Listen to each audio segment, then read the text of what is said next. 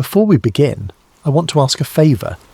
If you enjoy this story, please consider using your hype points on this video. It helps the channel more than you possibly know, and it means the world to us. If you're listening on Spotify, leaving a review also helps out tremendously, and if you want, drop a comment letting us know what time it is where you are and where in the world you're listening from. We absolutely love seeing where everyone is tuning in from across the globe. Finally, if you enjoy the content, please consider subscribing. It helps us continue bringing you these stories. Now let's begin. There are moments in life when the ground beneath your faith begins to crack, when the miracles you've witnessed feel like distant memories, when the voice that once thundered with certainty becomes nothing more than an echo in an empty canyon.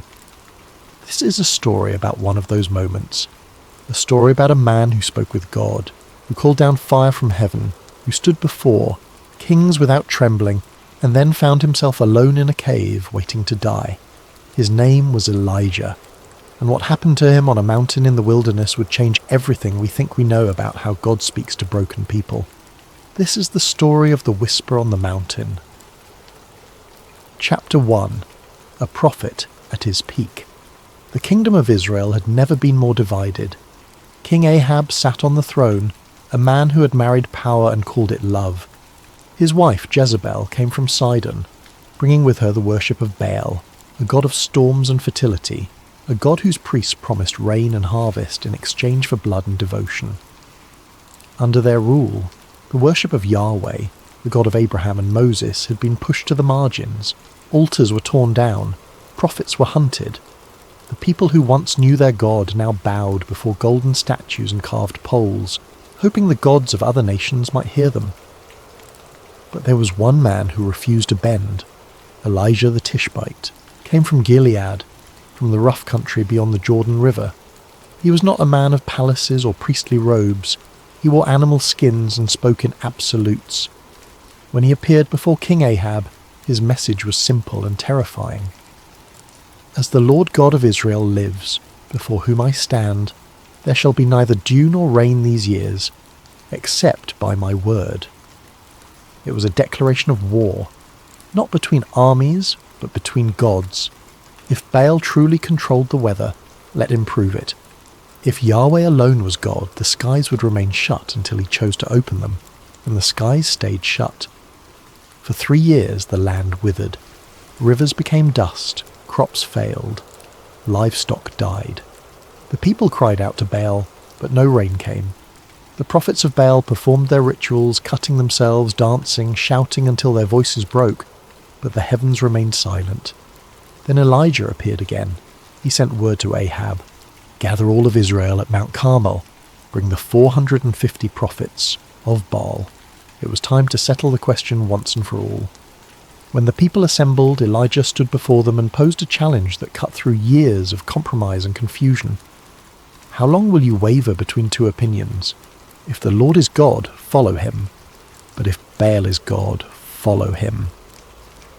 The crowd said nothing.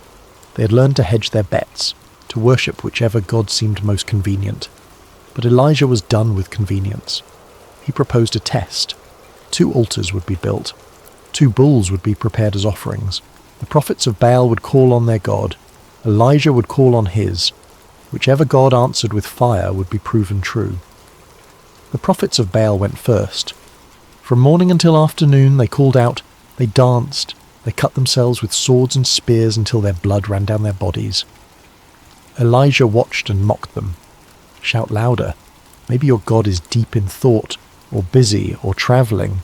Maybe he's sleeping and needs to be awakened. But there was no response, no voice, no fire, nothing. As evening approached, Elijah stepped forward. He rebuilt the altar of the Lord that had been torn down. He arranged the wood. He prepared the sacrifice. Then he did something that seemed like madness. He ordered that the altar be drenched with water. 4 large jars were poured over the offering, then 4 more, then 4 more again. The water ran down and filled the trench around the altar. Then Elijah prayed, not with frenzy or showmanship, but with quiet confidence.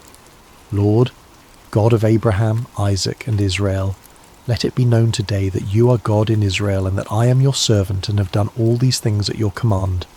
Answer me, Lord. Answer me, so these people will know that you, Lord, are God, and that you are turning their hearts back again." The fire fell, not a spark, not a gradual flame. Fire from heaven that consumed the sacrifice, the wood, the stones, the soil, and even the water in the trench. The people fell on their faces, crying out in terror and awe, "The Lord, he is God! The Lord, he is God!" The prophets of Baal were seized and executed in the valley below. Elijah climbed back to the top of Carmel, bent low to the ground, and prayed for rain. He sent his servant to look toward the sea. Nothing. He prayed again. Nothing. 7 times he prayed, and on the 7th the servant returned with news. A cloud as small as a man's hand is rising from the sea. Within minutes the sky turned black with clouds. The wind rose, and the rain came.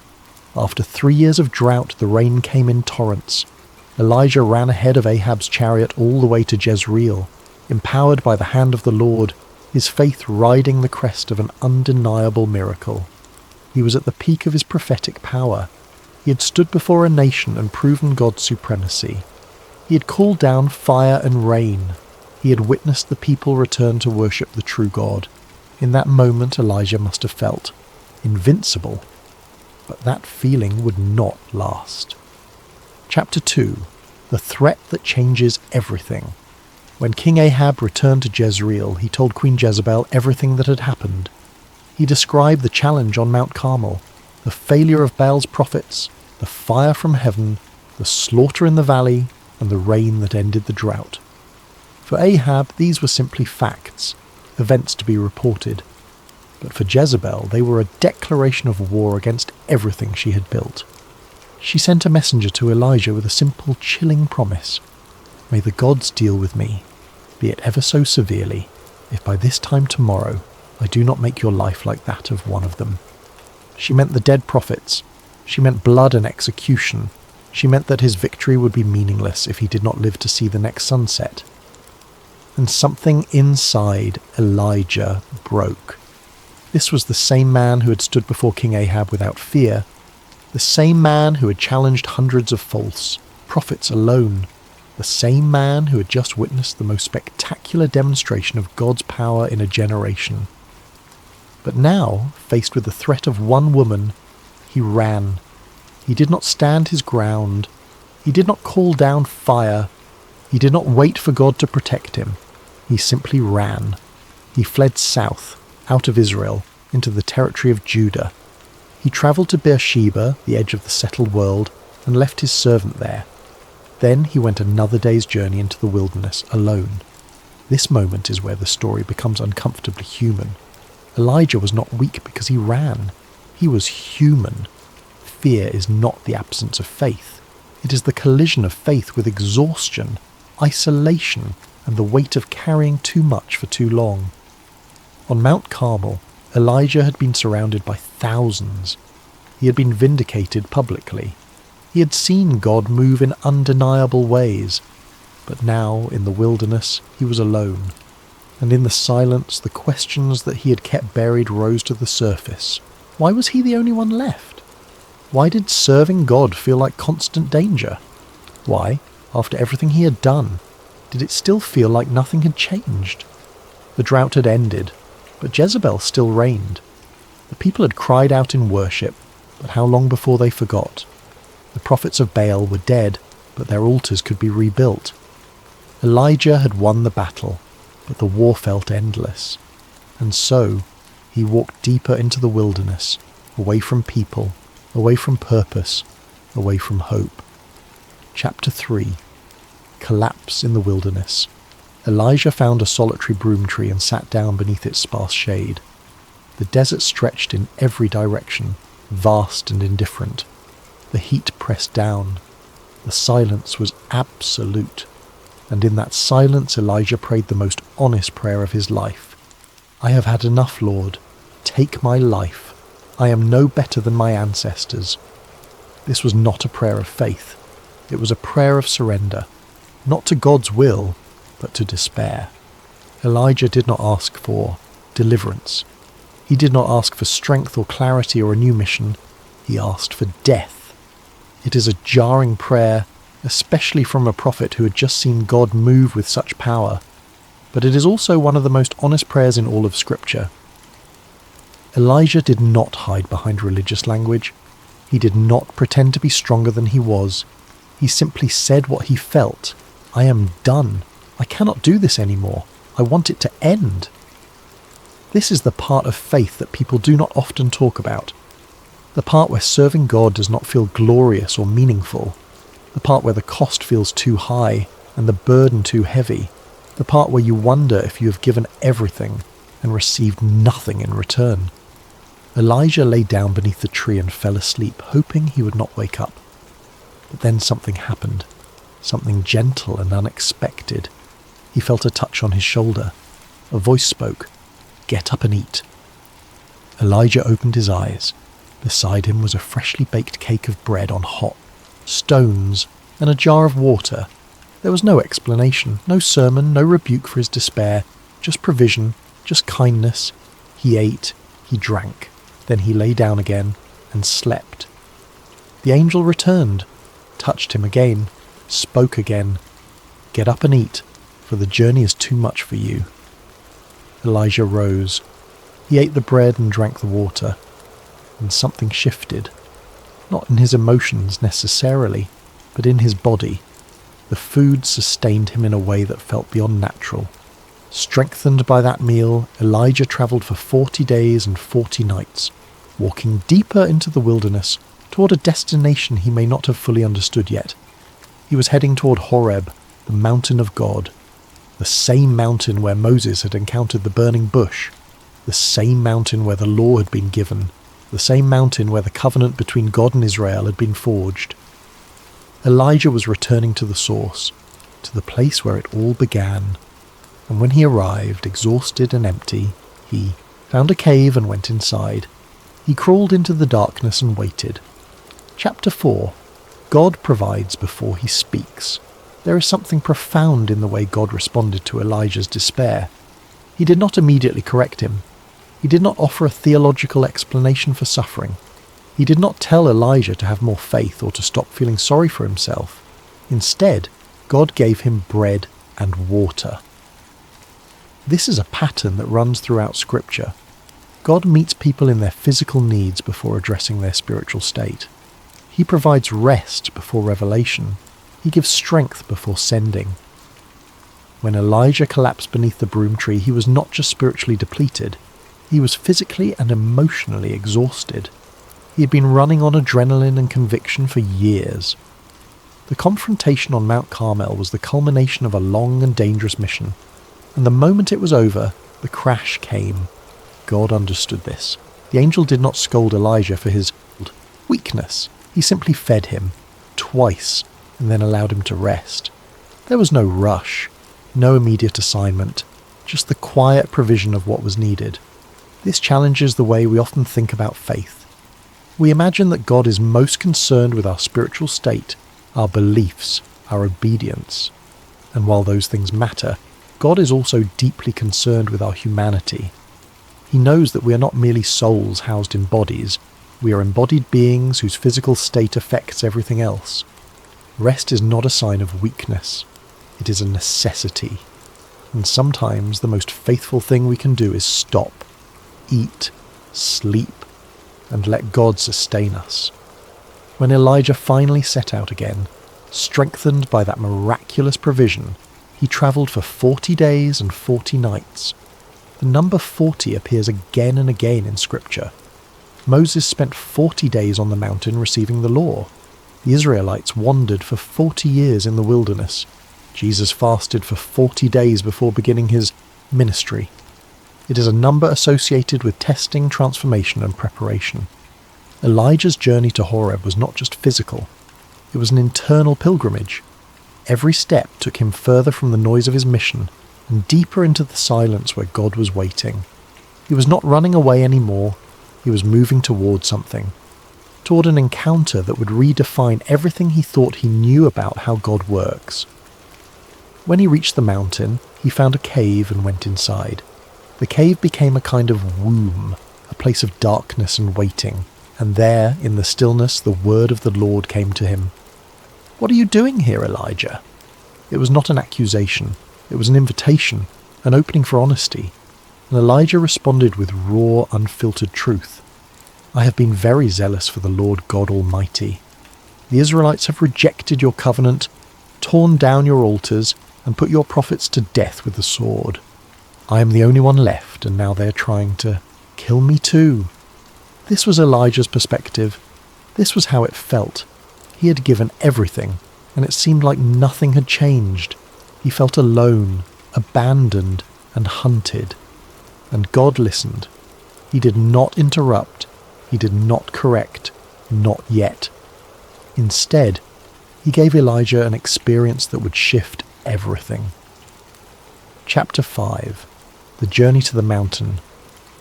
Mount Horeb, also called Sinai, was not just any mountain. It was the mountain. The place where God had first revealed his name to Moses in a burning bush. The place where the ground itself was declared holy. The place where the covenant had been given amidst smoke and thunder. Where the people had trembled at the foot of the mountain while Moses ascended into the cloud of God's presence. It was a place of power, a place of fear, a place where heaven had touched earth in a way that left no room for doubt. When God spoke from Horeb, the mountain shook. Fire blazed. The voice of God was so overwhelming that the people begged Moses to be their mediator because they could not bear to hear God speak directly. This was the tradition Elijah was stepping into. This was the weight of history he carried with him as he climbed.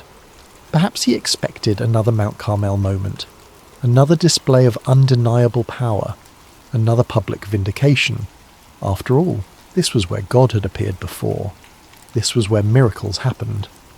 But when Elijah arrived, there was no fire, no thunder, no voice from the clouds, just a cave, just silence, just the long, empty stretch of waiting. He went inside the cave and sat in the darkness. The stone was cool against his skin, the air was still, and he waited. Hours passed, maybe days. The solitude pressed in, thick and heavy. And then finally the word of the Lord came. "What are you doing here, Elijah?" It was a question without judgment, but it demanded an answer. Not for God's sake, God already knew, but for Elijah's. Sometimes we do not fully understand what we are feeling until we say it out loud. Elijah's response poured out like water from a broken vessel. "I have been very zealous for the Lord God Almighty. The Israelites have rejected your covenant, torn down your altars, and put your prophets to death with the sword. I am the only one left, and now they are trying to kill me too." Every word carried the weight of isolation, the exhaustion of being the last one standing, the bitterness of feeling forgotten. Elijah was not asking for comfort. He was stating facts as he saw them. He had done everything right, and it had cost him everything. And now, even after the victory on Mount Carmel, nothing felt secure. God's response was not what Elijah expected. "Go out and stand on the mountain in the presence of the Lord, for the Lord is about to pass by." Elijah obeyed. He stepped out of the cave and stood on the rocky ledge, facing the vast expanse of the wilderness. The wind began to pick up. At first, it was just a breeze, then it grew stronger, and stronger, until it became a roaring gale that tore at his clothing and threatened to knock him off his feet. Then the wind became something else entirely. Chapter 6. Power without presence. The wind that struck the mountain was not a natural wind. It was a force of pure destruction. It howled through the canyons and shattered rocks, sending boulders tumbling down the cliffs. The noise was deafening, a sound like the world itself was being torn apart. Elijah braced himself, shielding his face, waiting for the voice of God to speak from the storm. But the Lord was not in the wind. As the wind subsided, the ground began to tremble. It started as a low rumble, deep beneath the surface, and then the entire mountain shook. The earth groaned and split. Fissures opened in the rock. Dust and debris filled the air. It was the kind of earthquake that topples cities, that swallows armies, that leaves nothing standing in its wake. Elijah clung to the stone, his heart pounding. expecting at any moment to hear the voice that spoke worlds into existence. Surely this was it. Surely this was how God would speak to him, just as he had spoken to Moses from the thunder and smoke. But the Lord was not in the earthquake. Then came the fire, not a small flame, but a roaring inferno that swept across the face of the mountain. It consumed everything in its path, turning stone black, burning away every living thing. The heat was unbearable. The light was blinding. Fire was the signature of God's power. Fire had fallen on Mount Carmel. Fire had led the Israelites through the wilderness as a pillar by night. Fire had descended on Sinai when the law was given. But the Lord was not in the fire. And then, in the aftermath of wind and earthquake and flame, there was silence. Complete, absolute silence. The kind of silence that feels heavy, that presses into your ears and your chest and makes you aware of your own breathing. And in that silence there was a sound, not loud, not dramatic, just a gentle whisper, a still, small voice, so quiet that it would have been missed if Elijah had not been listening, so soft that it required stillness and attention and the willingness to lean in.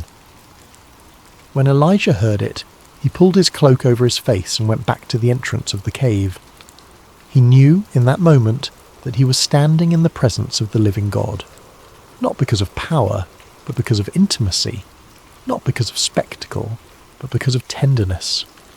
God had not come in the wind, the earthquake, or the fire. He had come in the whisper. This was a moment of profound revelation. Elijah had spent his entire ministry in the mode of power. He had called down drought and fire. He had confronted kings and executed false prophets. His faith had been expressed through bold, public acts of divine intervention, and those things were real. God had been in those moments.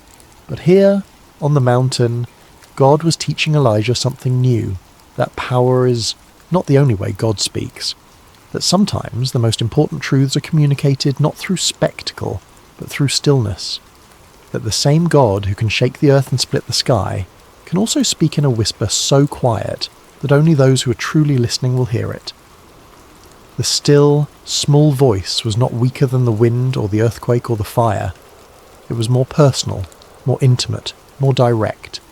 It was the voice of a God who does not need to shout to be heard, a God who chooses to meet his people not in their strength, but in their brokenness, not in their certainty, but in their doubt. And when that voice asked the question again, it carried a different weight. "What are you doing here, Elijah?" Chapter 7. The Still Small Voice. Elijah stood at the mouth of the cave, his face covered, and answered the same way he had before. "I have been very zealous for the Lord God Almighty. The Israelites have rejected your covenant, torn down your altars, and put your prophets to death with the sword. I am the only one left, and now they are trying to kill me too." The words were identical, but the context had changed. The first time Elijah spoke them, he was pouring out his frustration into the void, unsure if anyone was listening. Now, he was standing in the presence of God, having witnessed power and then heard the whisper. And God's response was not rebuke, it was redirection. God began by gently correcting Elijah's perception. Elijah believed he was the only one left, but that was not true. God had reserved 7,000 in Israel who had not bowed to Baal, 7,000 people who still worshipped in secret, who had not compromised, who had remained faithful even when it seemed like the entire nation had fallen away. Elijah was not alone. He had never been alone. His isolation was real, but it was not total, and this is one of the great dangers of despair. It distorts our vision. It makes us believe that the struggle is ours alone, that no one else understands, that we are the last one standing. But God sees the whole picture. He knows the hidden faithful, the quiet believers, the ones who do not make headlines but who remain steadfast. Then God gave Elijah new instructions. His mission was not over. There was still work to be done. He was to anoint Hazael as king over Aram. He was to anoint Jehu as king over Israel, and he was to anoint Elisha as his successor. These were not small tasks. They were political and prophetic acts that would shape the future of nations. but they were also acts of continuity. God was telling Elijah that the work would continue beyond him, that he did not have to carry the weight of everything alone, that there were others who would take up the mantle. The instruction to anoint Elisha was particularly significant. Elijah had been operating as if he were the last prophet, the final voice of God in a godless nation. But God was preparing someone to come after him. The ministry would not end with Elijah's death or retirement. It would be passed on. The torch would be carried. This is a profound mercy. God was releasing Elijah from the burden of believing that everything depended on him. He was not indispensable. He was not the final hope. He was a servant, yes, but he was part of a larger plan that stretched far beyond his own life. And in that moment, standing on the mountain, hearing the still, small voice outline the path forward, something inside Elijah began to heal. Not immediately, not completely, but enough. Enough to take the next step. Enough to return to the world. Enough to believe that even in the midst of exhaustion and fear and doubt, God had not abandoned him. The encounter on Mount Horeb did not erase Elijah's struggles. He would still face danger. He would still question. He would still carry the weight of a difficult calling. But he would no longer carry it alone, believing he was the only one left, and he would no longer expect God to speak only in fire and thunder. He had learned that God also speaks in whispers, in stillness, in the quiet moments when the world is silent, and all that is left is the sound of his voice, gentle and sure. Chapter 8. God's answer to Elijah's fear. The conversation on the mountain was not just about mission, it was about identity. Elijah had defined himself by his role as prophet, by his victories, by his willingness to stand alone.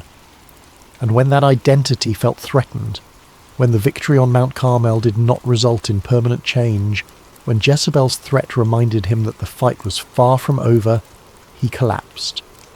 God's response was not to bolster that old identity, but to expand it, to remind Elijah that he was not defined solely by his prophetic acts, but by his relationship with the one who called him, to show him that strength is not the absence of fear, but the willingness to keep moving even when you are afraid. The anointing of Elisha was a pivotal moment. When Elijah descended from the mountain and found Elisha ploughing a field with 12 yoke of oxen, he threw his cloak over him. It was a symbolic act, a passing of the mantle, a declaration that the work would continue. Elisha left everything, slaughtered his oxen, burned his ploughing equipment, and followed Elijah. He became not just a successor, but a companion, someone to walk alongside, someone to share the burden. This is one of the gifts God gave Elijah in his despair. Community, not crowds, not public vindication, but one person to walk with, one person to invest in, one person who would carry the mission forward when Elijah could not. The story of Elijah does not end on the mountain. He continued to prophesy. He continued to confront kings. He continued to call the nation back to God. But something had shifted. He was no longer operating from a place of isolated strength. He had learned that weakness is not the end of usefulness. That doubt does not disqualify you, that even the strongest believers experience fear, exhaustion, and the temptation to give up. And perhaps most importantly, he had learned that God does not always speak in the ways we expect, that the fire from heaven and the still, small voice are both expressions of the same God. That power and tenderness are not opposites, but two sides of the same divine nature. Years later, when Elijah's time on earth was ending, he did not die. He was taken up to heaven in a whirlwind, surrounded by chariots of fire.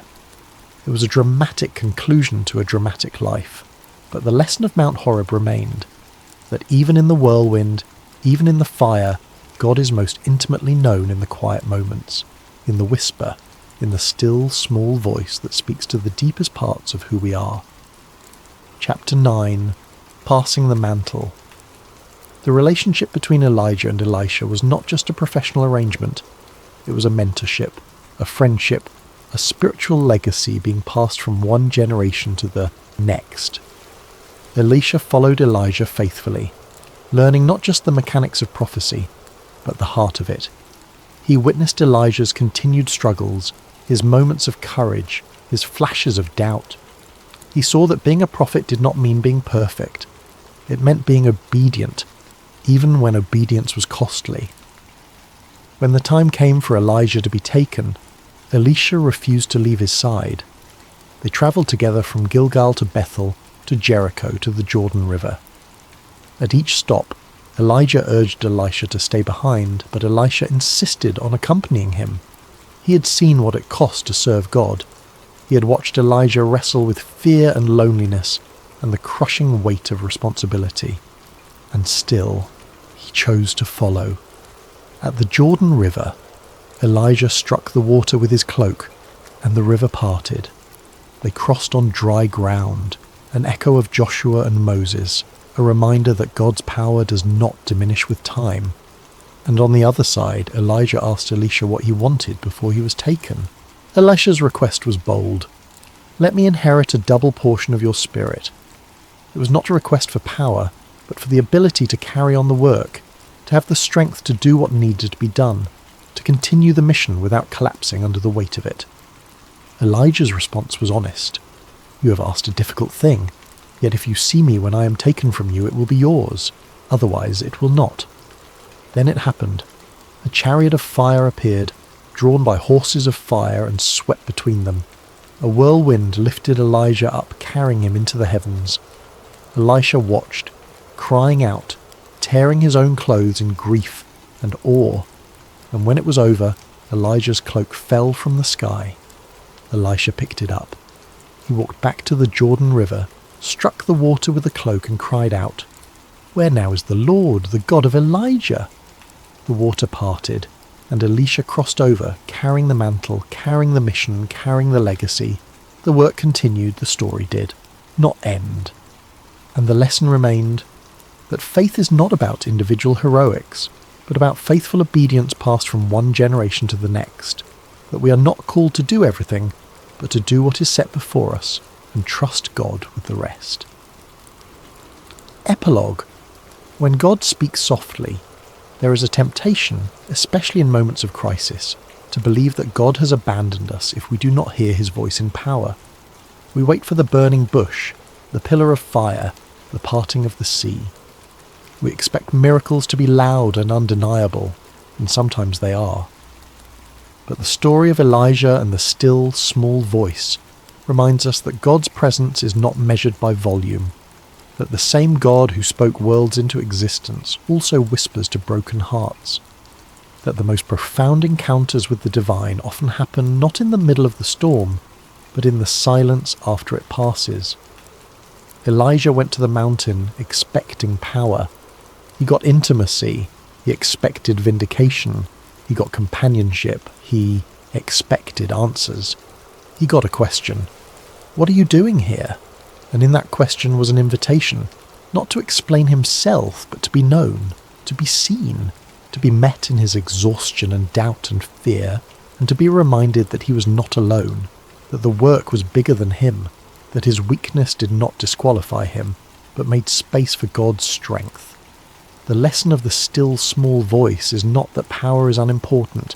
It is that power is not the only language God speaks, that sometimes the most important thing is not to witness a miracle, but to hear a whisper, to stand in the silence and listen, to trust that even when God seems quiet, he is near. Faith is not always loud. It does not always feel triumphant. It does not always result in immediate vindication.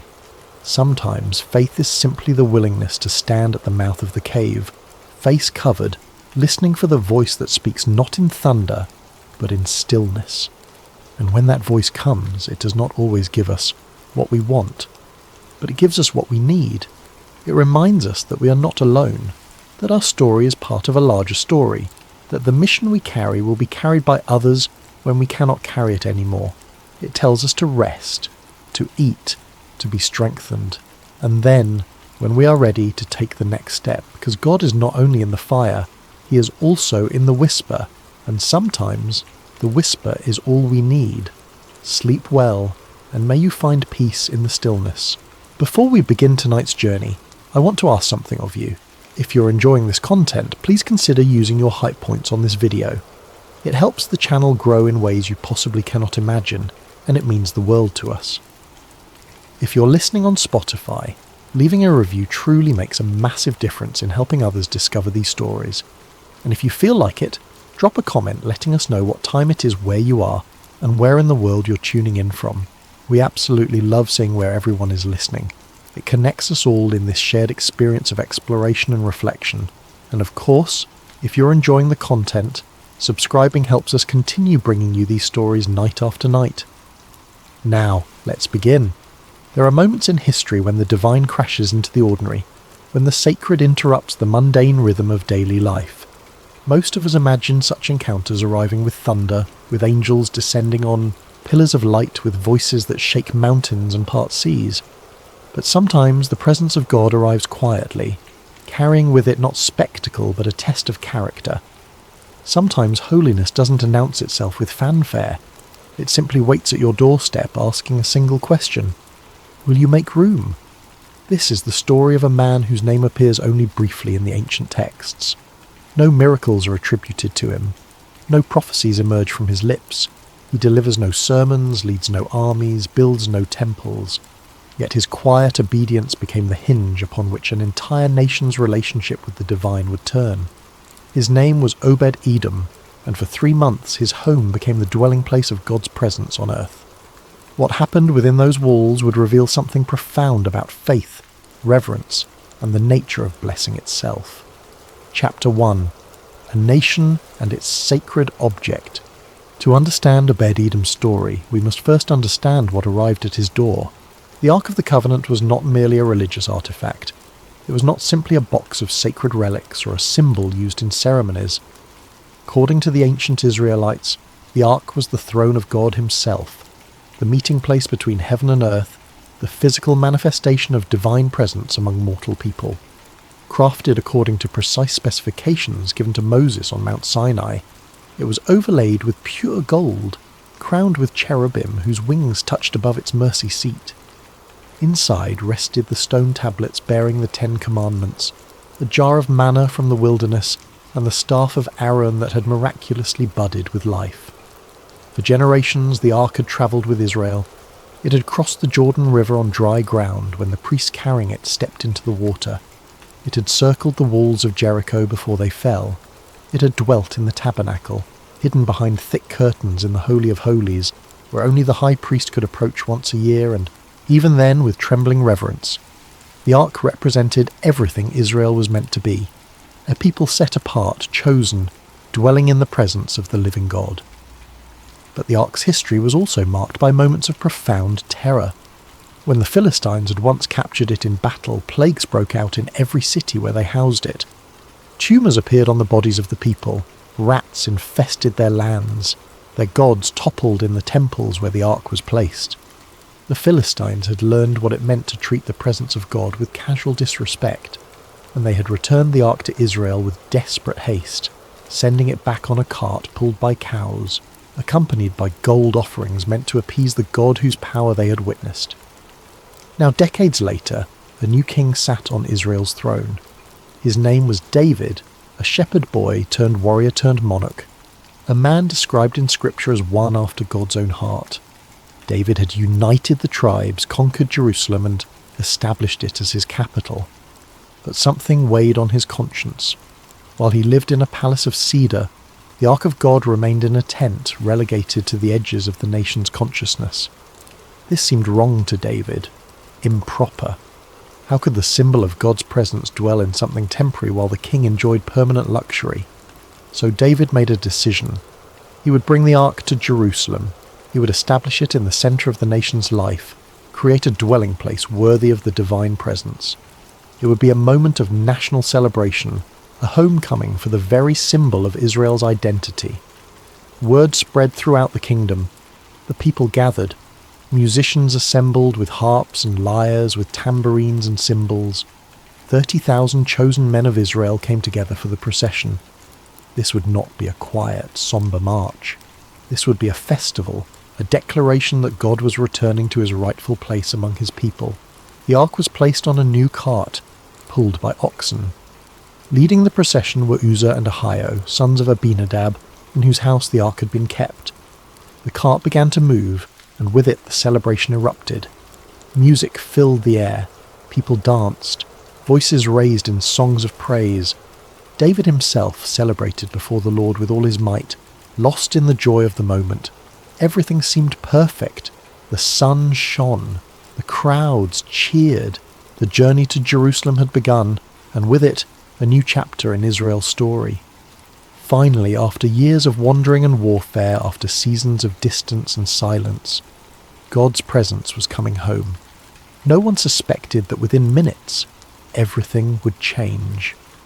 Chapter 2. The Sudden Tragedy. The road to Jerusalem was not smooth. Ancient paths rarely were. The cart carrying the ark jolted and swayed as the oxen pulled it forward, navigating ruts and stones embedded in the dirt. At a place called the threshing floor of Narcon, the oxen stumbled. In that instant, the ark lurched dangerously to one side. Uzzah, walking beside the cart, saw what was happening. Instinct took over. He reached out his hand to steady the ark to prevent it from falling. It seemed like the right thing to do, the natural thing, the responsible thing. His hand touched the gold surface, fingers closing around the edge to stabilize what appeared to be falling. He died instantly. The music stopped. The dancing ceased. The celebration died in a single heartbeat as Uzzah collapsed beside the cart, his life extinguished as quickly as a candle in a sudden wind. One moment he had been walking, breathing, serving. The next, he was gone. Terror spread through the crowd like wildfire. People backed away from the ark, from the cart, from the very spot where Uzzah had fallen. The object they had been celebrating, the symbol they had been honouring with joy and music, had just killed a man for trying to keep it from falling. The presence of God, it seemed, was not safe. It was not something to be approached, casually, not something that tolerated even well-meaning familiarity. David's anger flared, then quickly transformed into fear. He had been dancing moments before, lost in worship and joy. Now he stood frozen, staring at the body of a man who had done nothing more than reach out to steady something sacred. The name he gave that place reflected his emotional turmoil. Perez Uzzah, meaning the outbreak against Uzzah. This was supposed to be a day of triumph. Instead, it had become a day of death. Questions must have flooded David's mind. Had he made a mistake? Was this journey itself an error? How could bringing the ark to Jerusalem, a seemingly righteous act, result in such tragedy? And if Uzzah died for touching the ark, what might happen if they continued? How many more might fall before the ark reached its destination? David made a decision born of fear and uncertainty. The procession would stop. The ark would not continue to Jerusalem, not yet. Perhaps not ever, if this was the cost of bringing God's presence close. The question now became urgent and practical. Where could they leave the ark? Who would be willing to house this dangerous, holy object? Who would risk having in their home something that had just demonstrated its capacity to kill? The answer came in the form of a man whose name suggests he was not even originally from Israel, Obed-Edom the Gittite, a man from Gath, the Philistine city that had once been home to Goliath, the giant David had famously defeated. Whether Obed-Edom was a convert to Israel's faith or simply a resident living among the Israelites, the text does not specify. What matters is what happened next. The ark was brought to Obed-Edom's house, and Obed-Edom said yes. Chapter 3. The ark finds a temporary home. Imagine being Obed-Edom in that moment. Imagine standing in your doorway as the most powerful men in the kingdom approach you, carrying with them the object that has just killed someone for touching it improperly. Imagine being told that this ark, this throne of God, this thing of terrible holiness and dangerous power, needs a place to stay, and that place is your home. Obed-Edom was not a priest. He was not from the tribe of Levi. the family line designated to handle sacred objects. He was not a prophet or a king or a judge. He was, by all accounts, an ordinary man with a household to maintain, a family to feed, responsibilities and routines that made up the rhythm of daily life. Yet when the ark needed a home, his door opened. The text gives us no record of hesitation. We hear no bargaining, no requests for reassurance, no demands for protection or compensation. Obed-Edom simply received what was brought to him. Perhaps he understood something others had missed. Perhaps he recognized that what had happened to Susa was not about God's arbitrary wrath, but about the proper reverence required when approaching holiness. Perhaps he simply trusted that if he honored the ark correctly, treated it with the respect it demanded, cared for it according to God's instructions, then blessing rather than curse would result. Or perhaps he simply believed that sometimes, when God's presence arrives at your door, you don't ask questions, you make room. The ark was placed in Obed-Edom's house, not in a separate building, not in a specially constructed shrine. In his house, where his family lived, where they ate and slept and went about the ordinary business of being human. The throne of God became part of the daily landscape of an ordinary household. 3 months passed. During those months, Obed-Edom's life continued. He woke each morning in a home that housed the ark. He worked his land, cared for his animals, provided for his family, all while the presence of God dwelt under his roof. Whatever routines had defined his life before, they now unfolded in proximity to something holy. Whatever conversations had filled his evenings, they now occurred in a space that had become, in effect, a temple. We can only speculate about what those months were like. Did Obed-Edom wake with a sense of awe each morning, remembering what rested in his home? Did his family move quietly, carefully, aware that they lived in the presence of something far greater than themselves? Did they pray differently, speak differently, treat each other differently because holiness had taken up residence among them? What we know for certain is what happened next. And what happened would change everything, not just for Obed-Edom but for all of Israel. Chapter 4. The blessing of Obed-Edom's household. The ancient text is remarkably specific about what occurred during those 3 months. It states, without elaboration or explanation, that the Lord blessed Obed-Edom and all his household. Everything he owned prospered. The blessing was not subtle or gradual. It was evident, observable, impossible to ignore. What does blessing look like in practical terms? The text does not give us detailed inventory, but we can imagine based on the culture and economy of the time. Perhaps Obed-Edom's fields yielded harvests beyond expectation, grain growing thick and full where previous seasons had been modest. Perhaps his flocks multiplied, lambs and kids born healthy and strong, animals that would normally succumb to disease thriving instead. Perhaps his household experienced peace, relationships strengthening, conflicts resolving, the ordinary tensions of family life smoothed by some intangible grace. There would have been material prosperity, certainly. In an agricultural society, blessing manifested in tangible ways: full storehouses, healthy livestock, tools that didn't break, wells that didn't run dry. But the blessing mentioned in Scripture seems deeper than mere material wealth. It encompassed everything Obed-Edom owned, yes, but also his household itself, his family, the people under his roof, the texture and quality of their daily existence. Where there had been fear throughout Israel about the ark's presence, Obed-Edom's household experienced the opposite. The very thing that had caused David to halt in terror became, in the proper context of reverence and obedience, a source of life rather than death. The presence that could kill with a single improper touch became the fountain from which blessing flowed continuously. This was not magic. This was not about Obed-Edom possessing some special power or earning God's favour through extraordinary deeds. The text suggests something simpler and more profound.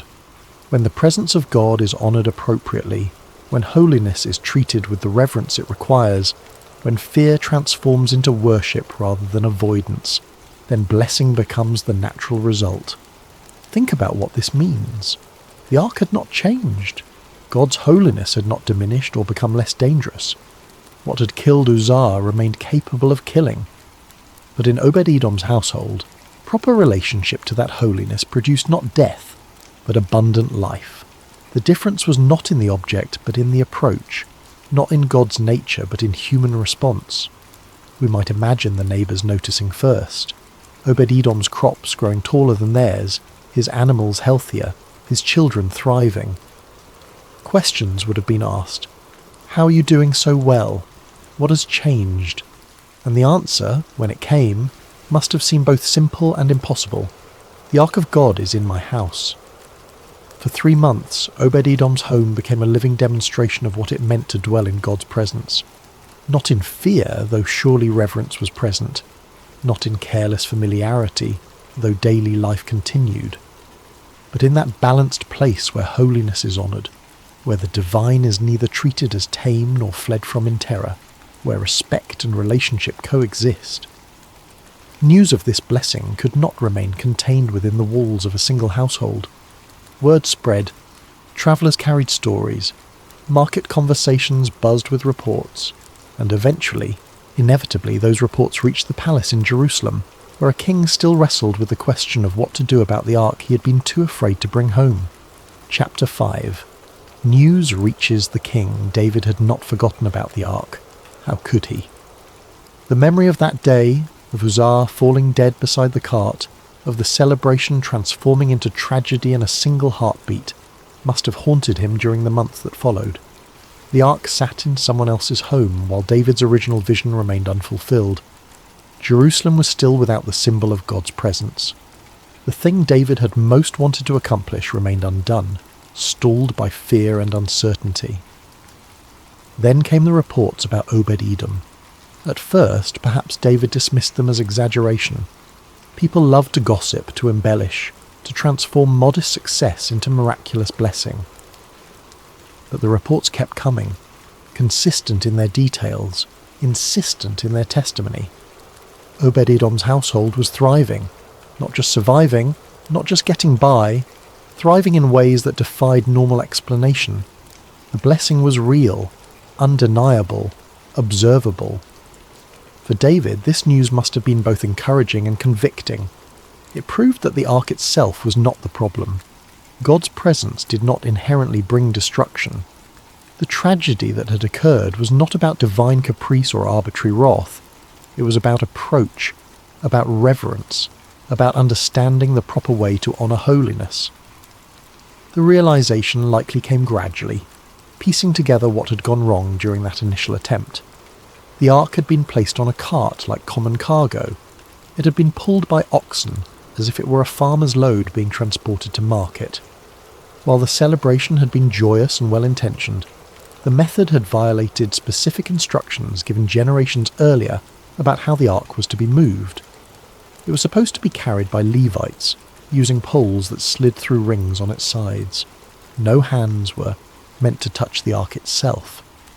The transportation method mattered because it reflected understanding, respect, recognition of what was being moved. Uzzah had died not because he was wicked, but because the entire procession had approached holiness incorrectly. His steadying touch was merely the culminating moment of a journey undertaken without proper reverence from the start. The form mattered. The method mattered. How you approached God's presence mattered as much as the intention behind the approach. And Obed-Edom understood this, perhaps instinctively, or perhaps he had simply been more careful, more attentive to what was required when housing something holy. Whatever the reason, his household had experienced what David had hoped for all of Israel, blessing flowing from proximity to God's presence. David made a decision. They would try again, but this time, everything would be different. This time, they would do it right. Preparations began, but these preparations were not about gathering crowds or planning celebrations. They were about ensuring proper reverence. David consulted the ancient texts, reviewing the specific instructions for how the ark was to be handled. He gathered the Levites, the ones designated for this sacred duty. He ensured that every detail would honour the holiness of what they were transporting. Word was sent to Obed-Edom's house. The ark would be moving again. But this time, its journey would be completed. This time, Jerusalem would become its home. Chapter 6. a changed procession. When the day came to move the ark from Obed-Edom's house to Jerusalem, everything about the procession reflected lessons learned through tragedy and blessing. The ark was no longer placed on a cart. Levites carried it on poles, just as the ancient instructions specified. Every 6 steps the procession stopped for sacrifices, acknowledging the holiness of their burden, maintaining continual reverence throughout the journey. David himself led the celebration, but his joy was now tempered with understanding. He danced before the Lord with all his might, wearing a linen ephod like a priest, humbling himself before God's presence. His celebration was exuberant but not careless, joyful but not casual. He had learned the difference between honouring God and presuming upon God's presence. The sound of trumpets filled the air. The people shouted. This was still a celebration, still a moment of national importance. But underlying the joy was something deeper: reverence, recognition, the understanding that what they were bringing into their capital city was not merely a religious artifact, but the throne of the living God. The ark entered Jerusalem safely. No one died. No tragedy interrupted the procession. What fear had prevented, proper reverence accomplished. The journey that had been halted in terror was completed in worship. David placed the ark in a tent he had prepared for it, and sacrifices were offered. The presence of God had finally arrived at the place David had envisioned for it from the beginning. But the story does not end with the ark's arrival in Jerusalem, because in the midst of all the celebration and national significance, one detail stands out. Obed-Edom and his family were honoured for their faithfulness. They had done what a king had been too afraid to do. They had welcomed God's presence when others backed away. They had demonstrated that blessing, not curse, was the fruit of proper reverence. Some traditions suggest that Obed-Edom accompanied the ark to Jerusalem, that his role in Israel's worship life was just beginning rather than ending. Whether this happened immediately or gradually, what follows in the biblical record is remarkable for its quiet significance. Chapter 7. Obed-Edom's quiet legacy. The Book of Chronicles, written generations after these events, contains lists of temple servants, of those who ministered in worship, of gatekeepers and musicians and caretakers of sacred space. Among these names appears Obed-Edom and his sons. The man who had once housed the ark in his home became a gatekeeper in the temple, where the ark found its permanent dwelling. This detail is easy to miss among the genealogies and administrative lists, but it reveals something profound about Obed-Edom's character and God's response to it. He did not leverage his experience with the ark into political power. He did not demand a position of prominence or use his story to elevate himself above others. Instead, he continued serving, faithfully and quietly, in a role that was essential but rarely celebrated. Gatekeepers in the temple were not glamorous positions. They were not the high priests who entered the Holy of Holies. They were not the prophets who delivered messages from God. They were not the kings who made decisions affecting the nation. They were the ones who opened doors and closed them, who ensured that only those properly prepared entered sacred space, who maintained order and reverence in the house of God. It was work that required faithfulness, attention, consistency. It was work that mattered but rarely received recognition. That Obed-Edom took this role tells us something important. His 3 months with the ark had not made him proud or presumptuous. The blessing he had experienced had not convinced him that he deserved special status. Instead, it seemed to have deepened his understanding of what mattered: proximity to God's presence, serving faithfully, making room for holiness in everyday life. His sons followed in this pattern. Multiple generations of Obed-Edom's family served as gatekeepers and musicians in temple worship. The blessing that had marked his household during those 3 months became a legacy that extended far beyond material prosperity. His family became known not for wealth or power, but for faithful service in God's house. There is something beautiful in this trajectory. The man who had welcomed the ark into his ordinary home continued making room for God's presence in practical, unglamorous ways for the rest of his life. The blessing he experienced was not primarily about material reward, though material blessing came. It was about the privilege of proximity, about living in ongoing relationship with holiness, about understanding that the greatest wealth was not what you accumulated, but what you made room for in your life. Generations later, when people read the lists of temple servants, they would see Obed-Edom's name and remember, not a king, not a prophet, not a warrior or judge, just a man who said yes when God's presence needed a home, just a family that understood that blessing came through faithful service rather than self-promotion. This is how legacies are truly built, not through single moments of glory, but through consistent faithfulness across years and generations, not through seeking recognition, but through quiet obedience, not through grasping for status, but through making room for what matters most. Epilogue.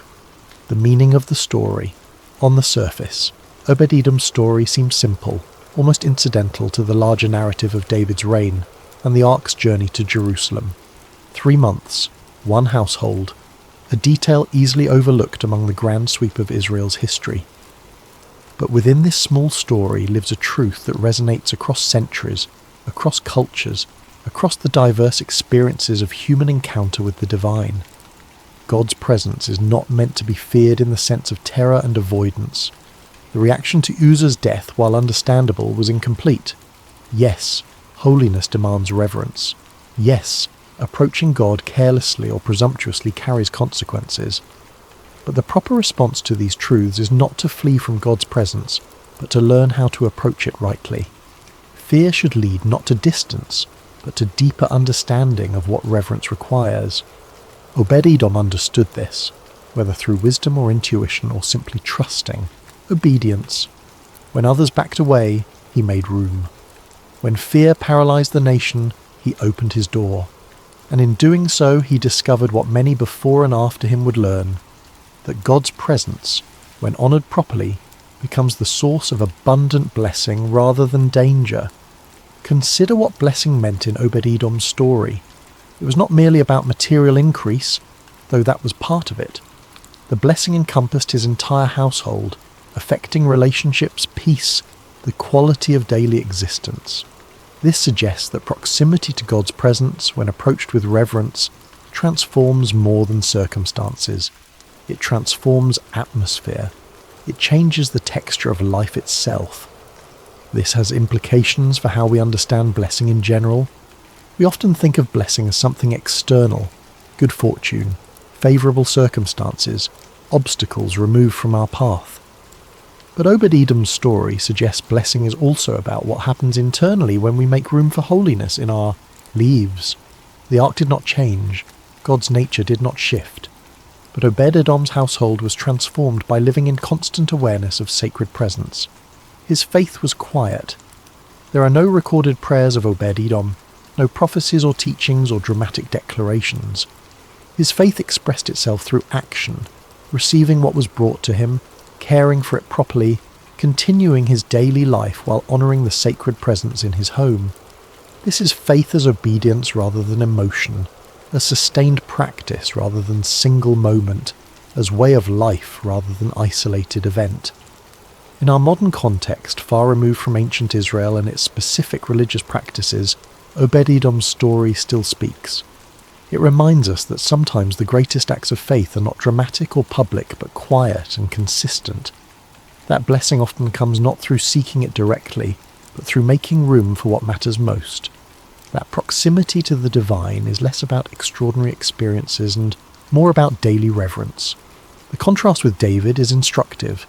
David, the king, the man after God's own heart, initially approached the ark with enthusiasm, but insufficient reverence.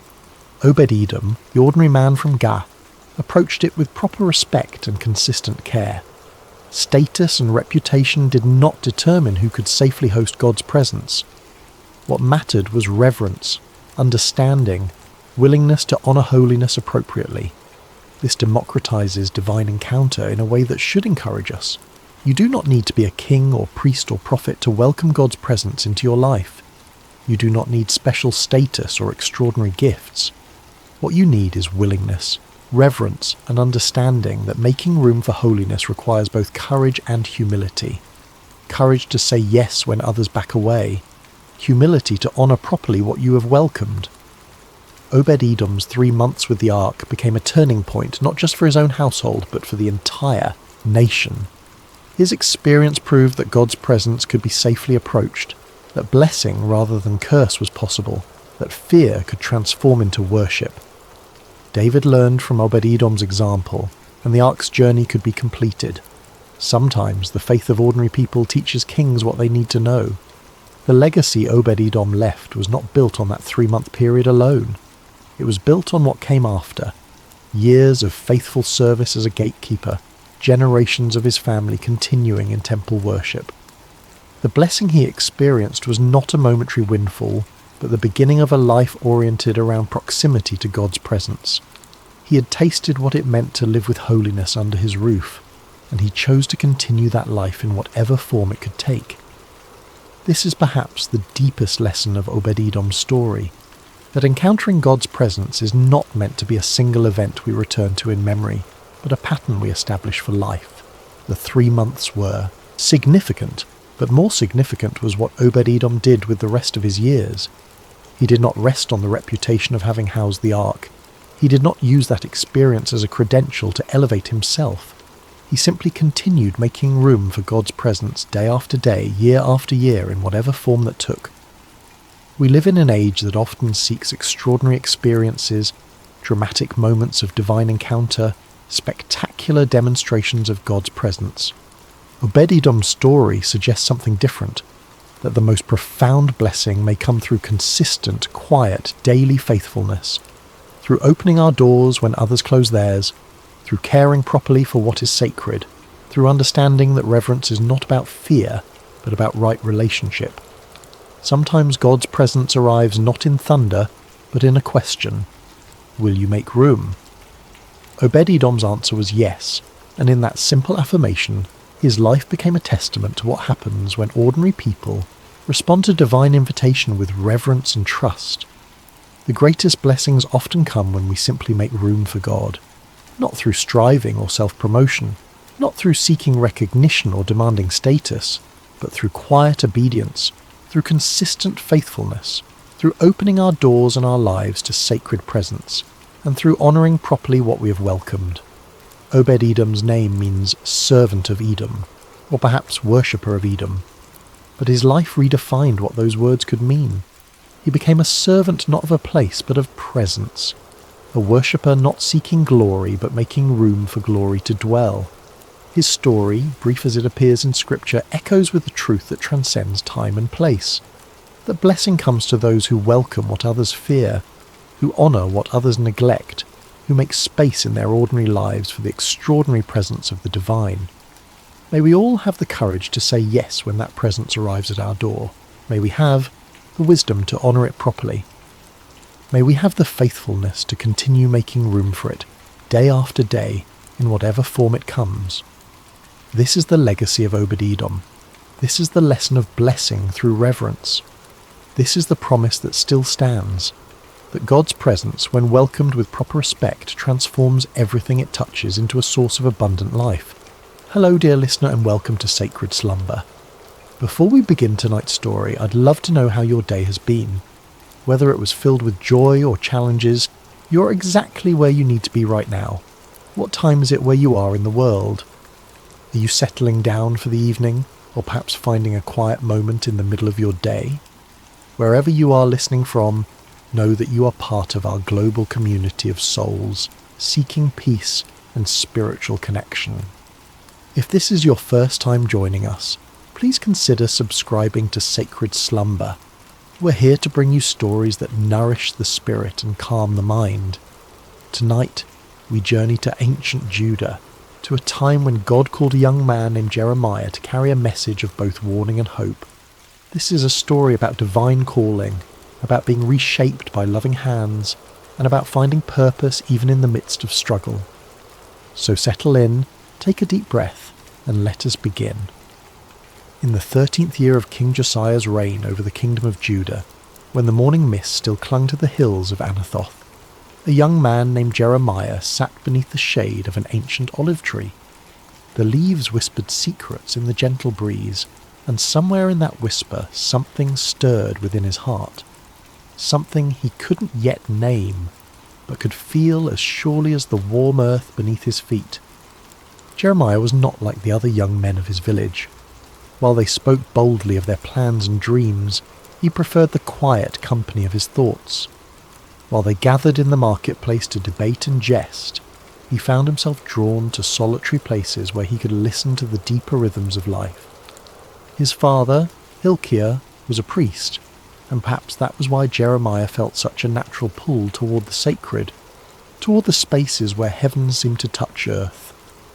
On this particular morning, as the sun climbed higher and cast dancing shadows through the olive branches, Jeremiah felt that familiar stirring grow stronger.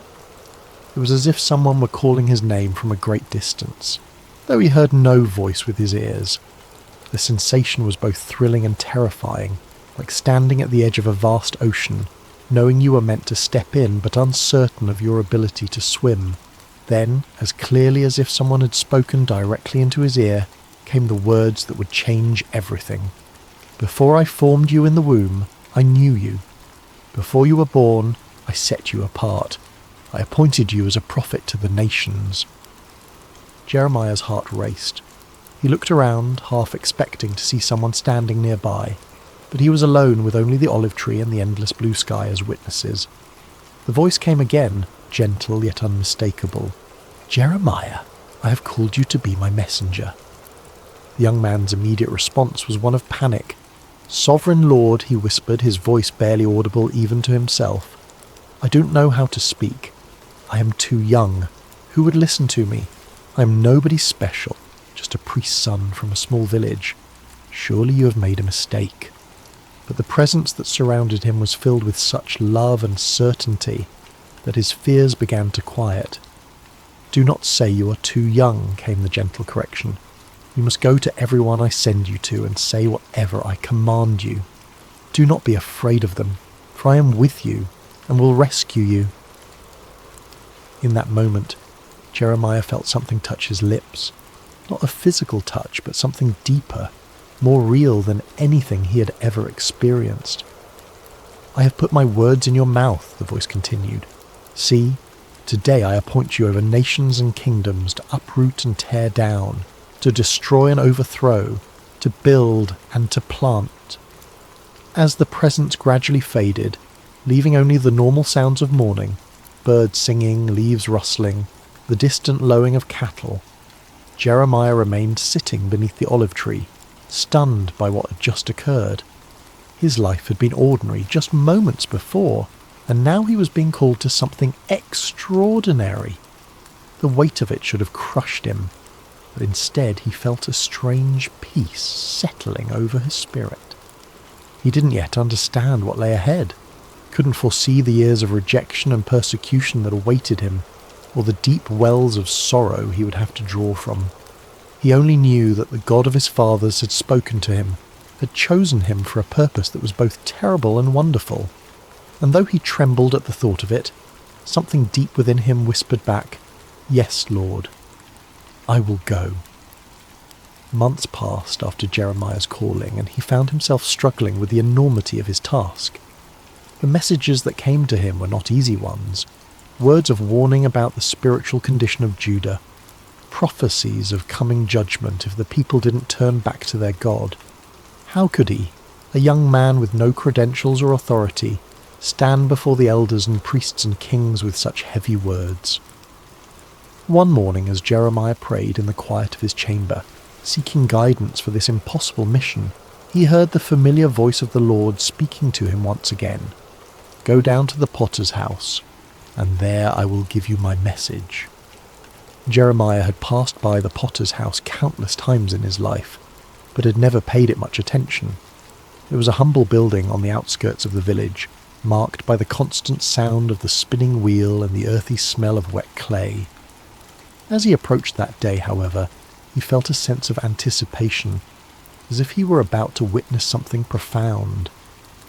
The potter was an elderly man named Malachi, whose hands bore the calluses and clay stains of decades spent at his craft. His hair was white as wool, and his eyes held the patient wisdom of someone who had spent his life creating beauty from formless earth. When Jeremiah arrived, Malachi looked up from his wheel and smiled, as if he'd been expecting him. "Shalom, young prophet," Malachi said, his voice warm with genuine kindness. "Please sit and watch. I have work to do." Jeremiah settled himself on a wooden stool in the corner of the workshop, fascinated despite himself. He had never really watched a potter at work before, had never paid attention to the intricate process of creation that happened in this simple space. The wheel began to turn, and Malachi placed a lump of clay in the centre, his hands moving with practiced precision. At first the clay seemed to resist, wobbling and threatening to collapse, but Malachi's hands were steady and sure, applying just the right amount of pressure, guiding the clay upward into the beginning of what would become a vessel. Jeremiah watched in wonder as the formless lump slowly took shape, a wide base, curving sides, the promise of something beautiful and functional. But then something went wrong. Perhaps there was a stone in the clay, or a dry patch that wouldn't bend. The emerging vessel began to collapse, its sides caving in despite the potter's careful ministrations. Jeremiah expected to see frustration on Malachi's face, perhaps anger at the ruined work. Instead, the old man simply smiled and pressed the clay back into a lump, ready to begin again. "The clay has its own nature," Malachi explained, his hands already starting to reshape the material. "Sometimes it has hard spots, or air bubbles, or impurities that make it difficult to work with. But clay is forgiving. It can always be reformed, reshaped, made into something new." As Jeremiah watched, the potter began again, this time working the clay more thoroughly, removing the impurities that had caused the first attempt to fail. Slowly, patiently, lovingly, a new vessel began to emerge, different from the first but no less beautiful. In fact, this second creation seemed to have a character all its own, shaped by the very challenges that had destroyed its predecessor. It was then that Jeremiah heard the voice of the Lord speaking to him, as clear as if someone were standing beside him. "Can I not do with you, Israel, as this potter does? Like clay in the hand of the potter, so are you in my hand." The words hit Jeremiah like a revelation. He understood now why he had been sent to this place, why he needed to witness this simple yet profound act of creation. The people of Judah were like clay in God's hands, sometimes stubborn, sometimes marred by the impurities of sin and rebellion. But God was not a harsh taskmaster who would discard them when they failed to take shape properly. He was like Malachi, patient and loving, willing to reshape them again and again until they became the vessels he had always intended them to be. "The message I want you to carry," the Lord continued, "is not just one of judgment, but of hope.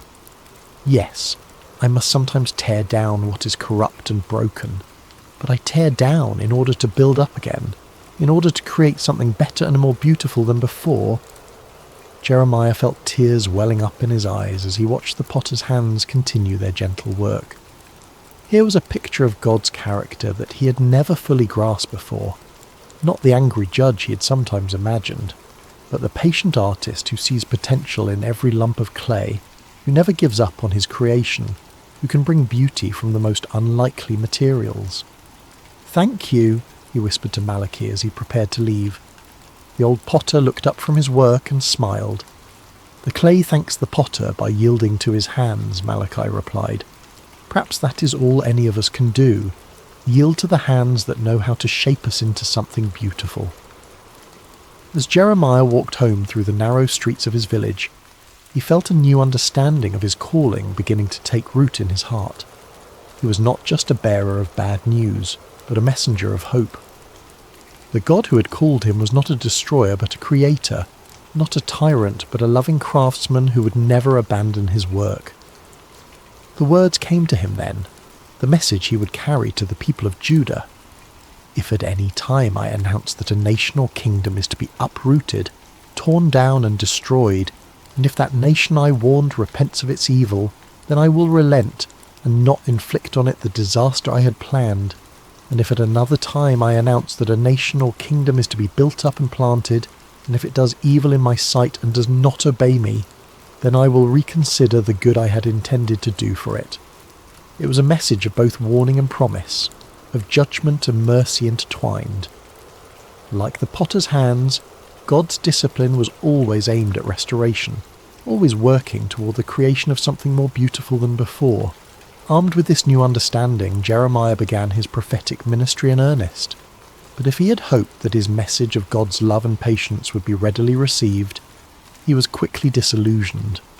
The people of Judah, from the poorest peasant to the most powerful priest, seemed determined to resist the very hands that were trying to reshape them. His first major public appearance came during the reign of King Jehoiakim, Josiah's son, who had turned away from his father's reforms and allowed idolatry to flourish once again throughout the land. Jeremiah stood in the temple courts, his voice carrying across the stone courtyard as he delivered the message God had given him. "This is what the Lord says," he proclaimed, his young voice growing stronger with each word. "Reform your ways and your actions, and I will let you live in this place. Do not trust in deceptive words and say, 'This is the temple of the Lord, the temple of the Lord, the temple of the Lord.' If you really change your ways and your actions and deal with each other justly, if you do not oppress the foreigner, the fatherless or the widow, and do not shed innocent blood in this place, and if you do not follow other gods to your own harm, then I will let you live in this place, in the land I gave your ancestors for ever and ever." The reaction was immediate and hostile. The priests, who had grown comfortable with their compromises and political alliances, saw Jeremiah's words as a direct threat to their authority. The wealthy merchants and nobles who had prospered by exploiting the poor and forming partnerships with pagan nations heard his call for justice as an attack on their way of life. "Who does this young man think he is?" they muttered among themselves. "He speaks of judgment and destruction like some kind of doomsday prophet. Where is his authority? Where are his credentials?" But Jeremiah continued, his heart breaking even as he spoke the words God had given him. He could see the spiritual adultery that had infected his beloved nation, the way they had turned from the God who had delivered them from Egypt and given them this promised land. They had made alliances with foreign powers, adopted their gods, and forgotten the covenant that had made them a people set apart. "My people have committed 2 sins," he declared, his voice now thick with emotion. "They have forsaken me, the spring of living water, and have dug their own cisterns, broken cisterns that cannot hold water." The imagery was powerful and heartbreaking. Jeremiah could see it so clearly. A nation that had access to the purest, most life-giving water imaginable, yet had chosen instead to dig broken wells that left them thirsty and desperate. They had exchanged their glory for worthless idols, their security for political alliances that would ultimately fail them. As the weeks and months passed, Jeremiah's message remained consistent, but the opposition grew fiercer. He was mocked in the streets, his words dismissed as the ravings of a madman. Children threw stones at him, and adults crossed to the other side of the road to avoid his presence. The loneliness was crushing, but what hurt most was seeing the people he loved rushing toward destruction, their ears closed to the voice of the one who wanted to save them. One particularly dark day, after being physically threatened by a group of priests who wanted to silence him permanently, Jeremiah found himself wondering if he had misunderstood his calling. Perhaps God hadn't really spoken to him at all. Perhaps he was just a deluded young man with an overactive imagination and a tendency toward melancholy. But then he remembered the potter's house, the gentle hands shaping and reshaping the clay, and he understood something profound about the nature of love. True love doesn't just tell people what they want to hear. It tells them what they need to hear, even when that truth is painful. The potter sometimes had to apply pressure to the clay, had to work out the impurities and air bubbles, and this process wasn't always comfortable for the clay, but it was necessary for the clay to become what it was meant to be. "I am not their enemy," Jeremiah whispered to himself as he walked through the quiet streets late one evening. "I am their friend. I am speaking these hard words because I love them, because God loves them, because we can't bear to see them destroy themselves." The revelation gave him strength to continue, even as the opposition intensified. He began to write down his prophecies, creating a record of God's words that could be preserved even if his voice was silenced. He wrote of the coming judgment, but also of the hope that lay beyond it, the promise of a new covenant, a time when God would write his law on their hearts rather than on tablets of stone. "The days are coming," he wrote, his hand moving quickly across the parchment, "when I will make a new covenant with the people of Israel and with the people of Judah. It will not be like the covenant I made with their ancestors when I took them by the hand to lead them out of Egypt, because they broke my covenant, though I was a husband to them. This is the covenant I will make with the people of Israel after that time. I will put my law in their minds and write it on their hearts. I will be their God, and they will be my people." Even in the midst of his loneliness and rejection, Jeremiah held on to this vision of hope. The potter was still at work, still shaping, still creating something beautiful from the clay of human hearts. The process might be painful, but the end result would be worth it all. There came a time when the weight of his calling became almost too much for Jeremiah to bear. The constant rejection, the threats, the loneliness of being God's messenger to a people who didn't want to hear from God. It all pressed down on him like a physical burden. He had been faithful to his calling for years now, and what did he have to show for it? A nation that seemed more rebellious than ever, leaders who actively opposed him, and a heart that felt like it might break from the strain. The breaking point came when Pashur, the priest who was chief officer in the temple, had Jeremiah beaten and put in stocks overnight for prophesying that Jerusalem would be destroyed. The humiliation was complete, displayed like a common criminal in front of the very people he was trying to save. When he was released the next morning, bruised and aching, Jeremiah's first instinct was to flee. He made his way to his favourite spot of solitude, a small grove of trees outside the city where he often went to pray. There, surrounded by the peaceful sounds of nature, he poured out his heart to God in words that were both complaint and lament. "You deceived me, Lord, and I was deceived," he cried out, his voice raw with emotion. "You overpowered me and prevailed. I am ridiculed all day long. Everyone mocks me. Whenever I speak, I cry out proclaiming violence and destruction. So the word of the Lord has brought me insult and reproach all day long." The words felt almost blasphemous as they left his lips, but they were honest words, torn from the depths of his soul. He had given everything to this calling. His youth, his dreams of a normal life, his relationships with family and friends. And for what? To be treated as a pariah, a madman, a troublemaker. In that moment of deepest despair, Jeremiah made a decision that felt like the only sane choice left to him. He would be silent. No more prophecies, no more warnings, no more attempts to turn the hearts of a stubborn people back to their God. He would find a quiet corner of the world and live out his days in peace, letting others worry about the spiritual condition of the nation. The resolve felt good at first, like setting down a burden that had been crushing him.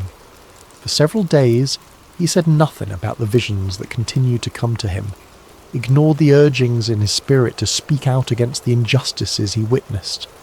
He tried to live like a normal person, to find satisfaction in simple pleasures and everyday concerns. But something strange began to happen.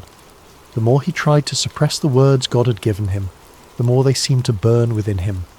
It was as if a fire had been kindled in his bones, a flame that grew hotter the more he tried to smother it. The visions wouldn't stop coming.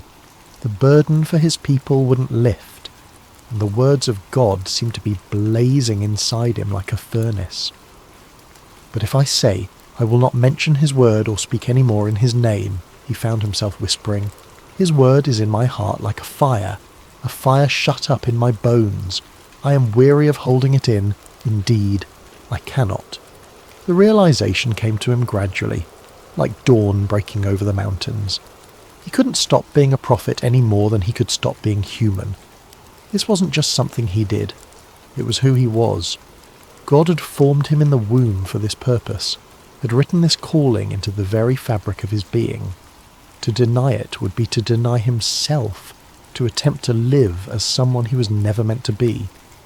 But more than that, he began to understand that his struggles and sufferings were not signs that he had failed in his calling, but evidence that he was fulfilling it exactly as God intended. The potter sometimes had to apply intense heat to the clay to make it strong and durable. The fire in his bones wasn't a punishment. It was the very thing that qualified him to speak for God. "The Lord is with me like a mighty warrior," he declared, his voice growing stronger with each word. "So my persecutors will stumble and not prevail. They will fail and be thoroughly disgraced. Their dishonor will never be forgotten." The change in perspective was revolutionary. Instead of seeing his sufferings as evidence of God's abandonment, Jeremiah began to understand them as proof of God's presence. The fire in his bones wasn't consuming him. It was refining him, purifying him, making him into the kind of vessel that could carry God's words to a broken world. He thought again of the potter's house, of the way Malachi had worked the clay with such patience and skill. Sometimes the potter had to put the vessel into the fire to make it strong, to burn away the impurities and set the shape permanently. The heat wasn't cruelty, it was love, the kind of love that was willing to do whatever it took to create something beautiful and lasting. "I will speak," Jeremiah said aloud, his voice carrying across the quiet grove. "I will speak because I must, because the words are like fire in my bones, because God has made me a prophet to the nations. I will speak not because it's easy, but because it's necessary. I will speak not because people want to hear, but because they need to hear. I will speak because the potter is still at work and I am his instrument." The fire in his bones had become not a burden, but a gift, not a curse, but a blessing. It was the very thing that enabled him to continue when everything else told him to quit, the divine energy that sustained him through rejection and persecution. He was not just a messenger, he was a burning message, a living embodiment of God's passionate love for his people. The years passed, and Jeremiah's prophecies began to unfold with heartbreaking accuracy. The Babylonian army, led by King Nebuchadnezzar, laid siege to Jerusalem just as God had warned through his prophet. The city that had been called the joy of the whole earth was now surrounded by enemy forces, its people trapped within walls that had once seemed impregnable. During the siege, Jeremiah found himself in an impossible position. His prophecies of judgment were being fulfilled before everyone's eyes, but instead of vindicating him, this only increased the hostility toward him. The leaders of Jerusalem accused him of being a traitor, of collaborating with the enemy by undermining morale with his gloomy predictions. "You're deserting to the Babylonians," they shouted when he tried to leave the city on a simple errand. They arrested him, beat him, and threw him into a dungeon where he remained for many days, forgotten and alone. But even in that dark place, the word of the Lord continued to come to him, and strangely, it was not a word of judgment, but of hope. "Call to me and I will answer you," came the familiar voice in the darkness. "I will tell you great and unsearchable things you do not know." The message that came to him there in the dungeon was one of the most beautiful and hopeful prophecies he had ever received. It spoke of a time when the city would be rebuilt, when the people would return from exile, when joy and celebration would once again fill the streets of Jerusalem. It was a promise of restoration so complete and wonderful that it seemed almost too good to be true. "I will bring health and healing to it," God promised. "I will heal my people and will let them enjoy abundant peace and security. I will bring Judah and Israel back from captivity, and will rebuild them as they were before. I will cleanse them from all the sin they have committed against me, and will forgive all their sins of rebellion against me. Then this city will bring me renown, joy, praise and honour before all nations on earth that hear of all the good things I do for it." Even as the sounds of warfare grew louder outside his prison walls, Jeremiah held on to these words of hope. The potter was still at work, still shaping, still creating something beautiful from the broken clay of human hearts and human history. When the city finally fell, it was as devastating as Jeremiah had predicted. The temple was destroyed, the walls torn down, the leaders killed or carried away into exile. The sight of Jerusalem in ruins was almost more than the prophet could bear. This was the city where God had chosen to dwell, the place where his people had worshipped for centuries. Now it lay in smoking rubble, its streets filled with the debris of a civilization that had forgotten its God. In the aftermath of the destruction, Jeremiah sat among the ruins and wept. The tears came not from a heart that said, "I told you so," but from one that was genuinely broken for the suffering of his people. He had warned them, yes, but he had never wanted to see them destroyed. He had hoped until the very end that they would turn back to God and avoid this terrible fate. It was then that he began to write what would become known as the Book of Lamentations, a collection of funeral songs for a dead city, poems of grief and mourning that captured the full depth of the tragedy that had befallen Jerusalem. But even in the midst of this profound sorrow, hope refused to be extinguished. "Because of the Lord's great love we are not consumed," he wrote, his hand trembling as he formed the words, "for his compassions never fail. They are new every morning. Great is your faithfulness."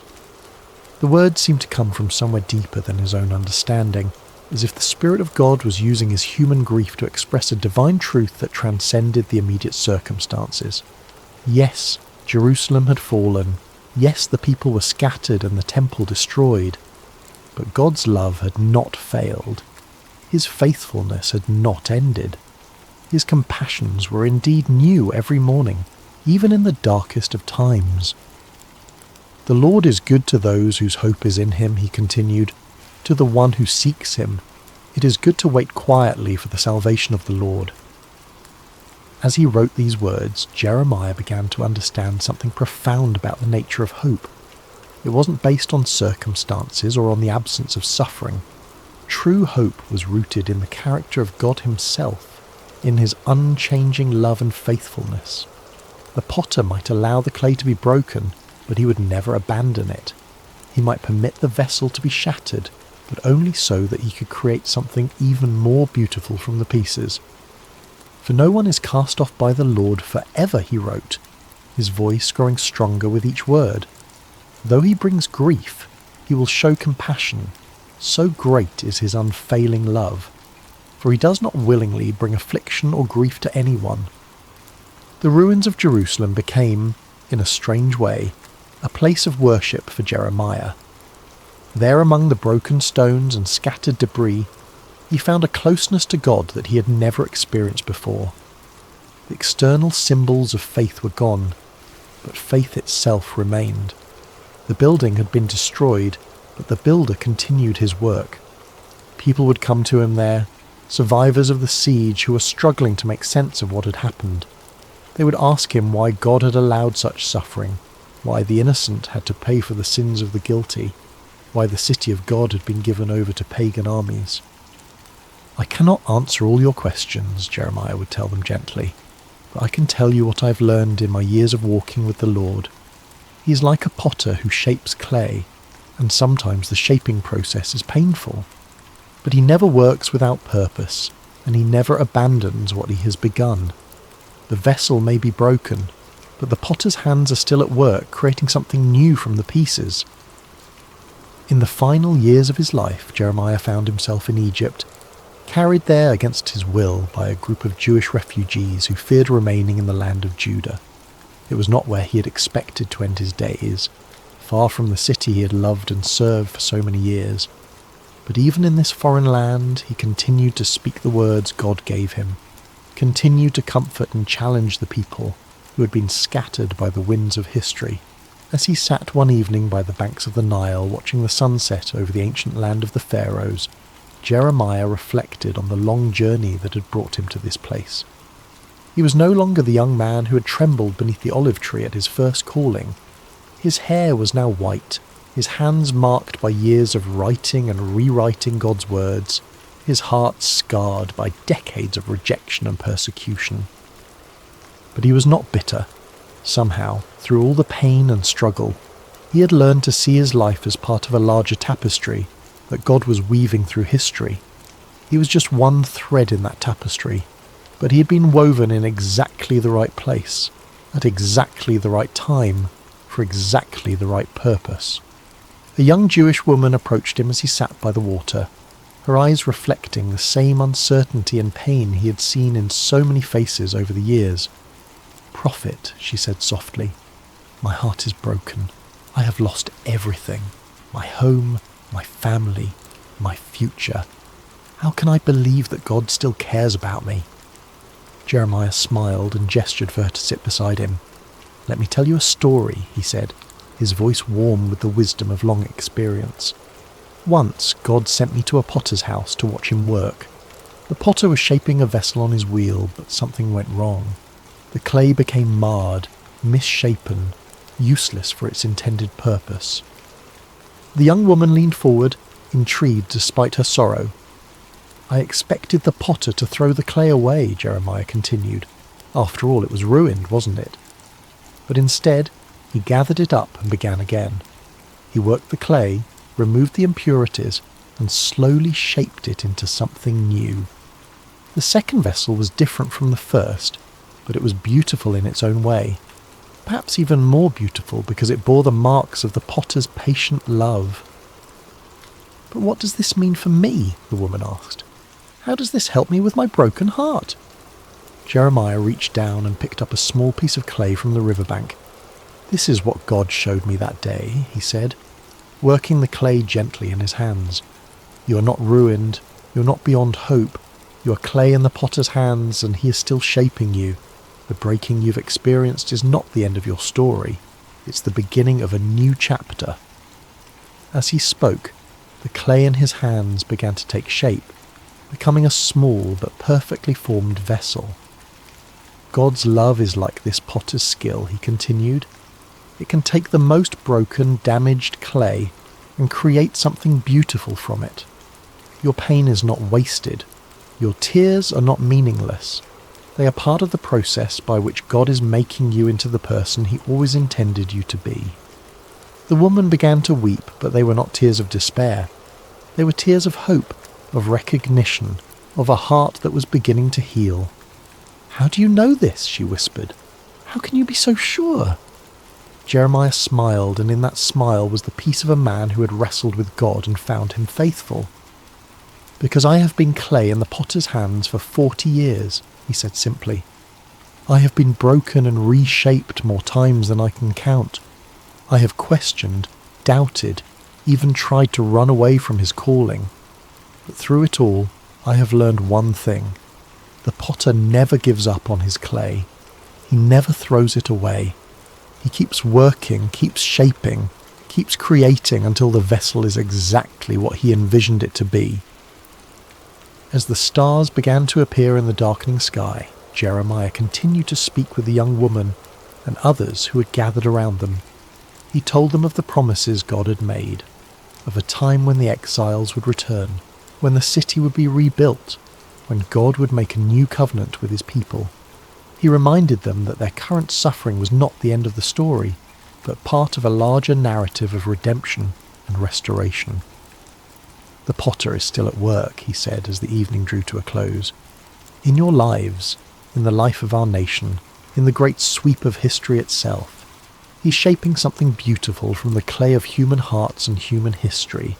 Trust his hands, yield to his touch, and know that whatever he is creating in you and through you, it will be more wonderful than you can imagine." That night, as Jeremiah lay down to sleep, he thought once more of the potter's house and the lesson that had shaped his entire ministry. He had been privileged to be God's messenger, to speak his words to a generation that desperately needed to hear them. He had endured rejection, persecution, and exile, but he had also experienced the incredible intimacy of walking with God through every trial. His life had not been easy, but it had been meaningful. He had been clay in the potter's hands, shaped and reshaped according to God's perfect will. And though he would not live to see the full fulfillment of the promises he had proclaimed, he knew with absolute certainty that the potter's work would continue. The hands that had shaped him would continue to shape others, generation after generation, until the final masterpiece was complete. The last words he wrote in his journal that night were these: "The steadfast love of the Lord never ceases. His mercies never come to an end. They are new every morning. Great is your faithfulness. The Lord is my portion, says my soul. Therefore I will hope in him. And in the quiet darkness of a foreign land, far from the ruins of Jerusalem but close to the heart of God, Jeremiah slept peacefully, knowing that the potter's hands were still at work, still shaping, still creating something beautiful from the clay of human hearts. The message he had carried for 4 decades would outlive him, would speak to countless generations of broken people who needed to know that they were not beyond hope, that the potter never gives up on his clay, and that his love truly is new every morning.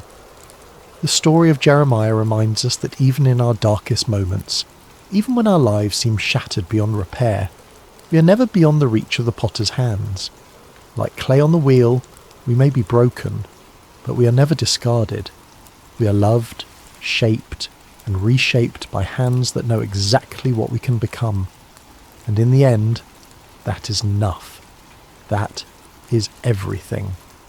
In the quietness of this story's end, may you find the peace that comes from knowing you too are clay in the potter's hands, being shaped with infinite love and patience into something beautiful beyond your wildest dreams. The potter is still at work, still shaping, still creating, and his love for you is new every morning.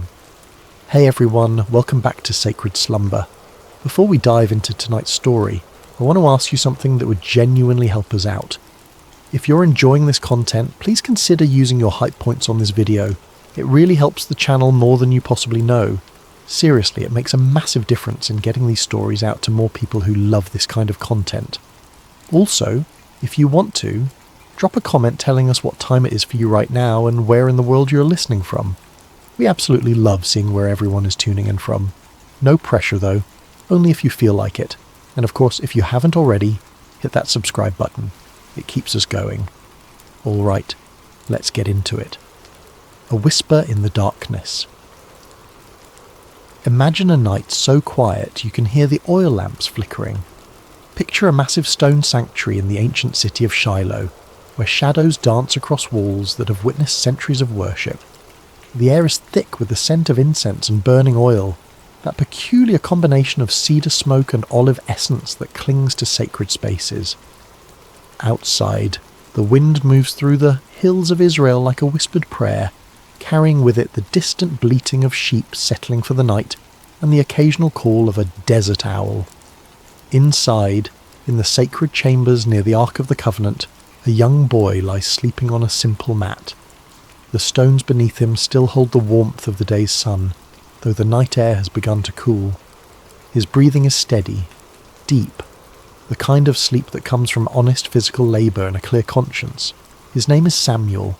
This is not a story about miracles that shake mountains or angels descending in blinding light. This is a story about something quieter, something more intimate, something that happens in the space between waking and dreaming, where the boundaries of reality become permeable.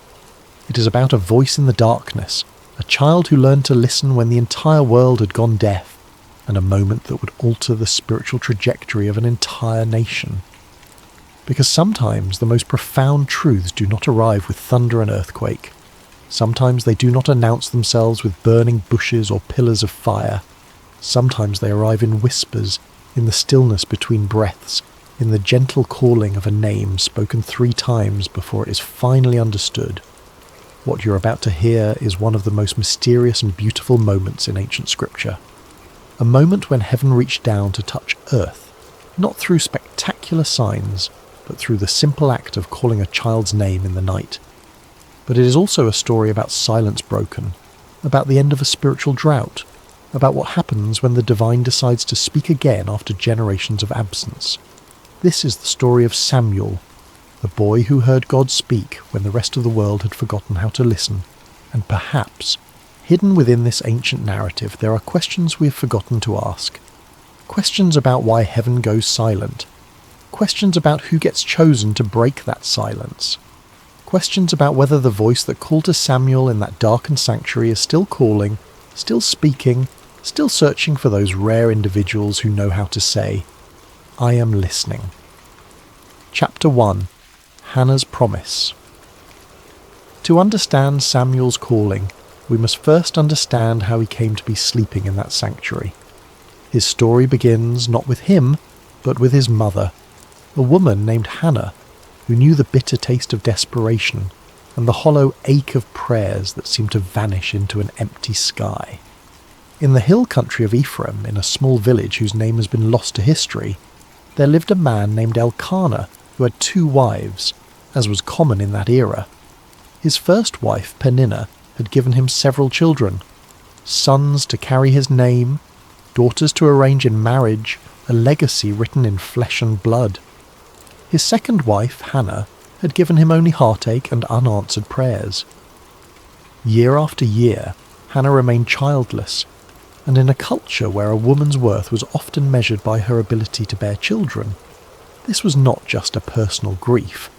It was a social death sentence, a daily humiliation, a question mark hanging over her entire existence.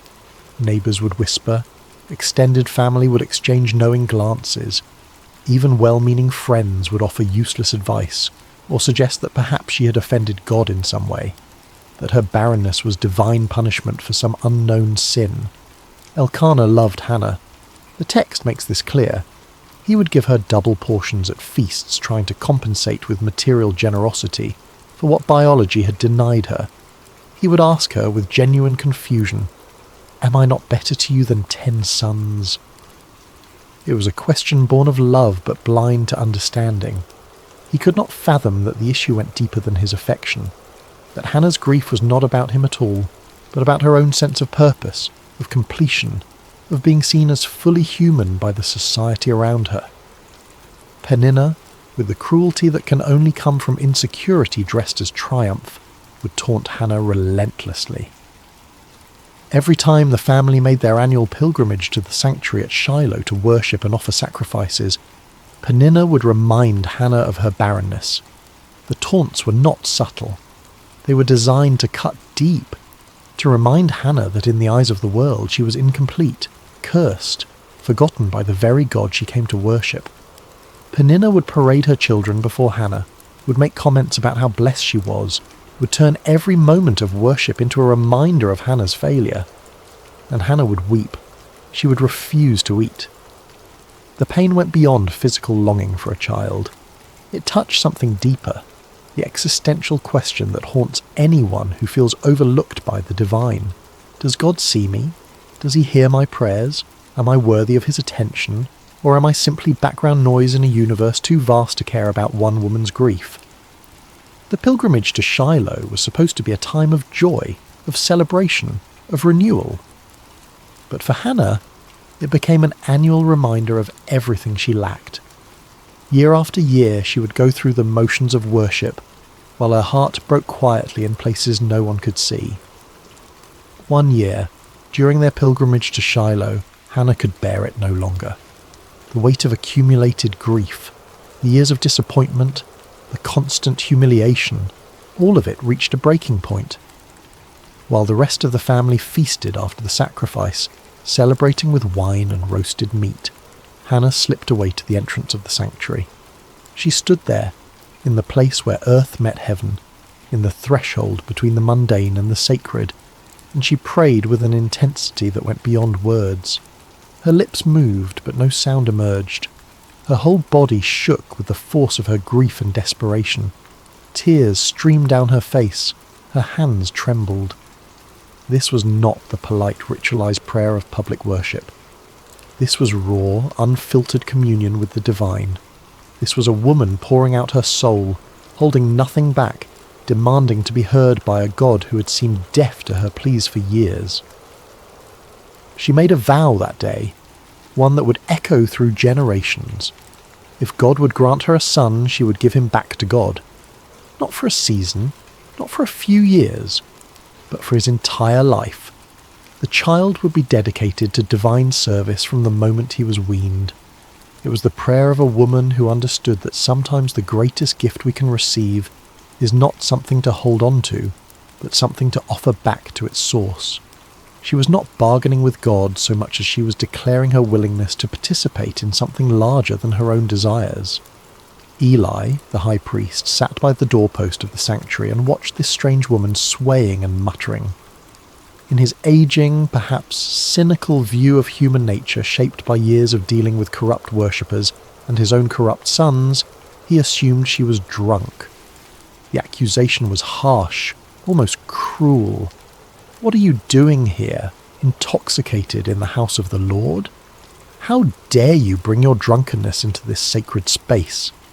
Hannah lifted her eyes, and in them Eli saw not the glaze of wine, but the clarity of absolute desperation, the look of someone who has nothing left to lose, who has stripped away all pretense and pride, who stands naked before God with only their need. She explained that she was not drunk but deeply troubled, pouring out her soul before God. She had been praying out of her great anguish and grief. Something in her words, or perhaps in her eyes, or perhaps in the raw authenticity of her pain, convinced Eli. His response was both blessing and prophecy. "Go in peace, and may the God of Israel grant what you have asked of him." It is unclear whether Eli knew what he was saying, whether he was simply offering the standard priestly blessing, or whether something moved through him in that moment, some whisper of the divine speaking through a man who had grown complacent in his religious duties. But the words landed on Hannah like rain on parched earth. Hannah left the sanctuary that day transformed. Her face was no longer downcast. She ate. The grief lifted from her countenance like a fog dispersing under the morning sun. She had been heard, if not by man, then by something infinitely greater. She did not yet have the child she longed for, but she had something perhaps more precious. The certainty that her prayers had reached their destination, that her voice had penetrated the silence, that she mattered to the God she served. Within the year, Hannah conceived. When she gave birth to a son, she named him Samuel, which in Hebrew carries the meaning heard by God, or asked of God, or some translations suggest name of God. The name itself was a testimony, a permanent reminder that this child was an answer to prayer, a gift that came from somewhere beyond the ordinary workings of the world. Every time someone spoke his name, they were acknowledging that this boy represented the moment when heaven responded to earth, when silence gave way to acknowledgement. For the first few years of his life, Samuel remained with Hannah. She nursed him, taught him his first words, held him close during thunderstorms, watched him take his first steps, knowing that each day brought them closer to the moment of separation. She must have memorized the sound of his laugh, the feel of his small hand in hers, the weight of him sleeping against her chest. She was not raising a son to keep, but a son to give away, and that knowledge must have coloured every moment with a bittersweet intensity. When he was old enough to be weaned, somewhere around 3 years old by the customs of that time, Hannah kept her vow. She could have rationalised her way out of it. She could have argued that God understood, that the vow was made in a moment of emotional extremity, that surely keeping her son would be acceptable. But Hannah was a woman who understood that integrity means keeping promises even when they cost you everything. She took Samuel to Shiloh. She brought him before Eli, the same priest who had blessed her years earlier, and she said words that must have torn her heart even as she spoke them. "I am the woman who stood here praying. I prayed for this child, and the Lord has granted me what I asked. So now I give him to the Lord. For his whole life he will be given over to the Lord." Then Hannah sang, not a lament, but a song of triumph and praise. She sang of God overturning the proud and lifting up the humble. She sang of barren women bearing children and the powerful being brought low. She sang of the Lord bringing death and giving life, bringing down to the grave and raising up. She sang of God judging the ends of the earth, giving strength to his king and exalting his anointed. Her song was radical, revolutionary, a declaration that the God she served delighted in reversing the expectations of the world, in using the weak to shame the strong, in lifting up those the world had written off as irrelevant. And then she left her son in that sanctuary and went home. Imagine being that child, too young to fully understand why your mother brought you to this vast, echoing building filled with strange smells and unfamiliar faces and then walked away. Too young to grasp that you had become the physical embodiment of a promise, a living prayer offered back to its source. You watch her figure receding, growing smaller, disappearing down the road back to the only home you have ever known, and you are left in the care of an old man whose eyes can barely see you, whose own sons are corrupt, in a place that will become your entire world. Samuel's childhood was unlike any other in Israel. While other boys played in fields and learned their father's trades, running through olive groves and swimming in streams, Samuel grew up in the sacred space of the tabernacle. His world was one of ritual and reverence, of ancient objects and whispered prayers, of shadows and lamplight, and the constant awareness that this place was different from all other places. He opened the doors of the sanctuary each morning, flooding the holy space with light. It was his job to unlock the heavy wooden doors that seal the sacred from the profane, to let in the dawn and with it the worshippers who would come seeking connection with the divine. He assisted Eli in the daily tasks of worship, learning the intricate patterns of sacrifice and ceremony, memorizing which offerings required which procedures, understanding the difference between sin offerings and burnt offerings and peace offerings, learning to read the subtleties of ritual purity. He tended the lamps that burned through the night, ensuring their wicks were trimmed and their oil replenished. This was not glamorous work. It required attention to detail, a willingness to wake in the darkness to check that the flames had not guttered out, an understanding that these small acts of maintenance were what kept the sacred space functioning. The lamps represented the presence of God, and Samuel learned that presence requires constant tending, constant attention, constant care. He cleaned the sacred vessels, swept the courts, washed the linens used in ceremonies, helped prepare the incense, carried water, ran errands. He memorized scriptures, learning to recite the stories of Abraham and Isaac and Jacob, the tales of Moses and the Exodus, the laws given at Sinai. His education was entirely religious, entirely focused on service, entirely oriented towards something beyond himself. By all accounts, Samuel was a good child, humble, obedient, faithful in small things. The text tells us he grew in favour with both the Lord and with people. He was not resentful of his circumstances. He did not seem to chafe against the boundaries of his unusual childhood. Perhaps he had accepted that this was simply who he was, the boy who belonged to God, the boy who lived in the house of the Lord. But what must it have been like psychologically? To have no mother to comfort you when you woke from nightmares, to have no siblings to quarrel and play with, to grow up watching Eli's corrupt sons come and go, seeing the way they abused their position, hearing the whispers of their misconduct, to be surrounded by holiness and yet witness its corruption, to serve faithfully while those who should have been models of righteousness displayed only greed and lust and contempt for the sacred. Did Samuel wonder why he had been left here? Did he feel abandoned by the mother who had kissed him goodbye and walked away? Did he question whether the God he served even noticed his small acts of service? The text does not tell us. We see only the external facts, a boy growing up, performing his duties, learning his role. But surely there were moments of loneliness, moments of doubt, moments when the weight of it all felt too heavy for small shoulders to carry. Hannah visited when she could. Each year during the family's annual pilgrimage to Shiloh, she would bring Samuel a new robe she'd made for him, watching him grow, trying to compress a year of mothering into a few brief encounters. These visits must have been both blessing and torment. The joy of seeing his mother mingled with the pain of watching her leave again. The new robe, a reminder that somewhere he had a home, a family, a life he was not permitted to live. Yet there is no indication that Samuel rebelled or resented his circumstances. He simply continued. Day after day, year after year, faithful in the small things, present in the sacred space, available to be used however God saw fit. There was no indication in those early years that he would become anything more than a helpful assistant to an aging priest, that he would one day be the voice through which God spoke to an entire nation. But God, it seems, has a habit of preparing his instruments in obscurity before bringing them into the light. Samuel was being shaped by his circumstances, formed by his loneliness, refined by his faithfulness in tasks that no one celebrated. He was learning what it meant to serve without applause, to be obedient without immediate reward, to remain present even when presence felt like punishment. He was learning to listen in the silence. Chapter 2. The State of Israel at the Time.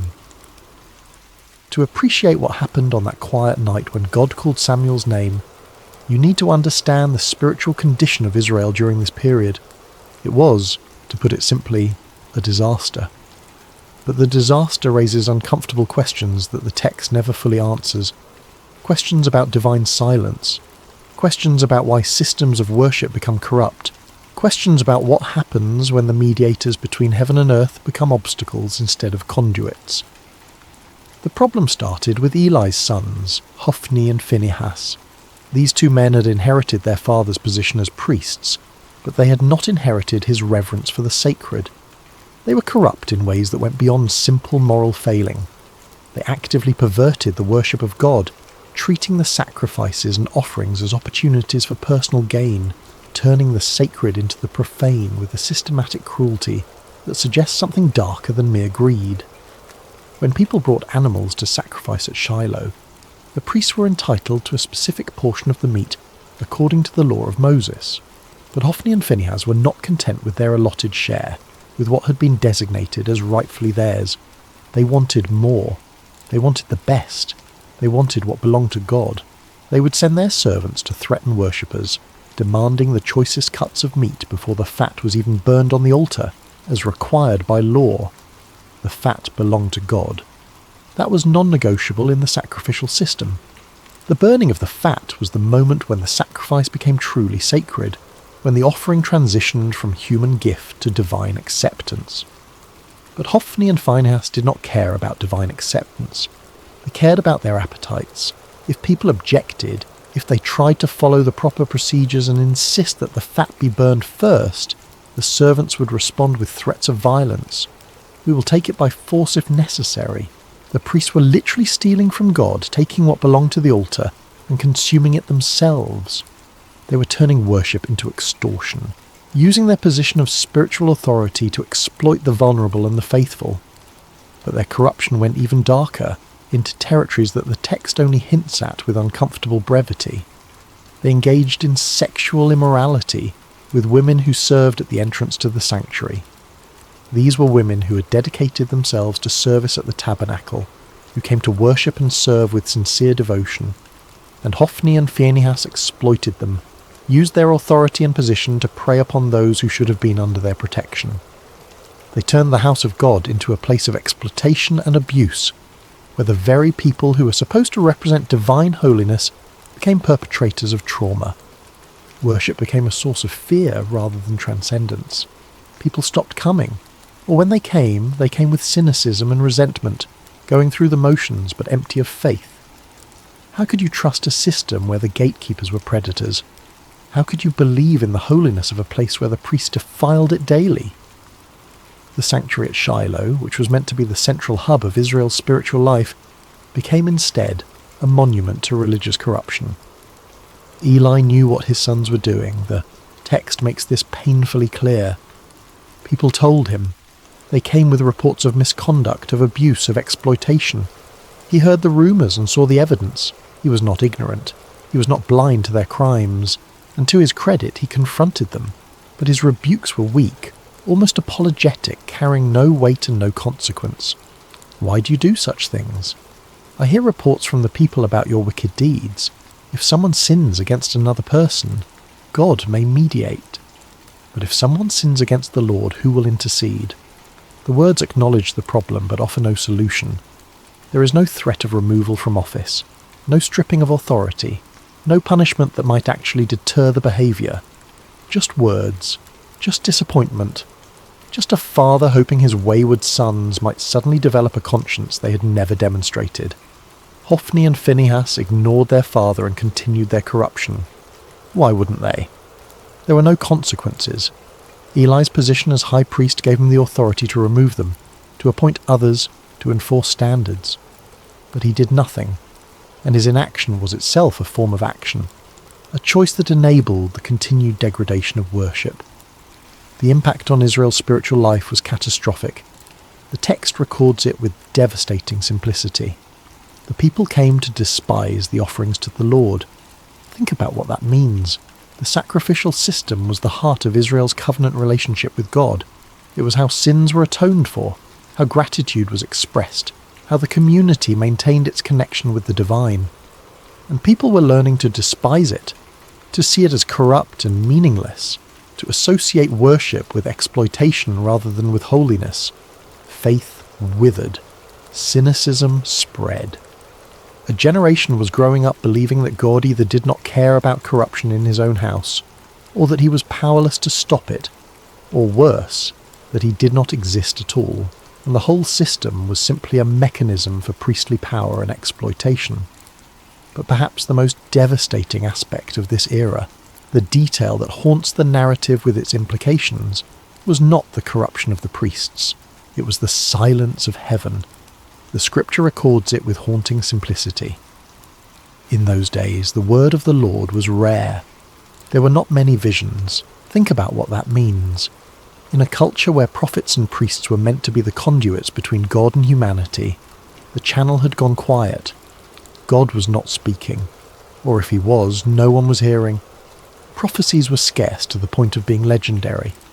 Divine visions were so uncommon that when someone claimed to have received one, it was met with skepticism rather than expectation. But why? The text does not explain. It simply records the fact of divine silence as if it were weather, as if the absence of God's voice was as natural and unremarkable as a drought. But this raises uncomfortable questions. Had God withdrawn because of the corruption? Was the silence a form of judgment, a divine turning away from a people who had corrupted worship? Or had the people simply stopped listening? Had they become so cynical and so wounded by religious hypocrisy that they could no longer hear what was being said? Or was there another possibility, one that the text does not explore but that hangs in the air like smoke? Perhaps the priests, who were supposed to be the mediators between God and people, had become such effective blockers of communication that divine messages simply could not get through. Perhaps Hophni and Phinehas were not just corrupt individuals, but symptoms of a systemic failure, a spiritual infrastructure that had collapsed under the weight of its own contradictions. Israel was spiritually adrift, navigating by dead reckoning through waters where the stars had gone dark. There were no prophets to consult, no clear word from God about how to proceed, no divine guidance about which way to turn, just the daily grind of existence, the hollow rituals performed without meaning, the slow death of a people's faith in the face of institutional betrayal. This was the world into which Samuel was growing up, a world where the representatives of God were corrupt, where worship had become hollow, where heaven seemed distant and disinterested. If you were a young person in that era, what would you believe about the divine? Would you expect God to speak? Would you even know what his voice sounded like? Would you be able to distinguish a divine call from your own imagination or from the voice of a very human priest? Samuel cleaned the lamps each evening, ensuring the light would burn through the night. It was a practical task, a maintenance duty, nothing spiritual about it. He trimmed the wicks, refilled the oil reservoirs, ensured the flames were steady.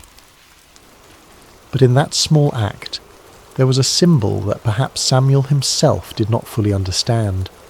The lamp of God had not yet gone out.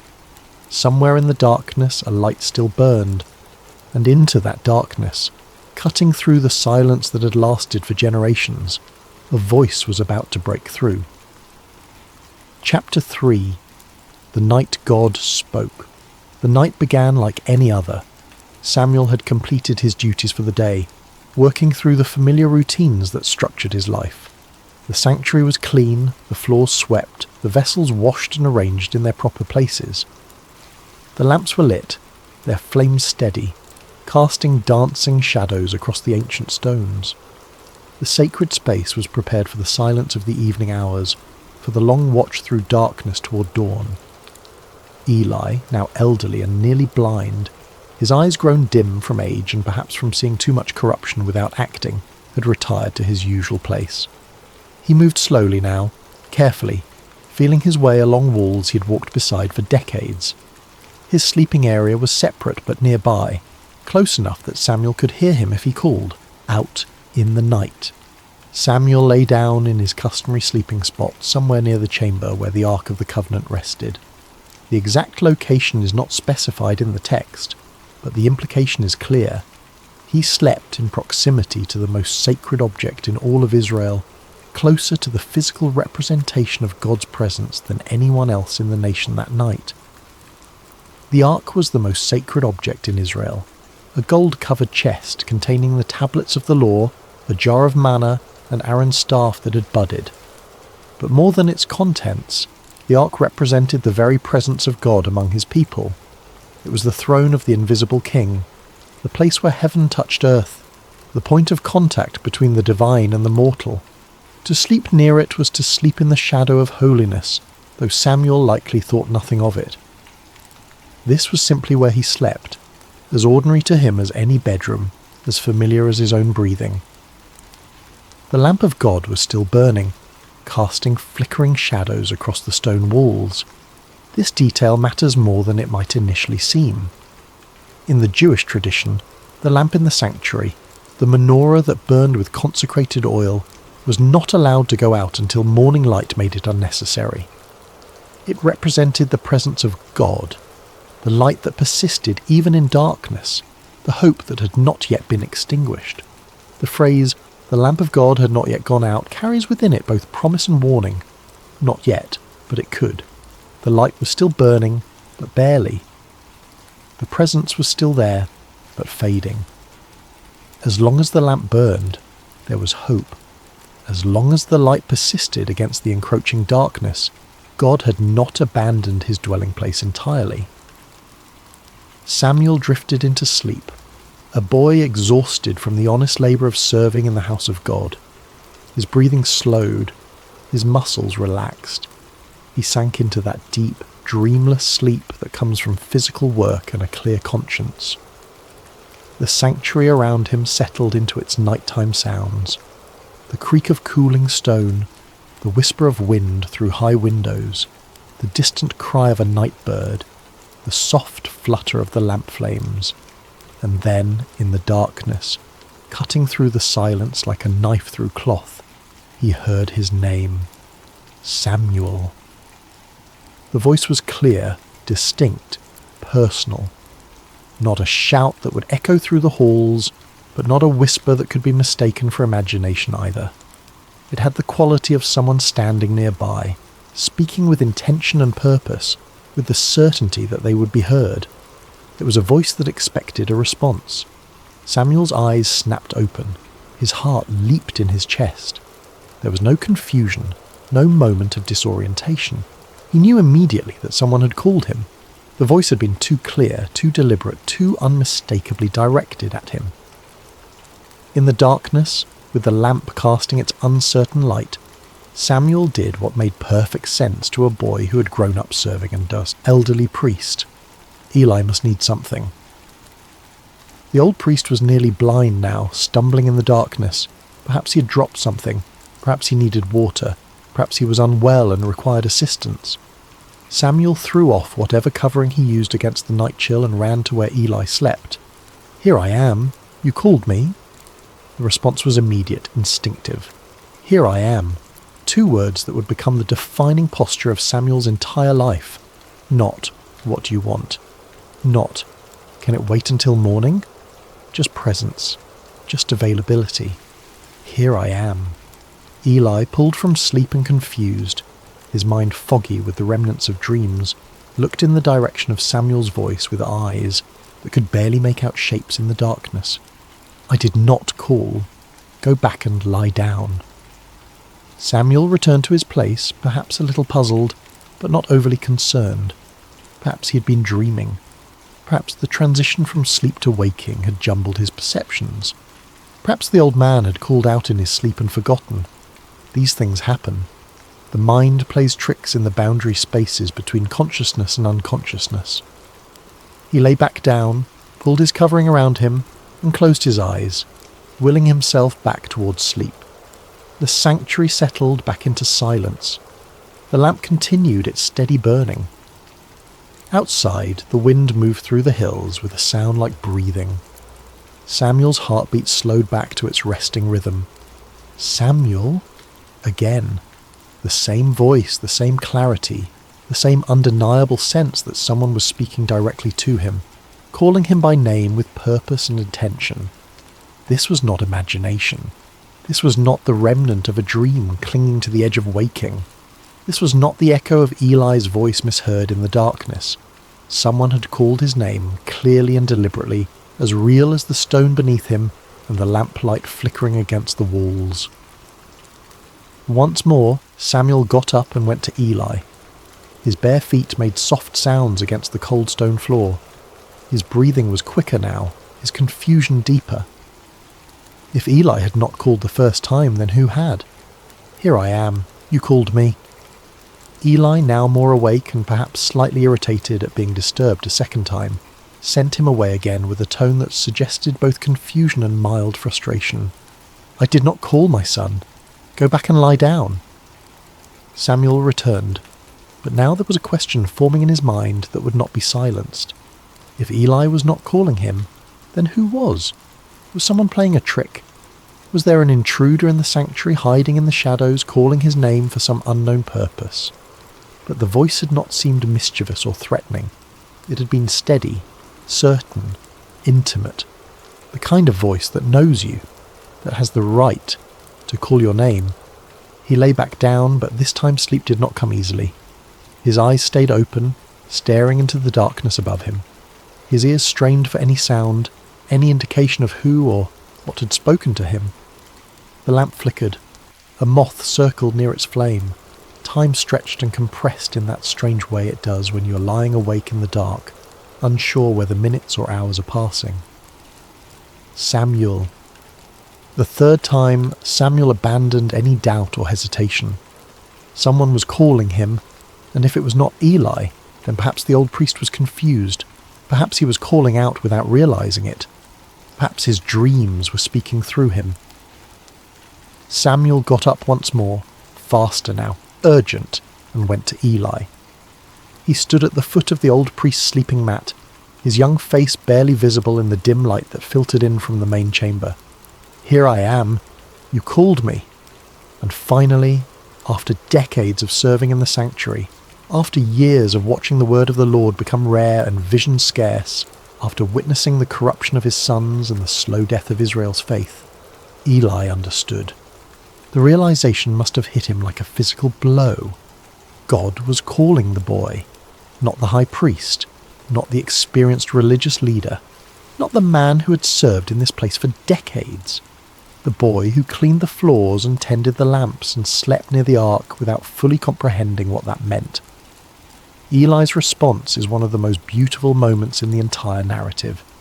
He could have been jealous, wounded by the divine bypassing, bitter that his years of service were being overlooked in favour of a child.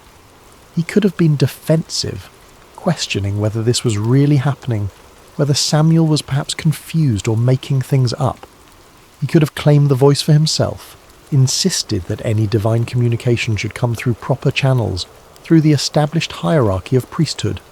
But instead, Eli became a teacher in the truest sense.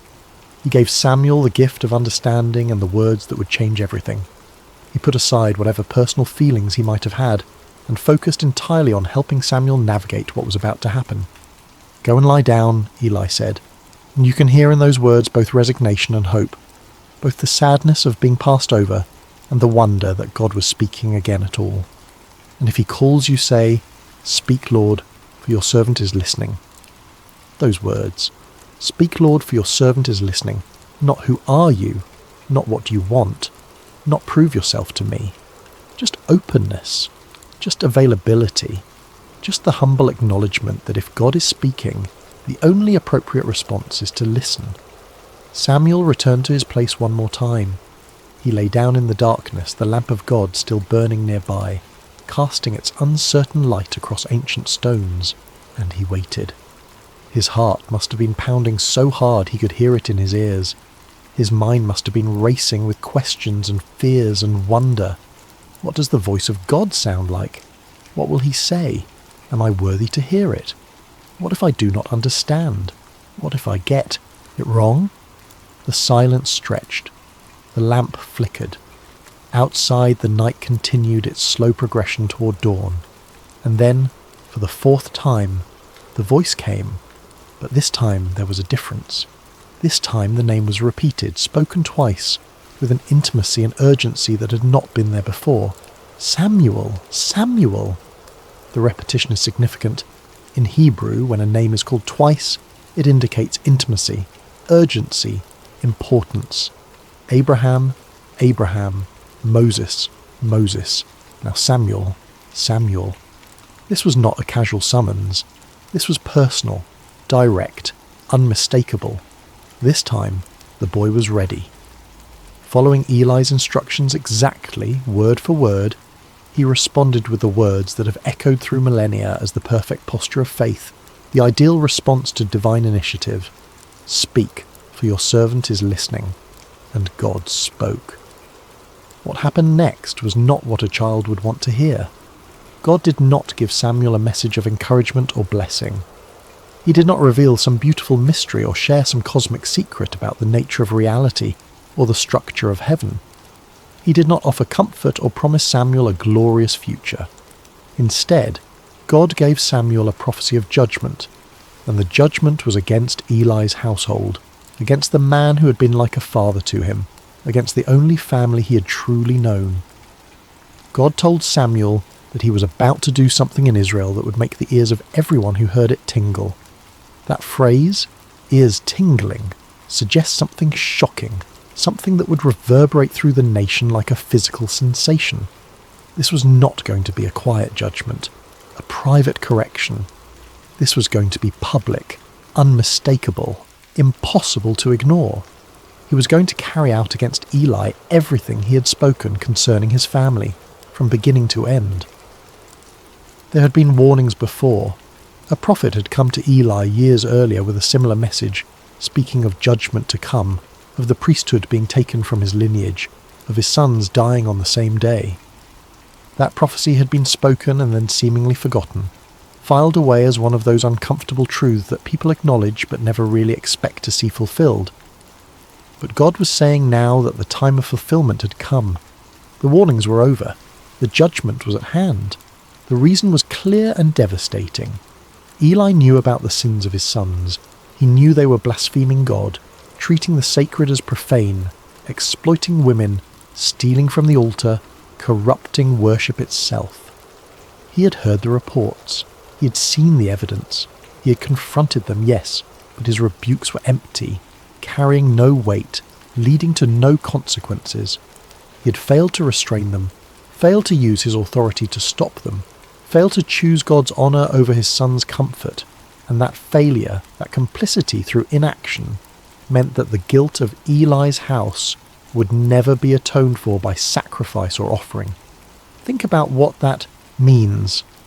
In a religious system built entirely around sacrifice and atonement, where every sin could theoretically be covered by the blood of animals and the proper rituals, God was declaring that some corruption runs too deep for ritual to reach.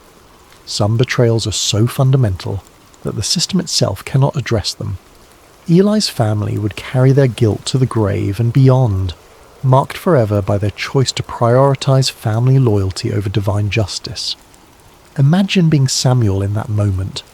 You are a child, perhaps 11 or 12 years old, lying in the darkness of a sanctuary, having just heard the voice of God for the first time in your life. And the message you have been given is not one of blessing or calling or future glory. It is a message of doom for the man who has raised you, who has taught you everything you know about worship and service, who has been your only father figure in a life marked by abandonment and loneliness. The weight of it must have been crushing. How do you speak words of judgment to someone you love? How do you become the bearer of bad news that will break someone's heart? How do you look into the eyes of a man who has shown you kindness and tell him that his family line is cursed, that his sons will die, that everything he has built will crumble? This was the cost of prophecy that no one talks about. This was the burden of truth that cannot be softened or avoided or delayed. Samuel had been given a message, and whether he wanted to deliver it or not was irrelevant. The truth had been spoken to him, and now he was responsible for speaking it to others. This is what it means to be a prophet. Not visions and mystical experiences and spiritual heights, but the grinding, awful responsibility of speaking truths that wound you as deeply as they wound those who hear them. The rest of the night must have been agony for Samuel. The text tells us he lay there until dawn, too afraid to tell Eli what he'd heard. He did not sleep. How could he? His mind must have raced through possibilities. Maybe he had misunderstood. Maybe there was a way to soften the message to make it less harsh. Maybe if he just kept quiet, the whole thing would fade like a dream, and he could go back to his simple life of tending lamps and sweeping floors. But deep down, he knew. The voice had been too clear. The message had been too specific. And God had not asked his opinion about whether this was a good idea or whether Samuel felt ready for such responsibility. The divine does not consult us about our readiness. It simply calls, and we must answer. Chapter 4. The Weight of the Message. As morning light began to filter into the sanctuary, pale and hesitant through the high windows, Samuel rose and went about his duties as usual. Muscle memory guided him through the familiar routines. He opened the doors of the house of the Lord, pushing aside the heavy wooden barriers that sealed the sacred from the profane, letting in the day, with all its ordinary demands. But everything felt different now. The air was heavier, pressing down on his shoulders like a physical weight. The silence was louder, filled with the words he carried but could not speak. He carried within him words that would change everything, and he was terrified to voice them. His hands shook as he performed his tasks. He fumbled with the lamp wicks, nearly spilling oil on the floor. He could not meet anyone's eyes. Every sound made him jump, expecting Eli to call for him, to demand the message, to force him to speak the unspeakable. Eli, however, knew something had happened. Years of serving in the sanctuary had given him an intuition about spiritual matters that his failing eyesight could not diminish. He could sense the change in Samuel, could feel the weight the boy was carrying. He called Samuel to him, his voice gentle but insistent, and when the boy came, reluctant and pale, the old priest asked him directly, "Samuel, my son, what was it he said to you? Please do not hide it from me." Then he added words that carried the weight of both authority and desperation. "May God deal with you, be it ever so severely if you hide from me anything he told you." It was an oath, a binding formula that made concealment impossible. Eli was not giving Samuel an easy out. He was demanding truth, however painful, however devastating. And in doing so, he was teaching Samuel one of the most important lessons of prophetic ministry. That truth matters more than comfort, that integrity requires speaking even when silence would be kinder. There is something deeply moving about this moment. Eli was giving Samuel permission to speak truth, even painful truth. He was not demanding a comfortable answer. He was not pressuring the boy to lie or soften the message. He was not using his position as high priest to intimidate or manipulate. He was simply asking for honesty, for the faithful delivery of whatever word had been given, regardless of personal cost. Samuel, to his credit, did not hold back. He told Eli everything, every word of the judgment, every detail of the coming consequences, every aspect of the doom pronounced against his house. He did not sugarcoat it. He did not try to make it easier to hear. He did not add comforting caveats or suggest ways the judgment might be avoided. He simply delivered the message as it had been given to him, faithful to both God and to Eli in his refusal to distort the truth. The words must have felt like stones in his mouth, each one heavy and sharp. He would have watched Eli's face as he spoke, looking for signs of anger or rejection or denial. But what he saw instead was something he had not expected. Eli's response is remarkable in its humility and resignation.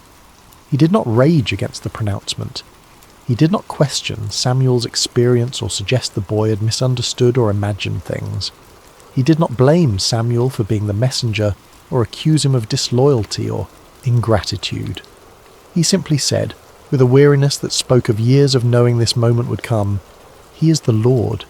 Let him do what is good in his eyes." There is defeat in those words, yes, but there is also acceptance. A kind of peace that comes from finally having the truth spoken aloud, from no longer living in the shadow of unacknowledged reality. Eli had known for years that his sons were corrupt. He had known that his failure to stop them was a kind of complicity, a betrayal of his calling and his God. The judgment was not a surprise. It was an inevitability finally spoken aloud, a truth that had been hovering unspoken in the air for years finally given voice and substance. And perhaps in some way, Eli was relieved that the silence had been broken, even if the words spoken were words of judgment. Perhaps there is a relief that comes from knowing, from having certainty, even when that certainty is terrible. Perhaps after years of wondering when the hammer would fall, there was a strange comfort in finally hearing it fall, in knowing the shape of the future even when that future was dark. What Samuel learned that night and that morning was something most of us spend a lifetime avoiding. That truth is not always comfortable, that faithfulness sometimes means delivering hard words, and that love does not require us to hide reality from those we care about. Samuel could have lied to Eli. He could have softened the message or claimed he did not remember the details, or suggested that perhaps he had misunderstood what God was saying, but he chose honesty, and in doing so he established the pattern that would define his entire ministry. He would be a prophet who spoke the word of the Lord without compromise, without concern for how it would be received, without fear of the consequences. Not because he was harsh or unfeeling, but because he understood that truth, however painful, is ultimately an act of respect. To lie to someone even to spare their feelings is to treat them as less than fully human, as incapable of bearing reality. Samuel gave Eli the dignity of truth, and Eli received it with the dignity of acceptance. Chapter 5. Samuel becomes a prophet. After that night, everything changed for Samuel. The text tells us that he grew, and the Lord was with him, letting none of his words fall to the ground. That phrase, letting none of his words fall to the ground, is the ancient way of saying that everything Samuel prophesied came true. He was not speaking his own opinions or making educated guesses or offering the kind of vague predictions that could be interpreted multiple ways, depending on how events unfolded. He was speaking with divine authority, and reality itself confirmed his words with uncomfortable precision. The prophecy about Eli's house came true exactly as Samuel had spoken it. The details are grim and worth recounting because they establish Samuel's credibility as a true prophet in a time when false prophets were common and people had grown cynical about divine communication. Israel went to war against the Philistines, their perennial enemy. In the first battle, the Israelites were defeated and thousands of soldiers died. In desperation, the elders decided to bring the Ark of the Covenant from Shiloh to the battlefield, believing that God's physical presence would guarantee victory. Hophni and Phinehas accompanied the Ark, treating it like a magical talisman rather than the throne of the living God. The Israelites shouted when the Ark arrived, a roar so loud that the ground shook. The Philistines were terrified at first, knowing the stories of what the God of Israel had done to Egypt. But they fought anyway, and in the battle that followed, Israel was utterly defeated. 30,000 soldiers died, and on that same day, exactly as prophesied, both Hophni and Phinehas were killed. The Ark of God was captured by the Philistines, carried off as a trophy of war. When a messenger brought the news to Shiloh, Eli was sitting by the road, his heart trembling for the Ark of God. When he heard that the Ark had been captured and his sons were dead, the 98-year-old priest fell backward off his chair, broke his neck, and died. The priesthood of his line ended in that moment, cut off exactly as God had declared. It was a devastating fulfillment, but it established beyond doubt that Samuel spoke with divine authority. He had predicted these events when he was just a child, and they had come to pass exactly as he said. The word of the Lord through Samuel was reliable, trustworthy, deserving of attention. As Samuel matured from boy to young man, his reputation spread throughout Israel like wildfire. From Dan in the far north to Beersheba in the deep south, spanning the entire geographical extent of Israel's territory, everyone knew that Samuel had been established as a prophet of the Lord. The word that had been rare, the visions that had been scarce, now flowed through this young man who had learned to listen in the darkness. But Samuel was more than just a prophet delivering occasional messages. God continued to appear at Shiloh, revealing himself to Samuel through his word on a regular basis. Samuel became the primary channel of divine communication for the entire nation. The silence had been broken. The channel between heaven and earth, clogged by corruption and complacency for generations, had been cleared. And the instrument God chose was not a powerful warrior or a cunning politician or even an experienced priest with decades of religious training. It was a boy who had learned to say 5 simple words: "Speak, for your servant is listening." Samuel's influence on Israel cannot be overstated. He became the bridge between the chaotic era of the judges and the establishment of the monarchy, standing at one of the most critical transitions in the nation's history. He was the last judge, travelling on a circuit through Bethel, Gilgal and Mizpah, settling disputes and administering justice with a wisdom that people recognised as coming from God. He was also the first of the great prophets, the founder of a prophetic tradition that would produce Elijah, Elisha, Isaiah, Jeremiah, and all the voices that would call Israel back to God throughout its history. When the people demanded a king like the surrounding nations, it was Samuel who anointed Saul, a tall and handsome man from the tribe of Benjamin, as Israel's first king. And when Saul proved disobedient and unfaithful to God, it was Samuel who had to deliver yet another hard message of judgment, who had to watch another man he had elevated fall under divine displeasure. Later, it was Samuel who anointed David, the youngest son of Jesse, a shepherd boy with no apparent qualifications except that God had chosen him. That shepherd boy would become Israel's greatest king, the man whose lineage would eventually produce the Messiah. But beyond the political role, beyond the anointing of kings and the settling of disputes, Samuel represented something Israel desperately needed: spiritual integrity in a world corroded by compromise. In a time when the priesthood had become corrupt, when worship had become hollow, when the word of the Lord was rare, Samuel embodied what it meant to hear from God and speak his truth faithfully regardless of personal cost. He reformed religious life throughout Israel, establishing schools of prophets where young men could learn to listen for God's voice and speak his word. He called the people back to authentic worship, challenging them to put away their foreign gods and serve the Lord only. He led the nation in repentance at Mizpah, where they fasted and confessed their sins, acknowledging that they had abandoned God. And when the Philistines attacked during that gathering, Samuel interceded for the people, and God threw the enemy into confusion with thunder and lightning, giving Israel a decisive victory. Samuel demonstrated that God had not abandoned his people, that the silence had been circumstantial rather than permanent, that divine presence and power were still available to those who would seek them with integrity.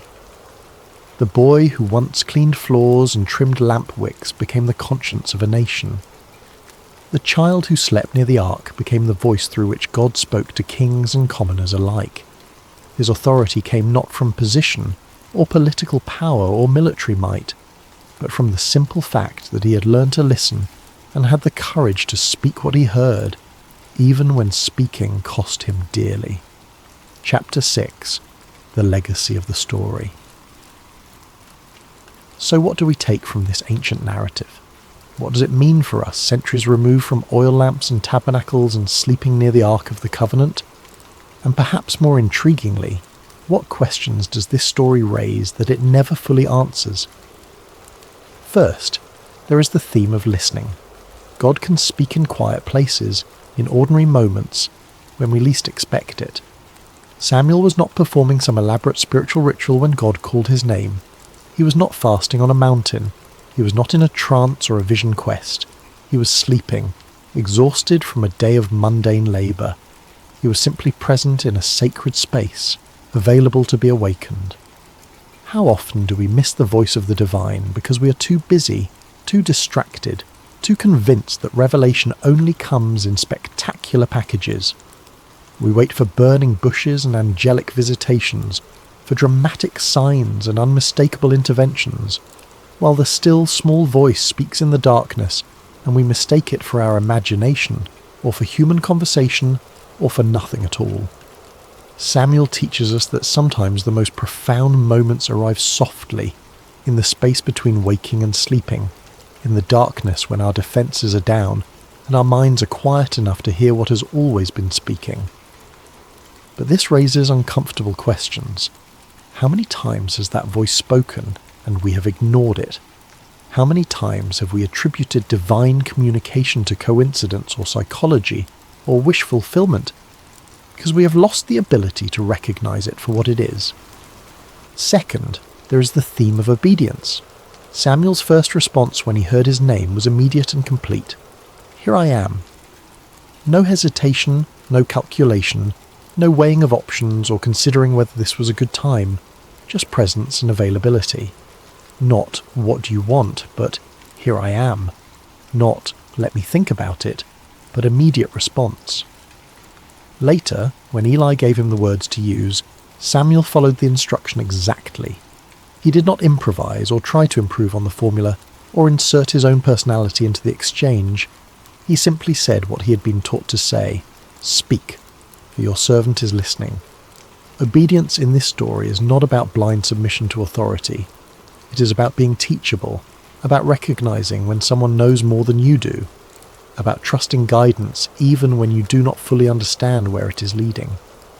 But there is something deeper here, something that troubles the waters of easy interpretation.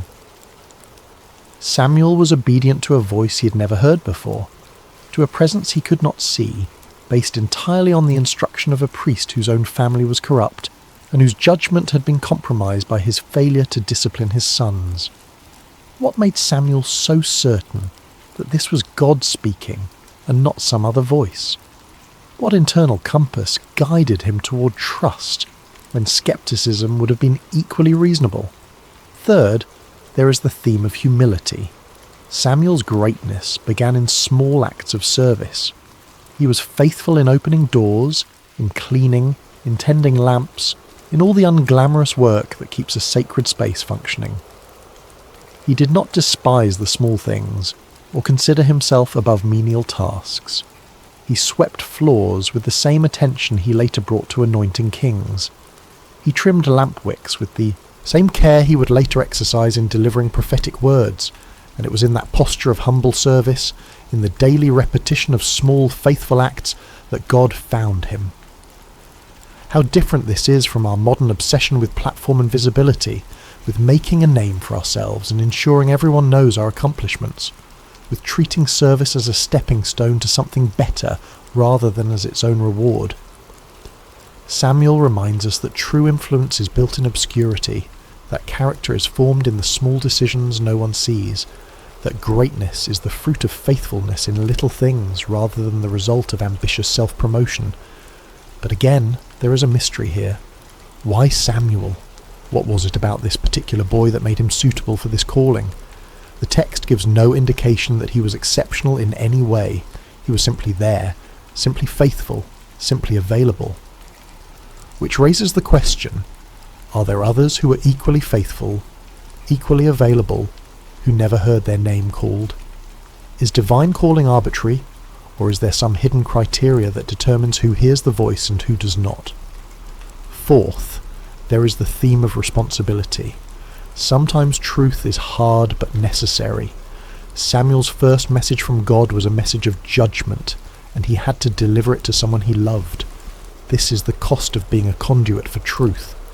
You do not get to choose which messages are convenient and which are difficult. You do not get to edit reality to make it more palatable. You do not get to withhold hard truths, because speaking them might damage relationships or cost you social capital. If you are going to be a voice for something beyond yourself, whether you call that voice God or conscience or truth, or simply what is, you have to be willing to speak even when the words cut you as deeply as they cut those who hear them. Samuel could have spared Eli. He could have lied or softened the message or claimed he did not remember the details. But he chose the harder path of honesty, and in doing so he honoured both Eli and himself. Yet this raises ethical questions that the narrative does not resolve. What is the balance between truth and compassion? When does speaking hard truths become cruelty disguised as honesty? Samuel was a child delivering a message he did not create and could not change. But what about us? when the truths we must speak are filtered through our own perceptions and biases and limited understanding? How do we know when to speak and when to remain silent? Fifth, there is the theme of hope. The lamp of God had not yet gone out. Even in the darkest period of Israel's spiritual life, when the priesthood was corrupt and the word of the Lord was rare and the nation was spiritually adrift, there was still a light burning somewhere in the darkness. God had not abandoned his people.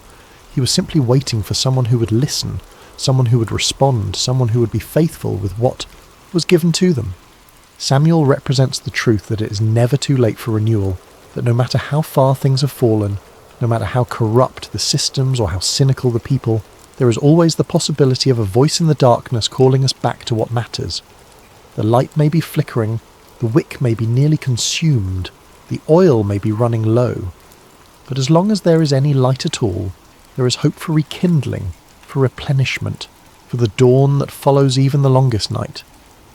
But this optimistic reading sits uncomfortably with the historical reality. The lamp did eventually go out. The sanctuary at Shiloh was destroyed.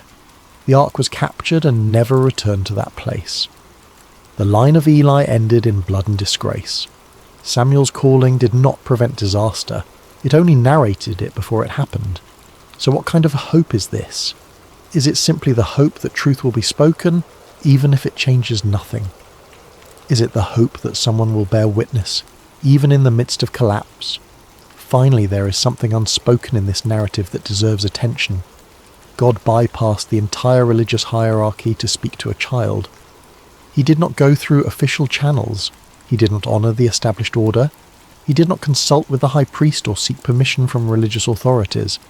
He simply called out in the darkness to a boy who had no status, no authority, no credentials beyond faithfulness in small things. This is either deeply encouraging or deeply unsettling, depending on your perspective. It suggests that divine communication is not controlled by institutions, that truth can emerge from the margins, that the voice of God might speak to those we least expect, rather than to those we have designated as official intermediaries. But it also raises anarchistic questions about authority and order, about how we distinguish genuine divine calling from delusion or manipulation, about what happens when everyone claims to hear the voice of God speaking contradictory messages. Samuel's story is ultimately about availability. He was not the most powerful person in Israel. He was not the most educated or the most connected. He was simply present, attentive, and willing to respond when he heard his name called. And that was enough. That has always been enough. But it invites us to ask, what are we available for? What sacred spaces do we inhabit, whether physical or spiritual or psychological, where we might be found by whatever calls to us in the darkness? And when that call comes, will we recognize it, or will we mistake it for something ordinary, something explainable, something that requires no response? Epilogue, the voice in the night. Close your eyes and imagine that sanctuary again. The vast stone building in Shiloh, the oil lamps casting their gentle light, the shadows dancing on walls that have witnessed generations of worship and neglect. Imagine the boy lying near the ark, exhausted from a day of simple service, drifting into sleep with no expectation that this night will be different from any other. And then the voice, clear, personal, undeniable, a voice that breaks through the silence of heaven and calls a child by name. Samuel's story is a reminder that the divine does not always announce itself with thunder and lightning. Sometimes it comes as a whisper in the darkness. Sometimes it arrives in the form of a question repeated until we finally understand that we are being addressed. Sometimes the most significant moments of our lives happen when we are alone, unguarded, simply present in a space where we have made ourselves available to something greater than ourselves. The lamp of God is still burning. That is the promise embedded in this ancient narrative. No matter how dark the times, no matter how corrupt the systems, no matter how silent heaven seems, there is always a light somewhere refusing to go out, and there is always the possibility that in the quiet, in the stillness, in the spaces between our busy thoughts and desperate prayers, we might hear our name spoken by a voice we do not yet recognize. The question is not whether the voice is calling. The question is whether we are listening. Samuel lay in that sanctuary as a boy and became a prophet because he learned to say 5 words that changed everything. Speak, for your servant is listening. He did not demand proof. He did not negotiate terms. He did not insist on understanding everything before committing to anything. He simply made himself available, and availability was enough. Perhaps that is the real legacy of Samuel's calling. Not that he became powerful or influential or historically significant, though he became all those things. The real legacy is that he teaches us what it looks like to be genuinely open to transformation, to be willing to hear hard truths, to be faithful in small things while waiting for larger purposes to reveal themselves. In our age of constant noise and perpetual distraction, where silence is something to be feared rather than cherished, Samuel's story feels almost subversive. It suggests that the most important communications might not come through our devices or our carefully curated information streams. They might come in the quiet, in the dark, in the moments when we stop performing and simply exist in the presence of something that knows our name. So tonight, as you drift towards sleep, consider the possibility that you, too, might be lying in a sacred space, even if you do not recognize it as such. Consider the possibility that there might be a voice, gentle and persistent, calling your name in the darkness. Consider the possibility that the most profound transformation of your life might not begin with a grand revelation or a spectacular sign, but with the simple decision to respond to that voice with 5 words. Speak, for your servant is listening. The lamp is still burning.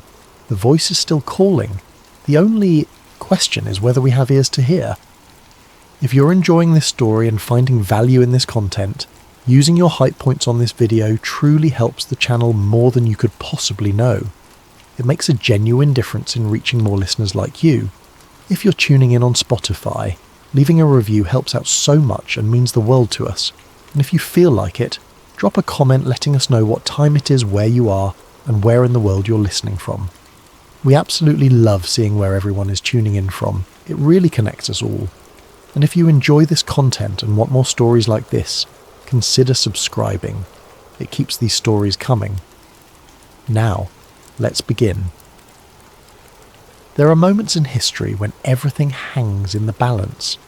Not because of armies marching or treaties being signed, but because one person, in one quiet moment, decides to do what is right. We remember the names of kings. We study the words of prophets. We build monuments to warriors and write songs about heroes. But there are others. People whose names we barely know, whose faces history never captured, whose courage was shown not on battlefields, but in small, deliberate acts of mercy. This is the story of one such person. A man with no power, no title, no protection. A foreigner in a land that was not his own, serving in a palace where he had no voice. And yet, when the moment came, when a life hung in the balance and everyone else turned away, he stepped forward. This is not a story of miracles or divine intervention arriving in thunder and light. This is a story about a choice made in fear, in uncertainty, with no guarantee of safety. A choice that would echo through generations, remembered not because it was grand, but because it was good. History is filled with dramatic turning points, battles that decided the fate of nations, treaties that redrew the maps of continents, speeches that inspired revolutions. These are the moments we teach in schools, the stories we tell our children, the events we commemorate with holidays and statues. But between those grand moments, in the spaces where history books grow quiet, there are other stories, smaller stories. Stories of individuals who faced impossible choices with no witnesses, no cameras, no guarantee that anyone would remember what they did. These are the stories that reveal who we really are. Anyone can be brave when the world is watching. Anyone can do the right thing when there are rewards waiting, when there is applause, when there is safety in numbers. But what about when no one is watching? What about when doing the right thing costs everything and gains nothing? What about when the choice is between your safety and someone else's life? That is when character is tested. That is when we discover what we truly believe. And that is exactly the kind of moment that defines this story. This is the story of Obed-Melech, the man who saved a prophet, and it begins in a city on the edge of destruction. Chapter 1. Jerusalem on the Brink. Jerusalem in those days was a city suffocating under its own fear. The walls still stood, massive and ancient, built from limestone blocks that had withstood centuries of wind and rain. The temple still rose above the rooftops, its stones catching the morning light, its courts still filled with priests performing their rituals, its altars still receiving the sacrifices of a people who desperately hoped God was still listening. Markets still opened each morning, merchants still called out their wares, though the prices grew higher with each passing week. Children still played in the narrow streets between houses. From a distance, from the hills surrounding the city, you might think nothing had changed. But inside those walls, everyone knew the truth. Babylon was coming. No, Babylon was already here. The greatest empire the world had ever seen was camped outside the gates, their armies stretched across the landscape like a dark sea that had no end.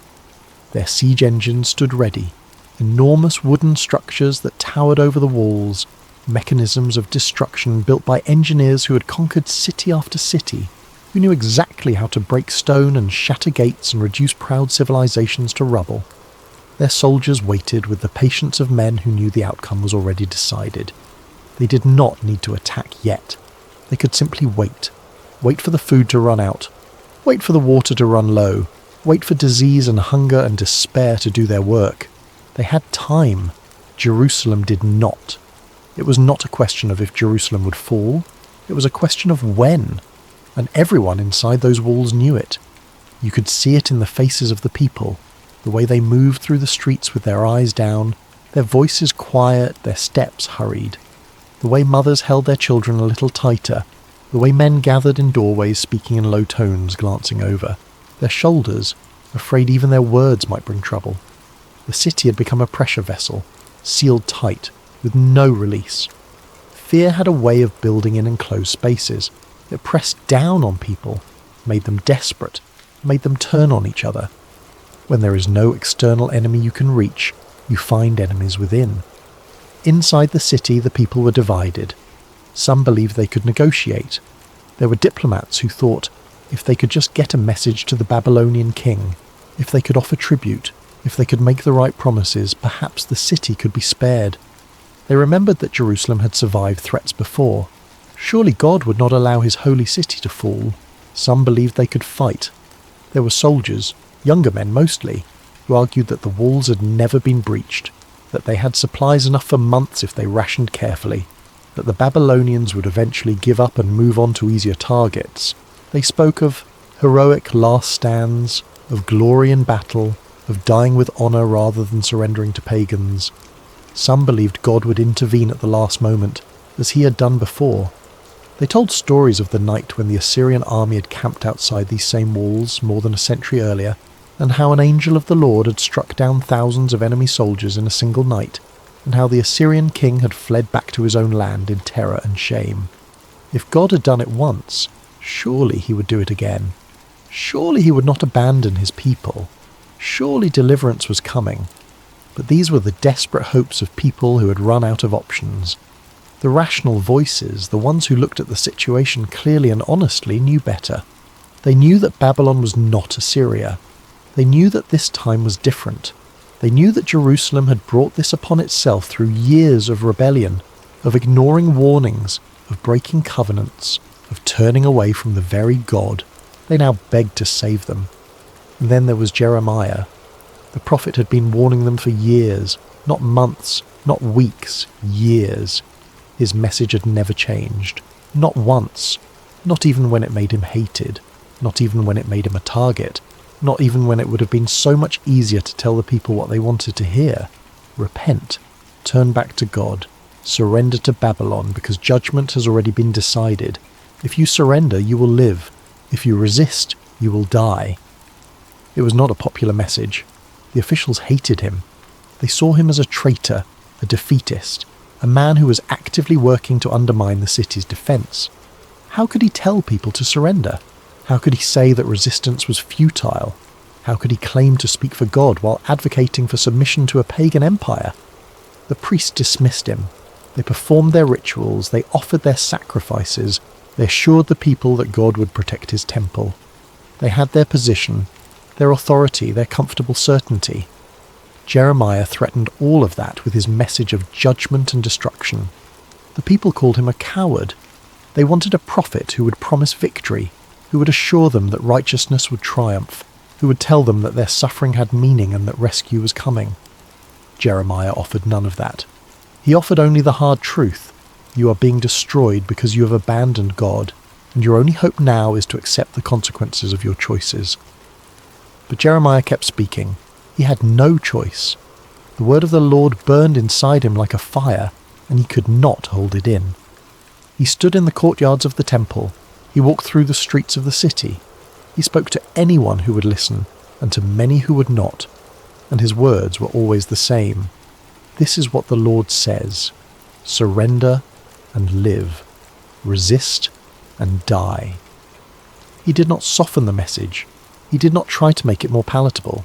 He simply delivered what he had been given to say, regardless of the cost, and the cost was high. People spat at him when he passed. Children threw stones. He was arrested repeatedly, beaten, imprisoned. His own family turned against him. His fellow priests sought to silence him. He was forbidden from entering the temple. He was isolated, despised, rejected by the very people he was trying to save, and still he kept speaking. Because that is what prophets do. They speak the truth even when the truth is unbearable. They deliver the message even when the message is rejected. They stand in the gap between God and humanity and bear the weight of both. But there comes a point when patience runs out, when fear overrides reason, when desperate people do desperate things. The officials grew tired of Jeremiah's voice. In a time of war, words like his were dangerous. They weakened morale. They sowed doubt among the soldiers. They made people question whether the fight was worth it. They planted seeds of surrender in hearts that needed to remain strong. The city was already fragile, already divided, already terrified. The last thing they needed was a prophet of doom walking the streets, telling everyone that resistance was pointless. So the officials made a decision. They went to the king. Chapter 2. Jeremiah Condemned. King Zedekiah sat on his throne in the palace, surrounded by advisors, military commanders, and officials who all claimed to know what was best for the city. But the truth was, none of them knew. No one had ever faced a situation quite like this. No one had a clear answer, and Zedekiah himself was perhaps the least equipped person in the entire city to lead them through this crisis. He was a weak man. History would remember him that way, not cruel necessarily, not malicious, just weak. He had been placed on the throne by the Babylonians years earlier, after they had deposed the previous king. He was a puppet and everyone knew it. He had no real authority, no real power. He ruled at the pleasure of the very empire that was now trying to destroy him. He lived in constant fear.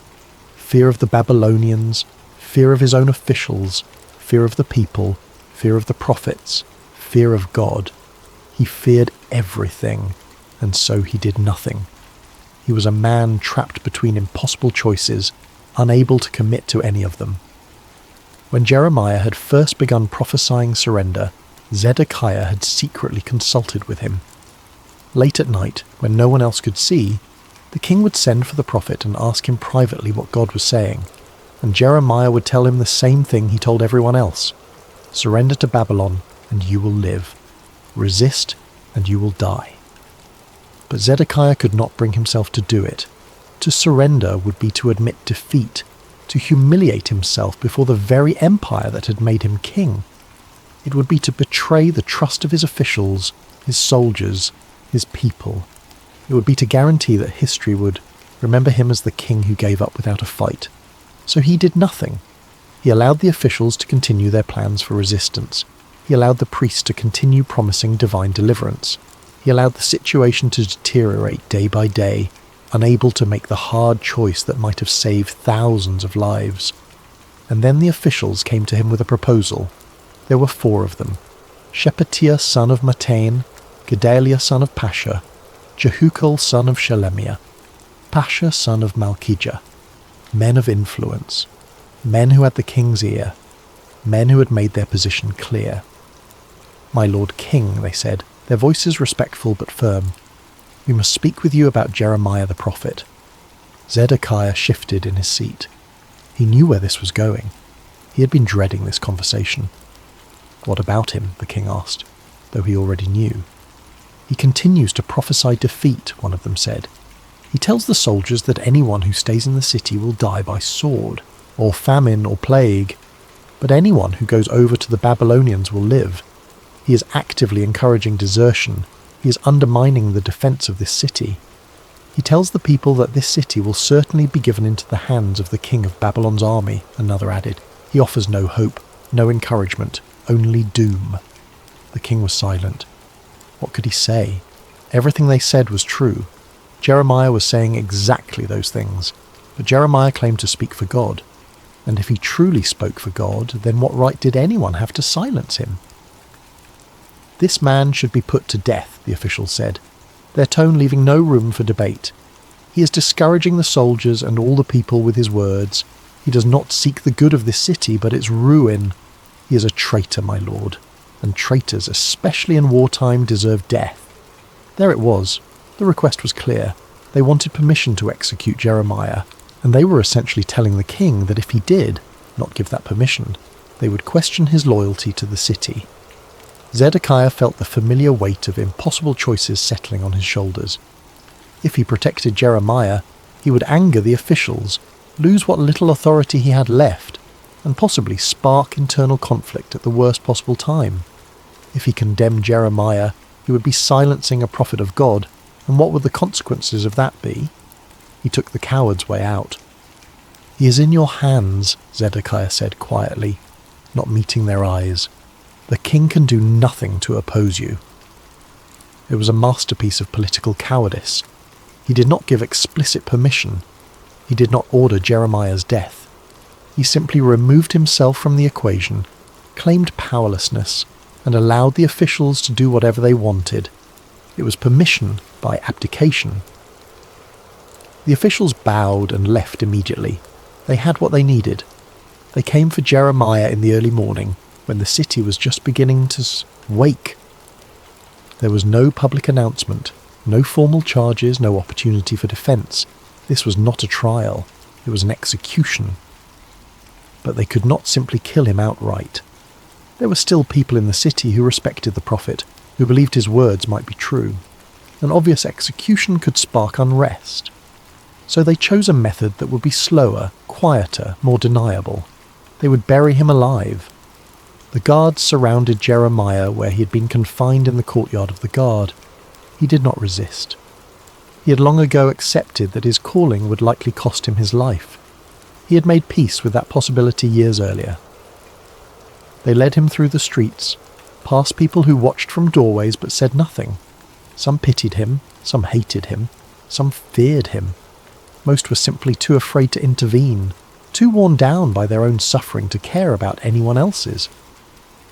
They brought him to the courtyard of the guard, where a large cistern stood, a deep pit that had been carved into the rock to collect rainwater during the wet season. It was an old cistern, one that had been there for generations. During times of plenty it would fill with fresh water. But there had been no rain for months. The cistern was nearly empty. What remained at the bottom was not water. It was mud. Thick, black, clinging mud that had accumulated over years. The residue of countless rainstorms mixed with dirt and debris that had fallen in, fermented by time and heat into something foul and suffocating. The kind of mud that pulls at your legs when you step into it, that sucks at your feet and drags you down slowly inch by inch. The kind of mud that can swallow a man whole. They tied ropes around Jeremiah's arms and lowered him into the cistern. The opening was narrow, perhaps a metre across. The sides were slick limestone, impossible to climb. The depth was perhaps 10 metres, maybe more. Jeremiah went down slowly, spinning slightly as the ropes unwound.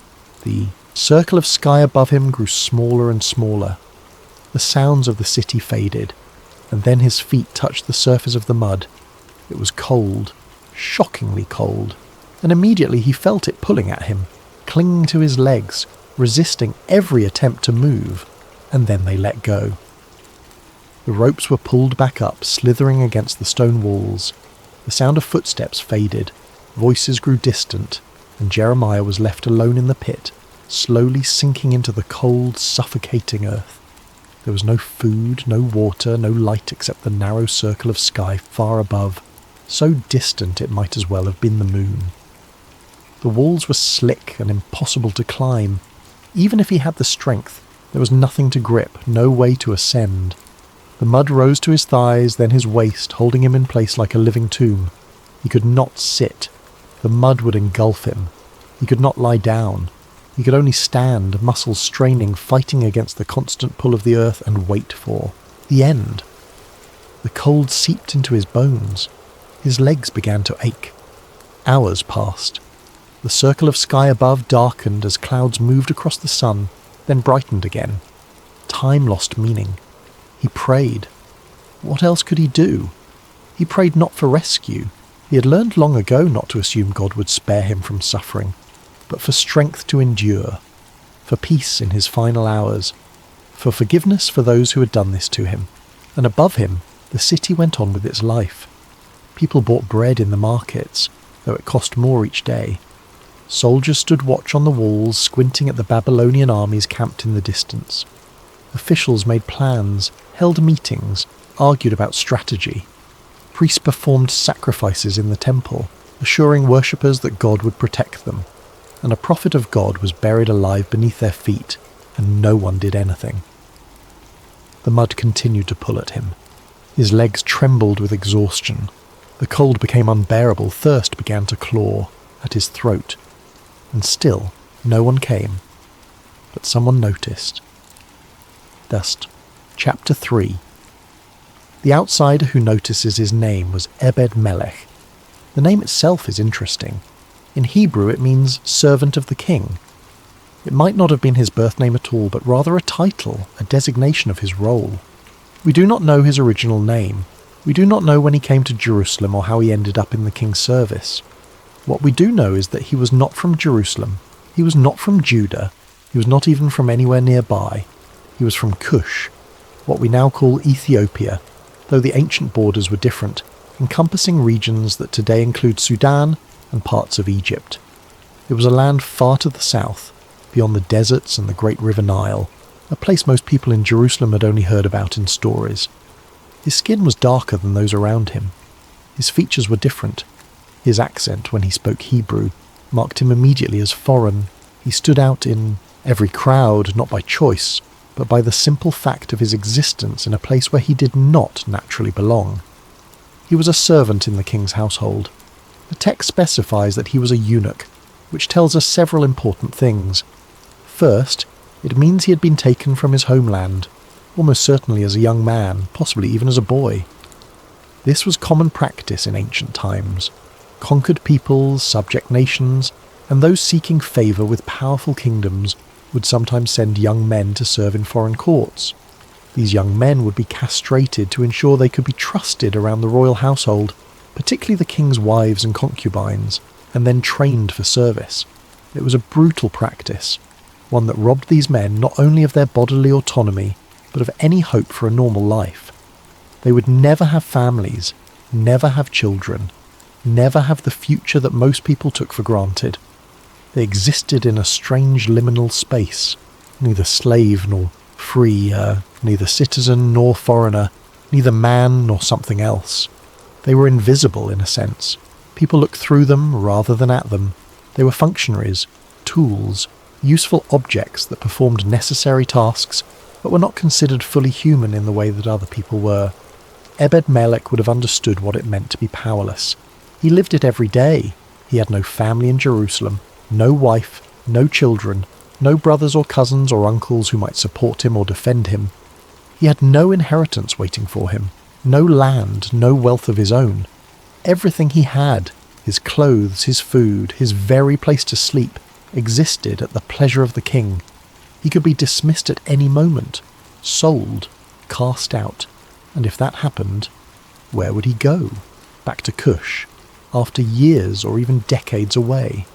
He would be a stranger there too, marked by his time in a foreign land, altered in ways that would make him an outsider even in his homeland. He was utterly vulnerable. And yet somehow, he had retained something that many others had lost. He had retained his conscience. He had retained the ability to see suffering and be moved by it, to recognize injustice and be troubled by it, to witness cruelty and refuse to accept it as normal. This is not as common as we might think. People can become numb to suffering, especially when surrounded by it constantly. When you see injustice every day, when cruelty becomes routine, when you yourself are powerless and vulnerable, there is a strong temptation to simply accept it, to tell yourself that this is how the world works, that there is nothing you can do, that your own survival must be your only priority. But Obed-Melech had not become numb. Perhaps it was because he knew what it was like to be the one suffering. Perhaps it was because he had experienced what it meant to be overlooked, dismissed, forgotten. Perhaps it was because, as a foreigner, as a servant, as a eunuch, he had learned to pay attention to people that others ignored. Or perhaps it was simply that he believed in God, and that belief had shaped him into someone who could not look away from evil. We do not know exactly how Obed-Melech learned that Jeremiah had been thrown into the cistern. The text does not tell us, but somehow he heard. Perhaps he overheard the officials talking about it, their voices carrying through the corridors of the palace as they congratulated themselves on solving the problem of the troublesome prophet. Perhaps a guard mentioned it in passing, complaining about having to lower the old man into the pit. Perhaps he simply noticed that Jeremiah, who had been confined in the courtyard of the guard, was no longer visible, and he asked where the prophet had gone. However it happened, Obed-Melech learned the truth. Jeremiah had been thrown into the cistern, left to sink into the mud, left to die slowly of hunger and cold and exhaustion. And unlike everyone else in that city who knew what had happened, Obed-Melech was disturbed by it. Not just concerned, not just uncomfortable, disturbed, because he recognized it for what it was. Murder. Slow, cruel, deniable murder. And he could not accept it. The easiest thing to do would have been to stay silent, to tell himself it was not his business. That Jeremiah had brought this on himself with his controversial prophecies, that the officials knew what they were doing, that a foreign servant had no right to question the decisions of Judean leaders. He could have reminded himself that he was powerless, that speaking up would only bring trouble, that he had no authority, no influence, no protection, that if he made himself a problem, he could easily end up in that cistern beside Jeremiah, or worse. He could have done what everyone else was doing, looked away, kept his head down, focused on his own survival, but he did not. Because knowing something is wrong is one thing, doing something about it is another thing, and Obed-Melech made a choice. Chapter 4. A risky decision. The choice to act is never simple when acting puts you in danger. Obed-Melech knew what he was risking. He understood the dynamics of power in the palace. He knew that the officials who had condemned Jeremiah were powerful men, men with connections, men who could make life very difficult for anyone who opposed them. He knew that speaking up meant making himself visible in a way that servants were never supposed to be visible. It meant drawing attention to himself, stepping out of his assigned role, asserting a moral authority that society said he did not have. He knew that questioning the officials' decision could be seen as questioning their wisdom, their judgment, even their loyalty to the city. And in a time of war, such questions could be interpreted as treason. But he also knew that if he did nothing, Jeremiah would die. Perhaps he had seen the prophet from a distance, heard him speaking in the courtyards, witnessed the courage it took to keep delivering an unpopular message day after day despite the hatred and violence it brought. Perhaps he admired that kind of integrity, that kind of commitment to truth regardless of cost. Or perhaps it was simpler than that. Perhaps he just could not bear the thought of a man dying slowly in the dark, alone, abandoned, while the world went on above him. So Obed-Melech made his choice. He would go to the king.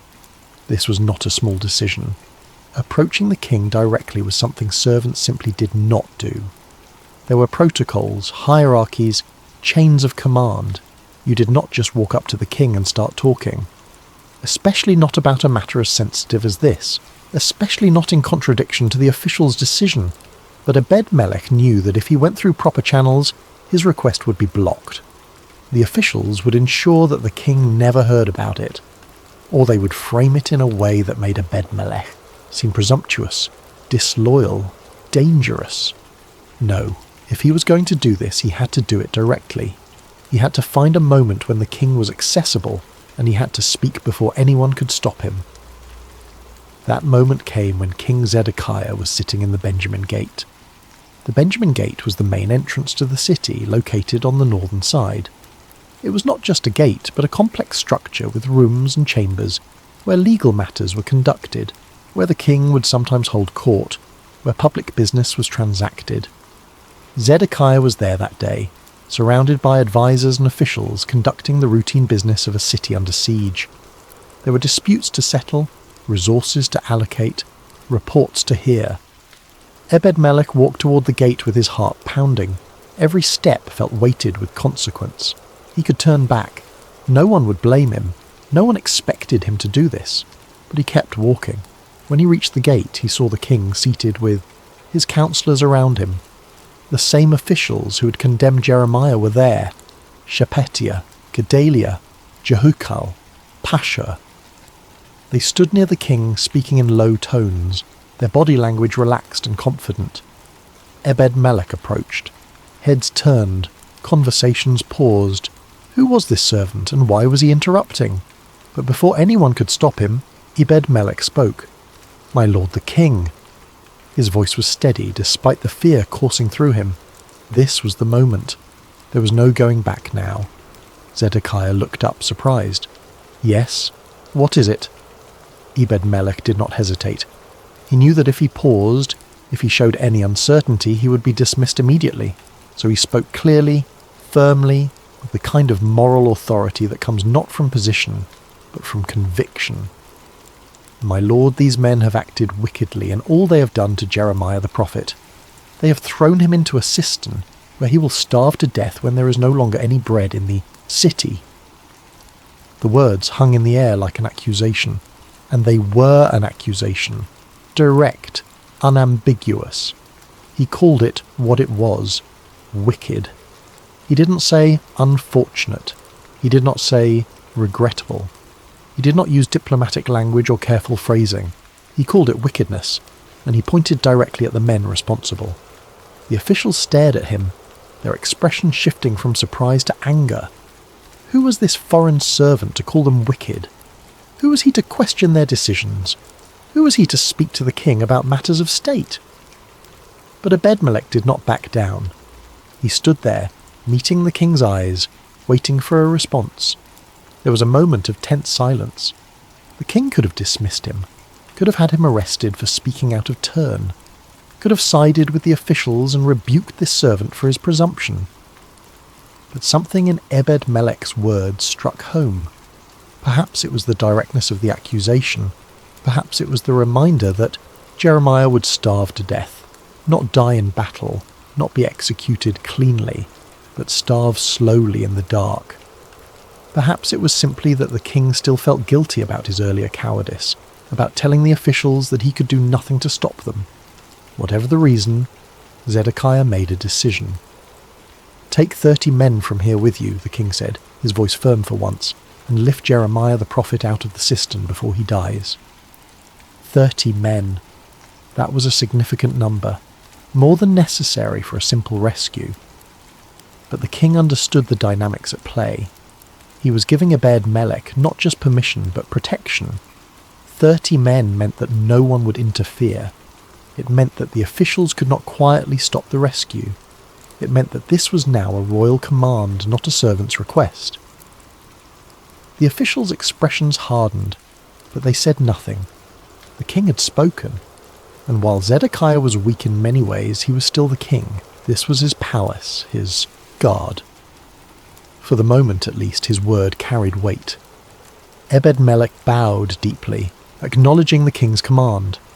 Then, without wasting a moment, he turned and left to gather the men. His heart was racing. He had done it. He had spoken truth to power, and somehow, miraculously, power had listened. But now came the hard part, the actual rescue. Chapter 5. The rescue Obed-Melech moved quickly but deliberately. Time was critical. Jeremiah had already been in the cistern for at least a day, possibly longer. In the cold and the mud, without food or water, even a strong man would weaken rapidly. And Jeremiah was not a young man. He had endured years of persecution, imprisonment, beatings. His body had taken tremendous abuse. Every hour that passed was an hour closer to death. Obed-Melech gathered the 30 men the king had assigned to him. They were soldiers from the king's guard, men accustomed to following orders. They did not question why they were being sent, to rescue a prophet whom most of the city considered a traitor. They simply followed. But before going to the cistern, Obed-Melech made a stop that reveals something profound about his character. He went to the palace storeroom. He could have gone directly to the cistern. He had permission. He had the men. He had the authority of a royal command. Time was of the essence. The logical thing would be to rush to the courtyard, throw down some ropes, and pull Jeremiah out as quickly as possible. But Obed-Melech did not do that. Instead, he went to the storeroom and began collecting items. Old rags, worn-out clothes, pieces of cloth that had been discarded, set aside, forgotten. The kind of materials that had no value, that no one wanted, that would normally be thrown away or used for the dirtiest of tasks. The soldiers watched, confused. What was he doing? Why was he wasting time collecting rags when a man was dying? But Obed-Melech knew exactly what he was doing. He had thought about this carefully. He had imagined what it would be like to be in that cistern, standing in cold mud, weakened by hunger and thirst and exhaustion. He had thought about what it would be like to have ropes lowered down, to have your only chance of survival be to grip those ropes and be pulled up through 10 meters of darkness. And he had realized something that no one else had considered. The ropes would cut into Jeremiah's flesh. When you're being pulled upward by ropes tied around your arms, your entire body weight is suspended from those points of contact. If you are weak, if your skin is cold and fragile, if you have been standing in water and mud for hours, those ropes will tear into you like blades. They will cut through skin, damage muscle, possibly injure you so badly that even if you survive the rescue, you will carry the scars forever. Obed-Melech could not prevent all of Jeremiah's suffering, but he could prevent this one unnecessary agony. So he gathered rags, soft, worn cloth, and he brought them, along with strong ropes, to the cistern. When they arrived at the courtyard of the guard, the cistern stood silent and ominous. Just a hole in the ground, really. But down in that darkness was a man who had spent his life trying to save his people, and who was now being killed for his efforts. Obed-Melech approached the edge and called down, "Jeremiah!" His voice echoed against the stone walls. For a long moment there was no response. The soldiers exchanged glances. Were they too late? Then, faint and distant, a voice emerged from the depths. "I am here!" Relief flooded through Obed-Melech. The prophet was still alive. But there was a weakness in that voice, a tremor that spoke of suffering and exhaustion. "Jeremiah, listen to me carefully," Obed-Melech called down, his voice clear and calm despite the urgency he felt. "I am going to lower ropes to you. But first, I am lowering some old rags and worn-out clothes. When you receive them, I need you to put them under your armpits, between your arms and the ropes. Do you understand?" There was a pause. Then, "I understand." Obed-Melech and the soldiers carefully lowered the bundle of rags into the cistern, playing out the rope slowly, making sure it reached the bottom. They waited, giving Jeremiah time to find the rags in the darkness, to understand what he needed to do. It took several minutes. They could hear faint sounds from below, movement, splashing, the soft grunts of a man trying to work with numb, trembling hands in complete darkness.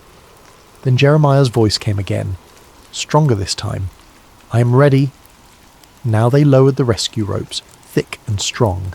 Again they waited, patient, giving Jeremiah time to position the rags properly, to secure himself as best he could.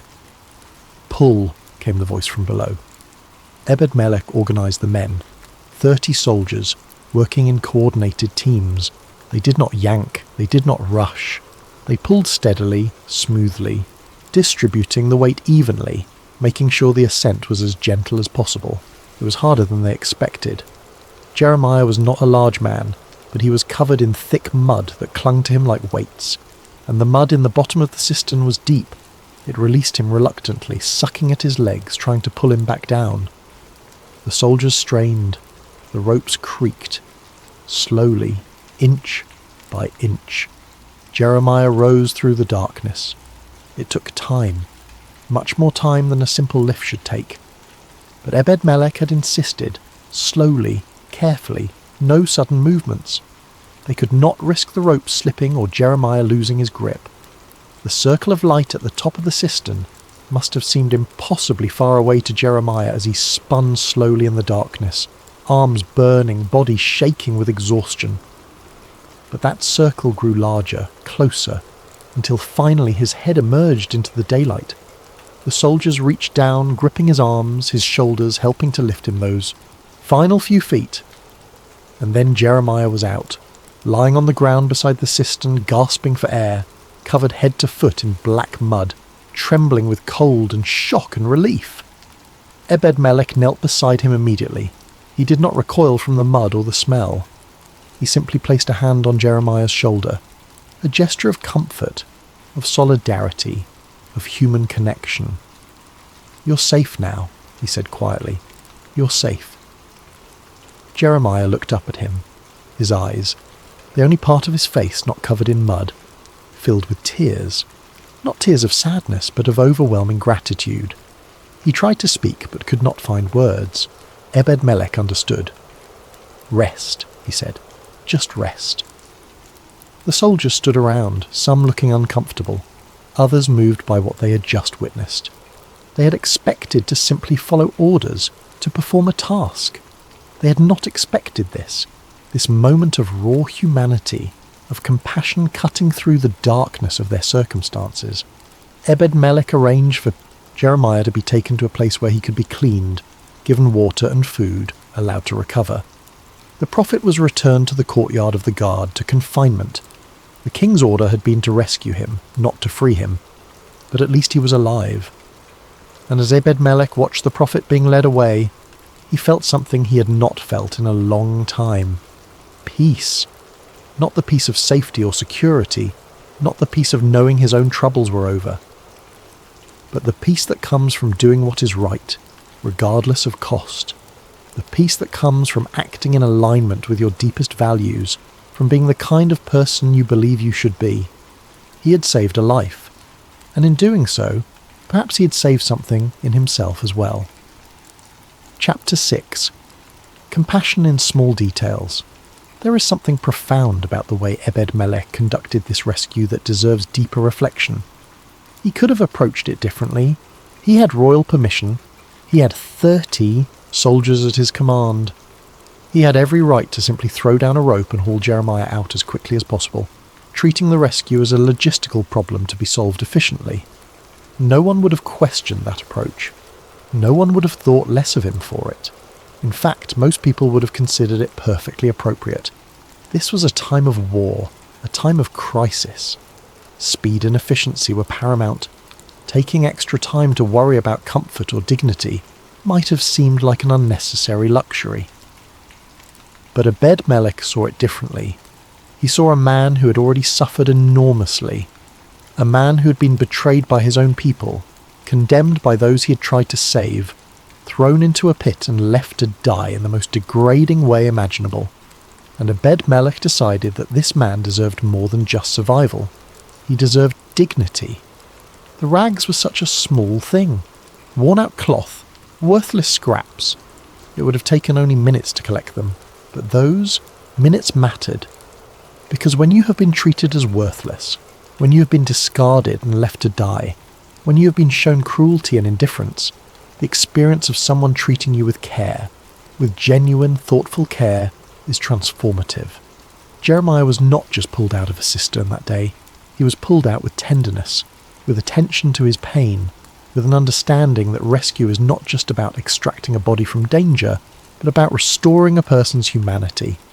This is what compassion looks like in its truest form. Compassion is not just feeling sorry for someone. It is not just wishing things were better. It is not just thinking kind thoughts or offering prayers from a distance.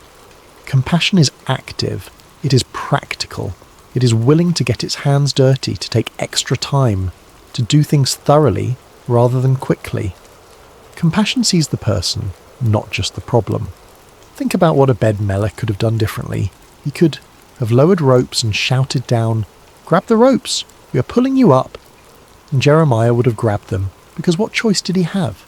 And they would have pulled him up, and yes, the ropes would have cut into his flesh, and yes, it would have been agonizing, but he would have survived. Mission accomplished, right? But that approach treats Jeremiah as an object to be retrieved rather than a person to be cared for. It solves the immediate problem without considering the human being at the centre of that problem. Obed-Edom refused to do that. He thought about what Jeremiah would experience. He imagined being in that cistern, cold and weak and terrified. He anticipated the pain that rough ropes would cause on fragile skin, and he took steps to prevent it. This is empathy translated into action, and the instructions he gave: put the rags under your armpits, between your arms and the ropes, show his attention to detail. He did not just throw down cloth and assume Jeremiah would figure it out. He explained exactly how to use the materials to maximize protection. He treated Jeremiah as someone worthy of clear communication, of patient guidance, of respect. Even the pace of the rescue reflects this compassion. They pulled slowly, steadily, no rushing, no jerking movements. They took their time, even though time was precious, because doing it right was more important than doing it quickly. There is a stark contrast here that is worth noting. The officials who threw Jeremiah into the cistern were cruel, but their cruelty was not exceptional. It was not dramatically different from the baseline cruelty that existed throughout the city. People were scared, desperate, cruel to each other in countless small ways. The officials just happened to be in a position where their cruelty had more dramatic consequences. Cruelty is often loud, obvious, easy to identify. We see it and we know it for what it is. We condemn it, or we should. But compassion, real compassion, is often quiet. It happens in small moments, in details that might go unnoticed. It does not announce itself with fanfare. It simply does what needs to be done, with care and attention and respect. Obed-Edom could have rescued Jeremiah without compassion and still been considered a hero. He still would have saved a life. He still would have defied the officials. He still would have shown courage. But he went further. He rescued Jeremiah with compassion, and that additional element, that care for dignity, that attention to unnecessary suffering, that is what elevates this story from interesting to profound, because it reminds us that how we do things matters as much as what we do. It reminds us that there is a difference between solving a problem and caring for a person. It reminds us that even in the worst circumstances, even when time is short and resources are scarce and dangers are real, there is still room for gentleness. And perhaps most importantly, it reminds us that the people who need help are not just problems to be solved. They are human beings who deserve to be treated with dignity, even, especially, when they are at their most vulnerable. Chapter 7. Judgment Falls on the City. The rescue of Jeremiah did not change the trajectory of Jerusalem's fate. The city was still under siege. The Babylonian armies were still camped outside the walls. The food supplies were still dwindling. The internal divisions were still tearing the city apart from within. Jeremiah's rescue was a small act of mercy in a world careening toward disaster. It saved one life. It restored one man's dignity. But it did not stop what was coming, and what was coming was judgment. The siege continued for months. At first, people believed they could endure it.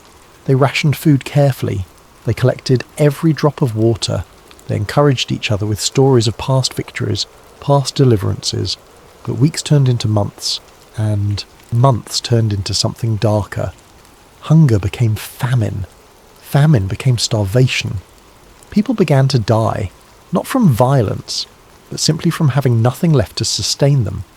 The elderly died first, their bodies too weak to survive on minimal rations, then the sick, then the children, their small bodies unable to endure what the adults could barely withstand.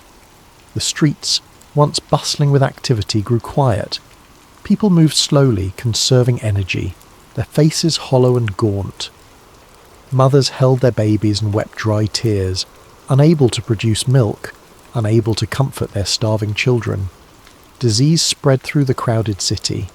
When people are weakened by hunger, when sanitation breaks down, when hope is lost, illness follows. Plague moved from house to house, from street to street, leaving corpses in its wake. The soldiers on the walls grew thin and weak. They still stood guard, still watched the enemy armies in the distance, but they no longer spoke of victory. They simply endured, day after day, waiting for the end. And then, one night, the end came. It happened during the 11th year of King Zedekiah's reign, in the 4th month. The Babylonian armies, which had been patient for so long, finally breached the walls. It was not a dramatic assault. There was no massive battle, no heroic last stand. The walls simply failed. Whether through siege engines finally succeeding, or through a weak point being exploited, or through betrayal from within, the text does not say. But the walls, which had stood for generations, which the people had trusted to protect them, finally gave way, and the Babylonian soldiers poured in. What followed was not a battle, it was a slaughter. The soldiers of Judah, weakened by months of starvation, could not mount effective resistance. The Babylonians swept through the streets systematically, killing any who resisted, capturing those who surrendered. The city descended into chaos. People ran in every direction, seeking safety that did not exist. Some hid in their homes, hoping the soldiers would pass by. Some fled toward the temple, believing that God's house would provide sanctuary. Some simply fell to their knees and waited for the end. The Babylonian commanders set up their headquarters in the middle gate, the symbolic centre of the city. From there they directed the conquest, the looting, the systematic destruction of everything Jerusalem had been. When King Zedekiah saw that the city had fallen, he did what weak men often do. He tried to run. He and his remaining soldiers attempted to escape under cover of darkness, fleeing through the king's garden, heading toward the Arabah, the desert wilderness where they hoped to disappear. But the Babylonian army was thorough. They had anticipated this possibility. Scouts had been watching every possible escape route. Zedekiah was captured in the plains of Jericho. His soldiers scattered. His escape failed. They brought him to Nebuchadnezzar, the king of Babylon, at Riblah in the land of Hamath. And there Nebuchadnezzar pronounced judgment. It was brutal, calculated, designed not just to punish, but to send a message. First, Zedekiah was forced to watch as his sons were executed. His children, his heirs, his future, killed before his eyes. The text does not describe what this did to him, but we can imagine. The helplessness, the horror, the knowledge that his weakness, his indecision, his inability to make hard choices had led to this moment. Then they put out his eyes. They blinded him, ensuring that the last thing he would ever see would be the death of his sons. For the rest of his life, that image would be burned into his memory, the final sight before darkness. Then they bound him with bronze shackles and took him to Babylon, where he would spend the remainder of his days in prison, blind and broken. A warning to others of what happened to puppet kings who tried to rebel against their masters. The officials who had led the rebellion, who had insisted on resistance, who had thrown Jeremiah into a cistern for telling them this would happen. They were executed, quickly, efficiently, without ceremony. Their names would be forgotten.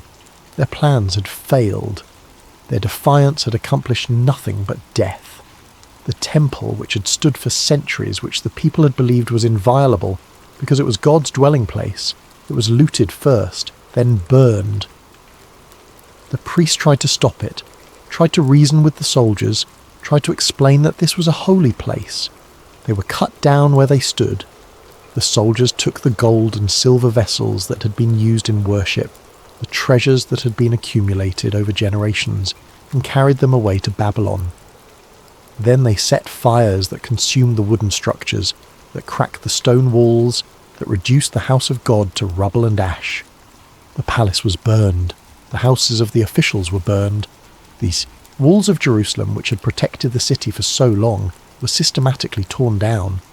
Stone by stone, block by block, the Babylonians demolished them, ensuring that Jerusalem would never again be a fortified city, never again be able to resist. And the people, those who had survived the siege, the disease, the conquest, were rounded up for exile. Thousands of them, tens of thousands, were marched out of the city in chains, beginning the long journey to Babylon. They would become servants, labourers, displaced persons in a foreign land, far from everything they had known. Everything Jeremiah had warned them about came to pass. Every prophecy he had spoken, every warning he had delivered, every unpopular truth he had proclaimed in the streets and courtyards, it all happened exactly as he had said it would. The city was destroyed. The people were exiled. The kingdom was ended. The judgment that had been promised for generations of disobedience finally fell, and it fell. Completely, but not everyone suffered the same fate. Zechariah chapter 8. God's promise to Obed-Melech. Before the city fell, before the final chaos descended, God spoke to Jeremiah. It was not a public prophecy, not a message meant for the city or the officials or the king. This was private, personal, a message about one specific person. Go and tell Obed-Melech the Cushite. It is remarkable that God knew his name, that God cared enough about this foreign servant, this man of no status or importance, to send a prophet with a specific message just for him. The message was this. This is what the Lord Almighty, the God of Israel, says. I am about to fulfill my words against this city, words concerning disaster, not prosperity. At that time they will be fulfilled before your eyes. But I will rescue you on that day, declares the Lord. You will not be given into the hands of those you fear. I will save you. You will not fall by the sword, but will escape with your life. Because you trust in me, declares the Lord. Read those words carefully. Let them sink in. God was about to destroy the city. Judgment was coming, inevitable and complete. But Obed-Melech, this one man, this foreign servant, he would be spared. Not because he was perfect. Not because he had performed great miracles or prophesied the future or led armies. Not because he was Jewish or had the right bloodline or held an important position. But because he had trusted in God and acted with compassion. Because when everyone else had turned away from mercy, he had chosen it. Because when a life was in danger and no one else would help, he had stepped forward. God saw that. God remembered it. And God honoured it. The promise was specific. You will not be given into the hands of those you fear. Obed-Melech feared the officials. He feared the consequences of defying them, of speaking against them, of rescuing the man they had condemned. That fear was rational, justified. Those men had power and were ruthless in using it. But God promised that those men would have no power over him. When the city fell, when the officials were captured and executed, Obed-Melech would not share their fate. You will not fall by the sword, but will escape with your life. This was not a promise of comfort or prosperity. God was not promising that Obed-Melech would be wealthy or honoured or powerful. The promise was survival, life, the chance to continue existing in a world that was about to be torn apart. But survival, in those circumstances, was everything.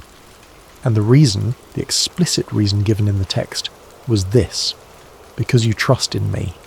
Trust. Not perfect understanding, not flawless theology, not religious credentials or ritual purity, or any of the things that people often think God cares about most. Just trust. Trust that showed itself in action. Trust that manifested as compassion. Trust that was willing to risk safety for the sake of righteousness. When the city fell, when the Babylonian soldiers swept through Jerusalem, when officials were arrested and executed, When people were rounded up for exile, Obed-Melech walked away unharmed. We do not know the details of how it happened. The text does not describe it. But somehow, in the chaos and violence, he was protected. Perhaps the soldiers overlooked him. Perhaps in the confusion of conquest, a foreign servant seemed too insignificant to bother with. Perhaps someone remembered his act of mercy and chose to repay it. Or perhaps God simply made sure he slipped through the cracks. However it happened, the promise was fulfilled. Obed-Melech survived. He escaped with his life. The very thing God had promised came to pass, and he survived not despite his act of mercy, but because of it. Not in spite of his willingness to risk everything for righteousness, but because of it. In a city where everyone was trying to save themselves, where fear had made people cruel and selfish and willing to sacrifice others for their own safety, Obed-Melech had chosen differently. And that choice, that single act of compassion, was remembered by God and rewarded with life. Chapter 9. What it means to be seen.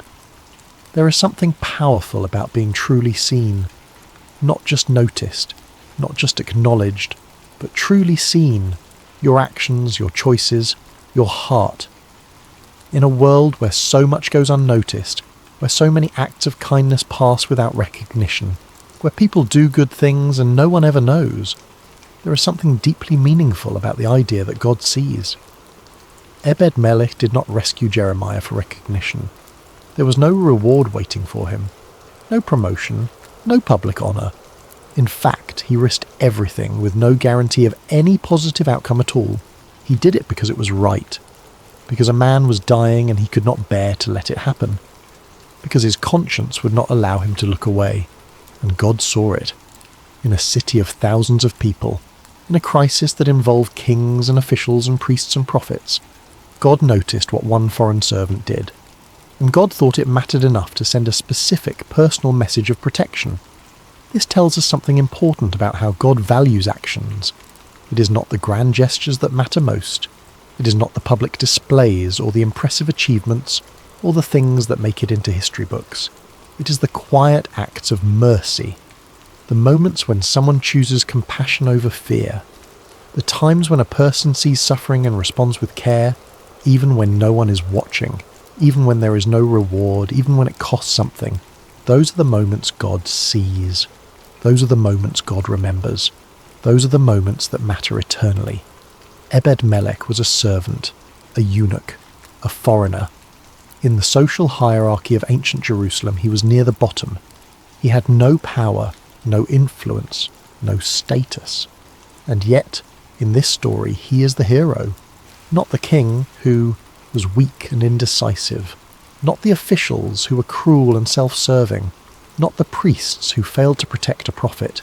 Not even Jeremiah himself, though Jeremiah is certainly righteous and faithful. The hero is the servant who noticed suffering and chose to act. This should challenge our assumptions about importance and significance. We tend to think that the people who matter are the ones with titles, with authority, with public platforms. We look to leaders and celebrities and influencers to show us what matters. But this story suggests something different. It suggests that the most important people in any society might be the ones we never hear about, the ones who quietly do what is right, the ones who show mercy when others show cruelty, the ones who risk everything for someone else's life. Obed-Melech's act of compassion rippled through history in ways he could never have anticipated. He saved Jeremiah's life.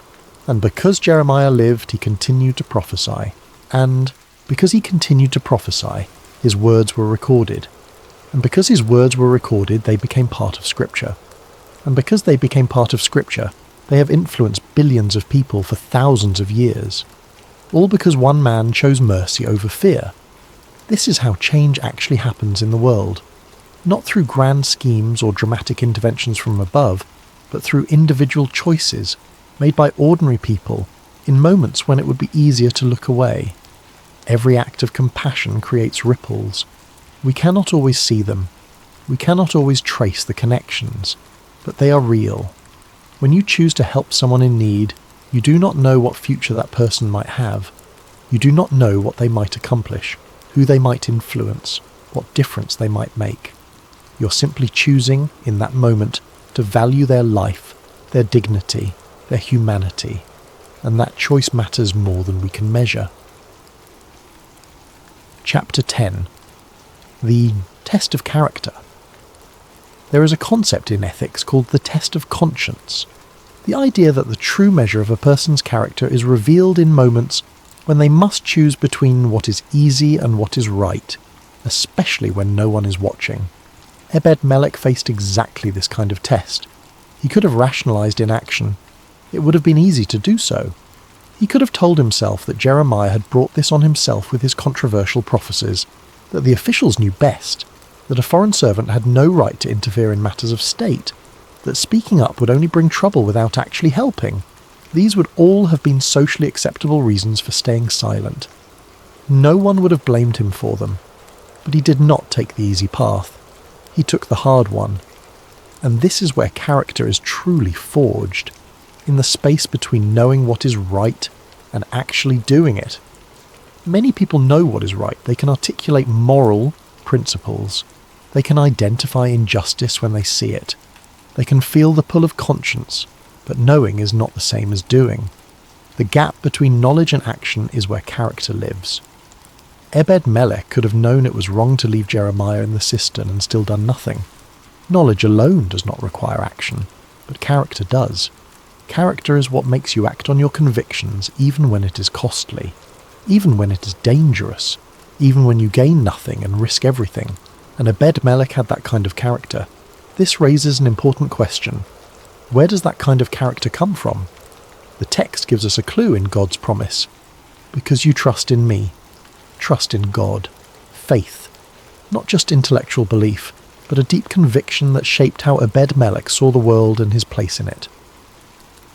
If you believe that every human being is made in the image of God, then you cannot dismiss their suffering as irrelevant. If you believe that God sees all actions, then you cannot assume that quiet mercy goes unnoticed.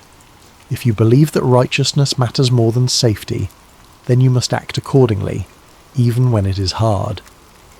Obed-Melech's faith was not abstract theology. It was lived reality. It shaped his choices in concrete, practical ways. This is what authentic faith looks like, not just attending religious services or reciting prayers or following rituals. Those things may be part of faith, but they are not the essence of it.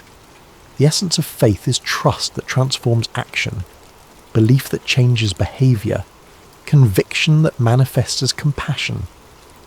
Obed-Melech trusted that doing right mattered more than staying safe.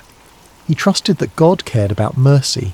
He trusted that one person's actions could make a difference, even if that person was a foreign servant with no power or status. And that trust made him brave. Chapter 11. The courage to stand alone. One of the most difficult aspects of Obed-Melech's choice was that he stood alone. He was not part of a movement. There was no group of people rallying to Jeremiah's defense. There was no public outcry against the injustice. There was no one to stand beside him and share the risk. He was alone in his conviction that this was wrong and something needed to be done. Standing alone requires a different kind of courage than standing with others. When you are part of a group, there is safety in numbers. There is mutual support. There is the comfort of knowing that if you fall, others will catch you. But when you stand alone, you bear the full weight of consequence yourself. Obed-Melech could not look to others for validation. He could not wait for someone else to act first. He could not hide in the crowd. He had to make the choice by himself, accept the risk by himself, face the potential consequences by himself. This is one of the most challenging tests a person can face, doing what is right when no one else will. History is filled with stories of lone individuals who stood against injustice when everyone else stayed silent, who spoke truth when everyone else went along with lies, who showed mercy when everyone else showed cruelty. These stories inspire us because we recognize how difficult it is, how much courage it requires, how much easier it would be to simply conform, to go along with the crowd, to tell ourselves that if everyone else is doing it, it must be acceptable. But Obed-Melech did not need others to validate his conviction. He knew what was right, and that knowledge was enough. This is a crucial lesson for us, because there will be times in our lives when we see something wrong, and we look around and no one else seems to care. No one else is speaking up, no one else is taking action. In those moments, it is easy to doubt ourselves, to think, maybe I am overreacting, maybe it is not as bad as I think, maybe I am missing something that everyone else understands. But sometimes the crowd is wrong. Sometimes silence is complicity. Sometimes waiting for others to act first means that no one ever acts at all. Obed-Melech teaches us that one person can make a difference, not because they are special or powerful or uniquely qualified, but simply because they choose to act when action is needed. Chapter 12. The Power of Individual Choice. We live in a world that often feels overwhelming. The problems are so large, the systems so entrenched, the suffering so widespread. It is easy to feel powerless, to believe that individual actions do not matter in the face of such massive challenges. But this story contradicts that belief. Obed-Melech was one person. He had no political power, no social influence, no resources beyond what he could gather from a storeroom. He was as powerless as a person could be in that society. And yet, his choice to act saved a life. More than that, it saved the prophecies that would become part of Scripture. It preserved words that would influence the course of human history. One person's choice rippled through time in ways he could never have imagined. This is the power of individual choice. We may not be able to solve every problem or fix every injustice. We may not be able to change entire systems with a single action. But we can change individual circumstances. We can help individual people. We can make choices that honour human dignity and value human life. And those choices matter. They matter to the people we help. They matter in the eyes of God, and they matter in ways we cannot always see or measure. Every time someone chooses compassion over indifference, they change the world a little. Every time someone risks safety for righteousness, they push back against the darkness. Every time someone stands up for what is right, they make it easier for the next person to do the same. Obed-Melech did not overthrow the system that condemned Jeremiah. He did not change the politics of Jerusalem. He did not stop the siege or prevent the fall of the city. But he saved one man. He showed one act of mercy. He made one choice that honoured life over death, compassion over cruelty, courage over fear. And that was enough. It was enough to be remembered by God. It was enough to change the course of events. It was enough to become a story that would be told for thousands of years. It was enough. Epilogue. The faith that saves. Quietly. The story of Obed-Melech is not one of the famous stories from the Bible. It does not appear in children's picture books. It is not preached from pulpits every Sunday. It does not have the dramatic flair of David and Goliath, or the epic scope of Moses and the Exodus. Most people have never heard his name, and yet his story is there, preserved in the book of Jeremiah, recorded for all time. Why? Because it reminds us of something we too easily forget. Faith is not always loud. Courage is not always seen. The acts that matter most are not always the ones that make the headlines or win the applause of crowds. Sometimes the most important thing you can do is notice when someone else is suffering, to care when everyone else has moved on, to speak when speaking is dangerous, to act when acting costs something. Obed-Melech had every reason to stay silent. He was a foreigner, a servant, a man with no power, no protection, no guarantee of safety. Helping Jeremiah gained him nothing. It risked everything. But he did it anyway. He did not wait for someone else to act. He did not assume that because he was unimportant, his actions would not matter. He simply saw what was wrong and chose to do what was right.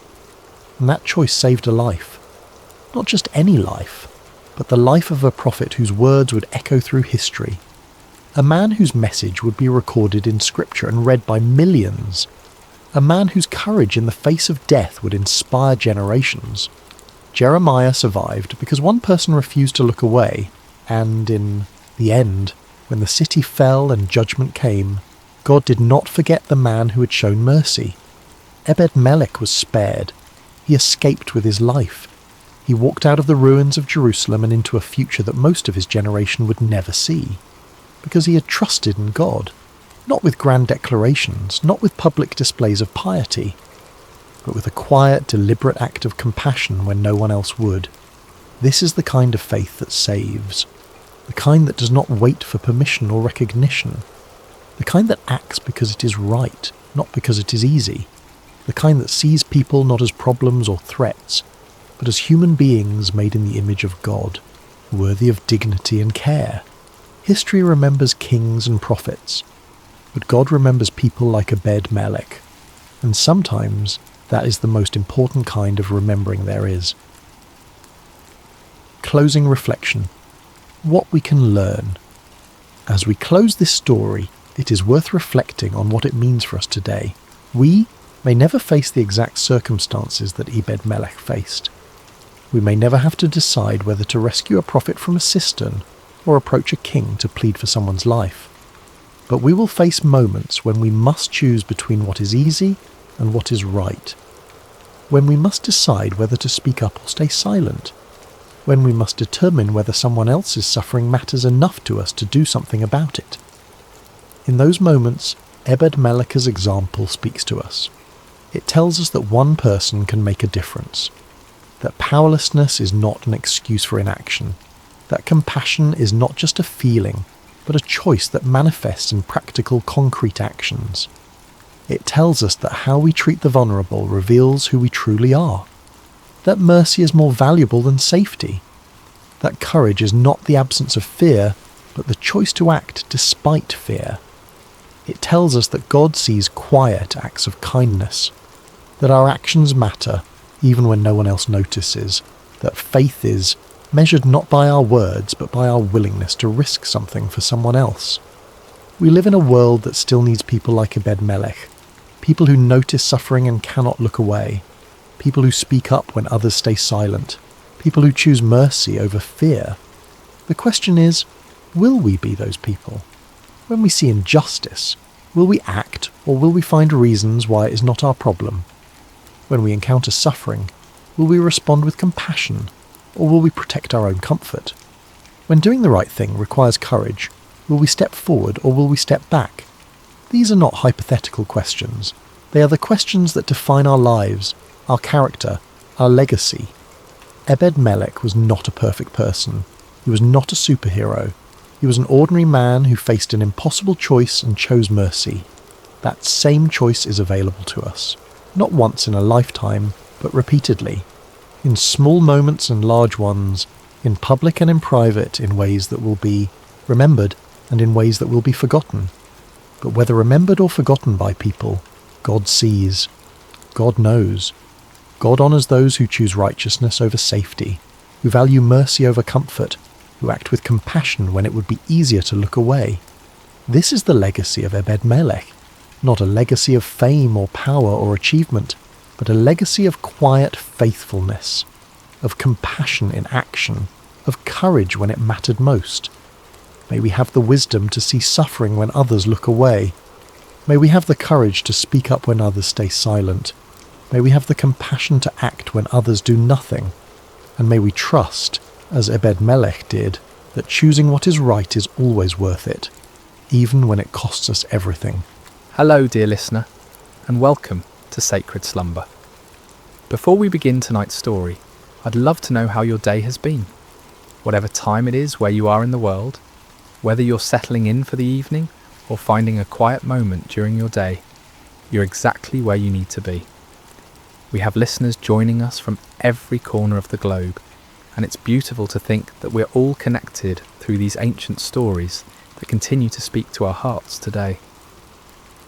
If this story brings you peace and you'd like to hear more like it, please consider subscribing to Sacred Slumber. Now let us journey back over 3,000 years to a time when the hills of ancient Israel echoed with the cries of an oppressed people, and discover how God chose the most unlikely hero to deliver them. The sun blazed mercilessly over the barren hills of ancient Israel, its heat seeming to mock the suffering people below. For 7 long years, the shadow of oppression had fallen across the promised land, like a plague that would not lift. The Midianites, fierce nomadic warriors from the desert, had swept down upon Israel like locusts, devouring everything in their path. In caves carved into limestone cliffs, families huddled in darkness, their faces gaunt with hunger and hollow with despair. Children, who should have been playing in village squares instead, learned to recognize the distant thunder of approaching hoofbeats, the signal to flee deeper into their rocky refuges. The once fertile valleys that had flowed with milk and honey now lay trampled and barren, stripped clean by the endless raids of their oppressors. The Israelites had forgotten what it meant to harvest their own crops. Each year they would plant in hope, tending their fields with trembling hands, always listening for the sound that would send them running. And each year, just as the grain began to ripen, the Midianites would come. They arrived like a sandstorm, their camels innumerable as the sand by the sea, their warriors dark silhouettes against the burning sky. They took everything, left nothing, and vanished back into the wilderness, leaving behind only dust and desperation. In this time of darkness, when hope seemed as distant as the stars, there lived a young man named Gideon. He was not what anyone would call a mighty warrior. His hands, though calloused from labour, had never gripped a sword in battle. His shoulders, though broad from years of farm work, had never carried the weight of armour.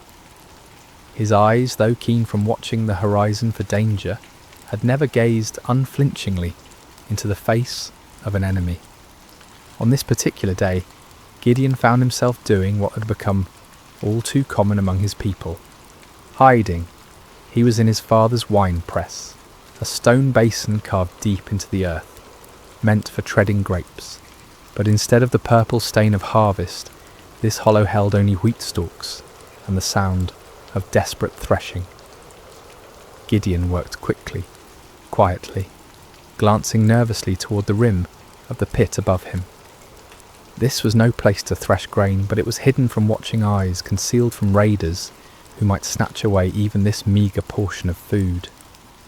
The irony was not lost on him. Here he was, a descendant of Abraham, to whom God had promised this very land, reduced to working in secret, like a thief in his own inheritance. The wheat he threshed was barely enough to keep his family alive, and even this small amount had to be hidden from those who would steal it away. As Gideon worked, sweat dripping from his brow to mingle with the grain dust, he wondered where the God of his fathers had gone. The elders still told stories around carefully concealed fires, stories of a time when the Lord had parted the sea, when he had brought down the walls of Jericho, when his presence had dwelt among them in power and glory. But those seemed like tales from another world, stories of a God who had perhaps grown tired of his people and turned his face away. The rhythmic sound of the flail striking grain filled the small space, a lonely percussion that seemed to echo the beating of his own discouraged heart. Each strike felt like a prayer he didn't know how to voice, a desperate plea to heaven from a pit in the earth, and then without warning, the monotonous rhythm was broken by a voice. "The Lord is with you, mighty warrior." Gideon's flail froze mid-swing. His heart hammered against his ribs as he spun around, expecting to see a Midianite soldier who had discovered his hiding place. Instead he saw a figure sitting beneath the oak tree above the winepress, a man whose presence seemed to make the very air shimmer with an otherworldly light. The stranger's words echoed in Gideon's mind. Mighty warrior? Him? The man who threshed wheat in secret, who started at shadows, who had never held anything more dangerous than farming tools? Surely this visitor was either mocking him or mistaken about who he was addressing. Gideon climbed slowly from the winepress, his legs unsteady, not from exertion, but from the strange presence of this visitor. The man beneath the oak appeared ordinary enough, yet something in his bearing, something in the way the light seemed to gather around him, spoke of anything but ordinary humanity. "Pardon me, my lord," Gideon said, his voice betraying his confusion and fear. "But if the Lord is with us, why has all this happened to us? Where are all his wonders that our ancestors told us about when they said, 'Did not the Lord bring us up out of Egypt?' But now the Lord has abandoned us and given us into the hand of Midian." The words tumbled out of him like water breaking through a dam. 7 years of bottled frustration, 7 years of unanswered prayers, 7 years of watching his people suffer, while heaven remained silent. If this stranger claimed the Lord was with them, then where was the evidence? Where was the God who had once fought for Israel with fire and earthquake, with angel armies and miraculous interventions? The figure beneath the oak tree regarded him with eyes that seemed to hold depths of understanding far beyond human measure. When he spoke, his voice carried an authority that made the ground beneath Gideon's feet feel somehow more solid, as if reality itself paid attention to his words. "Go in the strength you have and save Israel out of Midian's hand. Am I not sending you?" Gideon felt his knees nearly buckle. Save Israel? Him? The man who hid in wine presses, who jumped at the sound of the wind through the barley? This had to be some terrible mistake, some cosmic error in judgment. "Pardon me, my lord," he said again, his voice barely above a whisper, "but how can I save Israel? My clan is the weakest in Manasseh, and I am the least in my family." It was true. His family held no position of honour among the tribe. They owned no great flocks, commanded no respect in the councils of the elders. Gideon himself was the youngest son, the one who tended to mundane tasks while others made important decisions. He was nobody special, nobody who mattered, nobody whom anyone would follow into battle. But the mysterious visitor seemed unmoved by these protests. "I will be with you," he said simply, "and you will strike down all the Midianites, leaving none alive." The promise hung in the air between them, impossible and overwhelming. Gideon's mind reeled as he tried to comprehend what was being asked of him. But if this was truly a messenger from the Lord, if this was indeed the God of his fathers speaking to him, then surely he could ask for some sign, some proof that this wasn't merely the product of too much sun and too little food. "If now I have found favour in your eyes," Gideon said carefully, "give me a sign that it is really you who speaks with me. Please do not go away until I come back and bring my offering and set it before you." The figure nodded gravely. "I will wait until you return." Gideon hurried to his house, his heart pounding with a mixture of terror and desperate hope. He prepared what he could offer: a young goat, unleavened bread made from precious flour, broth to complete the meal. It was a significant sacrifice for a family that had so little, but if there was even the slightest chance that the God of Israel was truly speaking to him, no cost was too great. When he returned to the oak tree, the stranger was still there, patient as stone, eternal as the hills. Gideon set the meat on a rock, poured out the broth, and waited to see what would happen. The visitor extended the staff in his hand and touched the meat and bread. Instantly, fire flared up from the rock, consuming the offering completely. In the same moment, the figure vanished from sight, leaving Gideon alone with the blackened stone and the certain terrifying knowledge that he had been speaking with an angel of the Lord. "Alas, sovereign Lord," Gideon cried out, falling to his knees, "I have seen the angel of the Lord face to face." But even as fear overwhelmed him, a voice spoke from heaven itself. "Peace, do not be afraid, you are not going to die." Gideon built an altar there and called it "The Lord is Peace," but peace was far from what he felt in his heart. That very night, the Lord spoke to him again, commanding him to tear down his father's altar to Baal and cut down the Asherah pole beside it.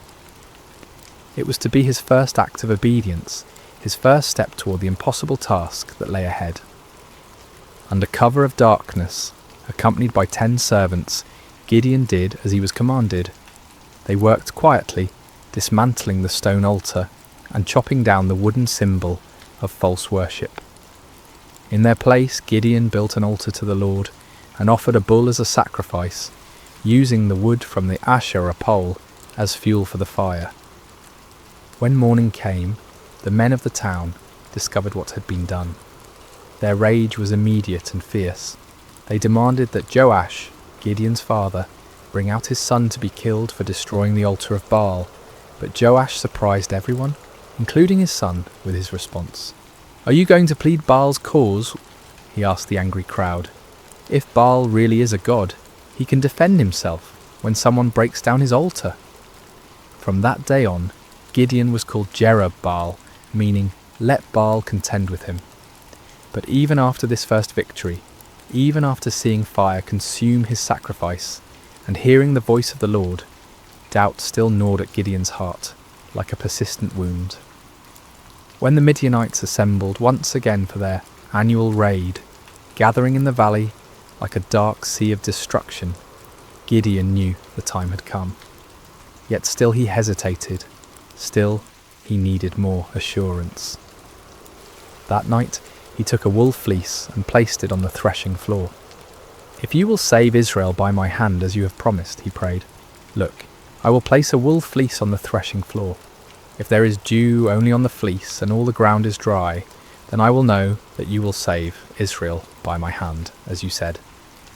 In the morning the fleece was soaked with dew, while the ground around it was completely dry.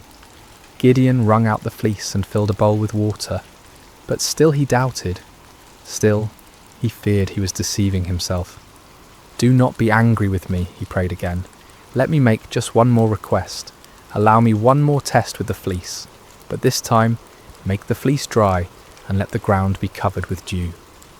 And God, patient with his fearful servant, did exactly as Gideon asked. The next morning, the fleece was dry while dew covered all the ground around it.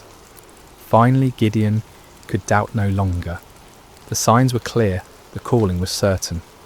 The God of Israel had indeed chosen him, the least and the weakest, to deliver his people from their oppressors. But as Gideon would soon discover, God's ways of winning battles were as unexpected as his choice of champions. Word spread quickly through the hill country of Israel.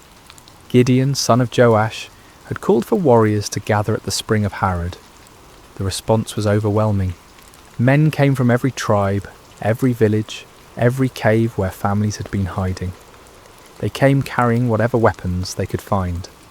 Old swords passed down from fathers, farming implements that could serve as spears, slings and stones gathered from riverbeds. 32,000 men answered the call.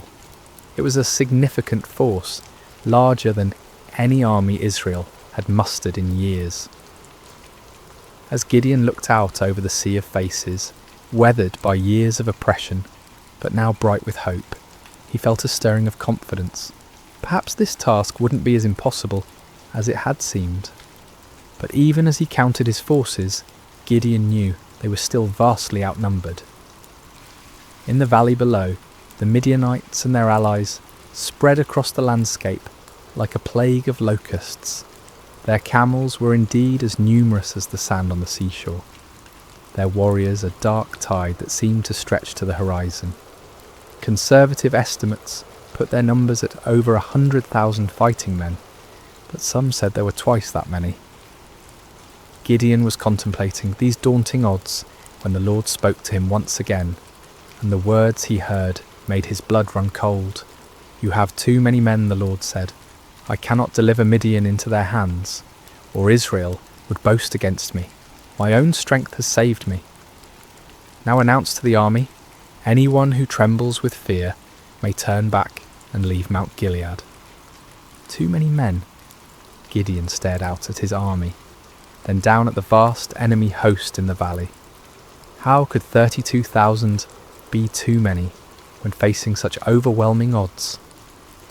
But the Lord's reasoning became clear.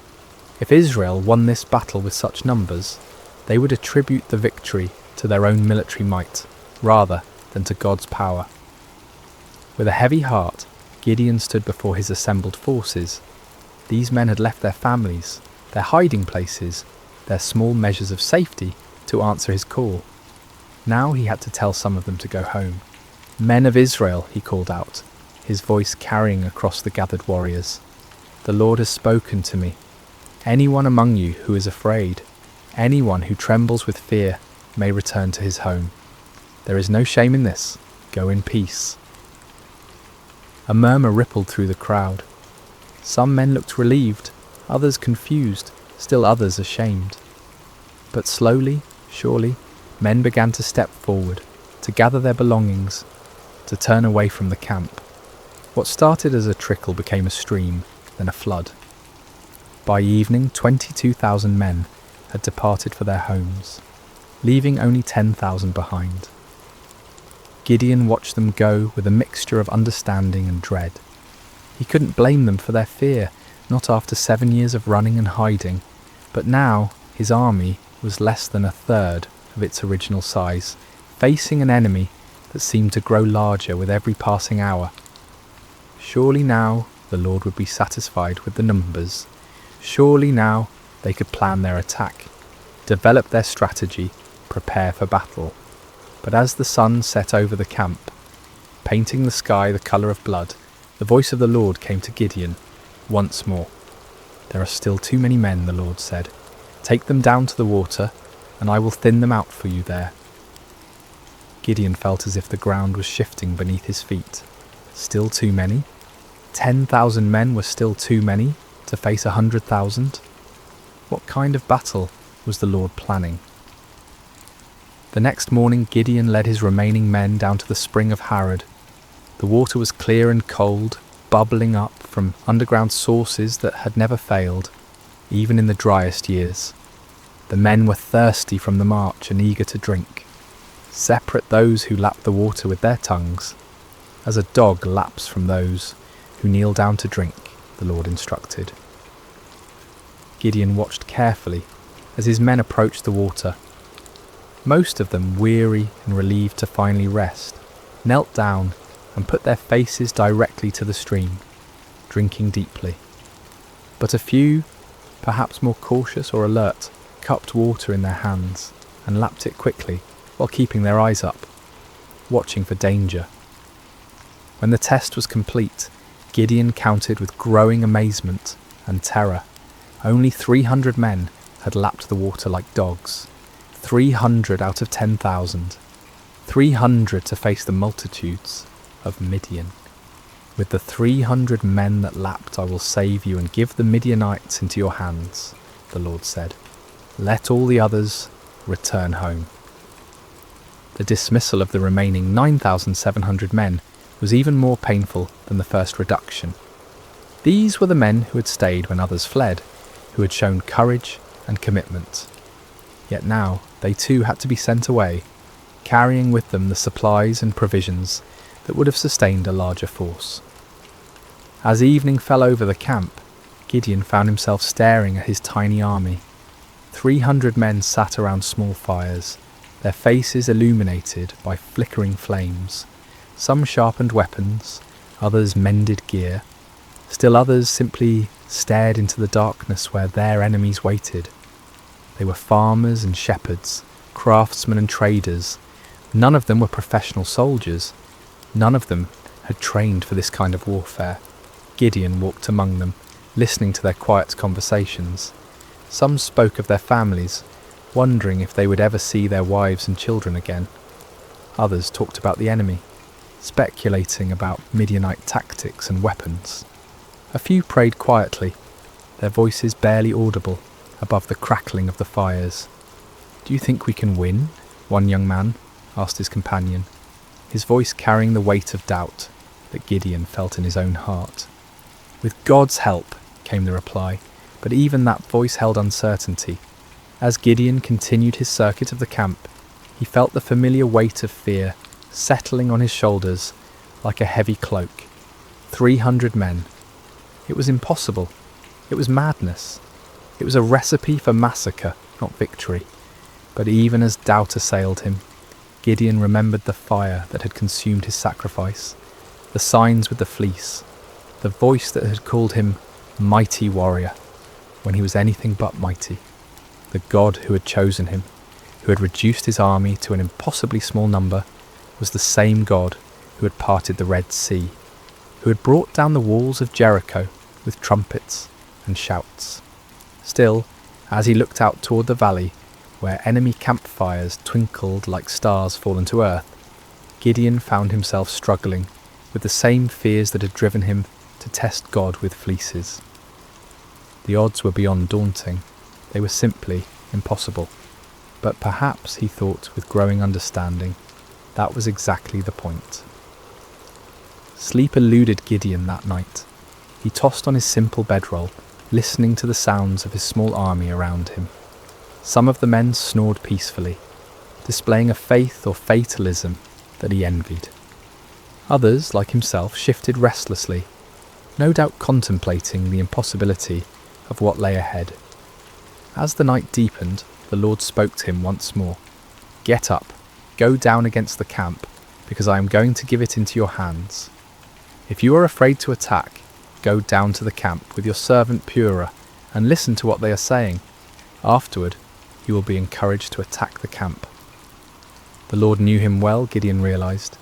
He was indeed afraid, terrified beyond measure. The offer to scout the enemy camp was exactly what his anxious heart needed. Taking his servant Purah, a young man who had served his family faithfully for years, Gideon crept away from the Israeli camp under cover of darkness. The descent into the valley was treacherous in the darkness. They picked their way carefully between rocks and thorny bushes, each step taking them closer to the vast enemy encampment. As they drew near, the sheer scale of the Midianite army became even more overwhelming. Their campfires stretched as far as the eye could see in every direction, creating a galaxy of light in the darkness of the valley floor. The smell hit them first, thousands of camels, horses and men, creating a pungent mixture that hung heavy in the still night air. Then came the sounds, snoring, quiet conversations, the shuffling of animals, the occasional clank of weapons or armour. It was like approaching a vast, slumbering beast that could wake at any moment and devour them. Gideon and Purah crept to the edge of the camp, staying low among the rocks and scrub brush that dotted the valley floor. The nearest tents were only a few dozen yards away, their dark silhouettes outlined against the glow of dying fires. Guards moved slowly through the camp, but their attention was focused inward, watching for disturbances among their own people rather than looking outward for threats. As they settled into their hiding place, Gideon heard voices from a nearby tent. Two men were talking in low tones, their conversation carrying clearly in the still night air. "I had the most disturbing dream," one man was saying. "I dreamed that a round loaf of barley bread came tumbling into the Midianite camp. It struck the tent with such force that the tent overturned and collapsed." His companion was quiet for a moment before responding, and when he did, his voice was heavy with foreboding. "This can be nothing other than the sword of Gideon, son of Joash the Israelite. God has given the Midianites and the whole camp into his hands." Gideon felt as if lightning had struck him. Here in the heart of the enemy camp, these soldiers were talking about him, about his victory, about their own defeat. The dream was clearly a sign from God. A simple barley loaf representing humble Israel would overturn the mighty tent of Midian. He grasped Purah's arm, and together they crept back through the darkness toward their own camp. But now the impossible seemed possible.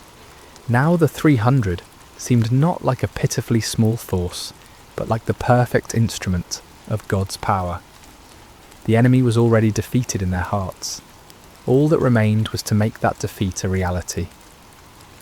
Back in the camp, Gideon woke his sleeping warriors. "Get up," he whispered urgently. "The Lord has given the Midianite camp into your hands." The men rose quickly, gathering around their commander in the darkness. Gideon's voice was transformed, no longer tentative and fearful, but filled with supernatural confidence. "Listen carefully," he said. "We will divide into 3 companies of 100 men each. I will give each of you a trumpet and an empty jar with a torch inside it. Watch me and do exactly what I do. When I and all who are with me blow our trumpets, then you blow your trumpets all around the camp and shout, 'For the Lord and for Gideon.'" The plan was unlike anything any of them had ever heard of. No swords, no spears, no conventional weapons at all. Just trumpets, empty pottery jars and torches. It seemed almost like madness, but there was something in Gideon's voice, something in his bearing, that convinced them this was indeed the Lord's strategy. The men moved quickly and quietly to gather the supplies they would need. Clay jars were found and emptied. Torches were prepared and placed carefully inside, so that their light was completely hidden. Each man took a trumpet, though few of them had any experience with such instruments.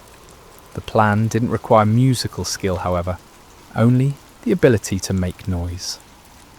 As the first company prepared to move out, Gideon looked at his men one final time.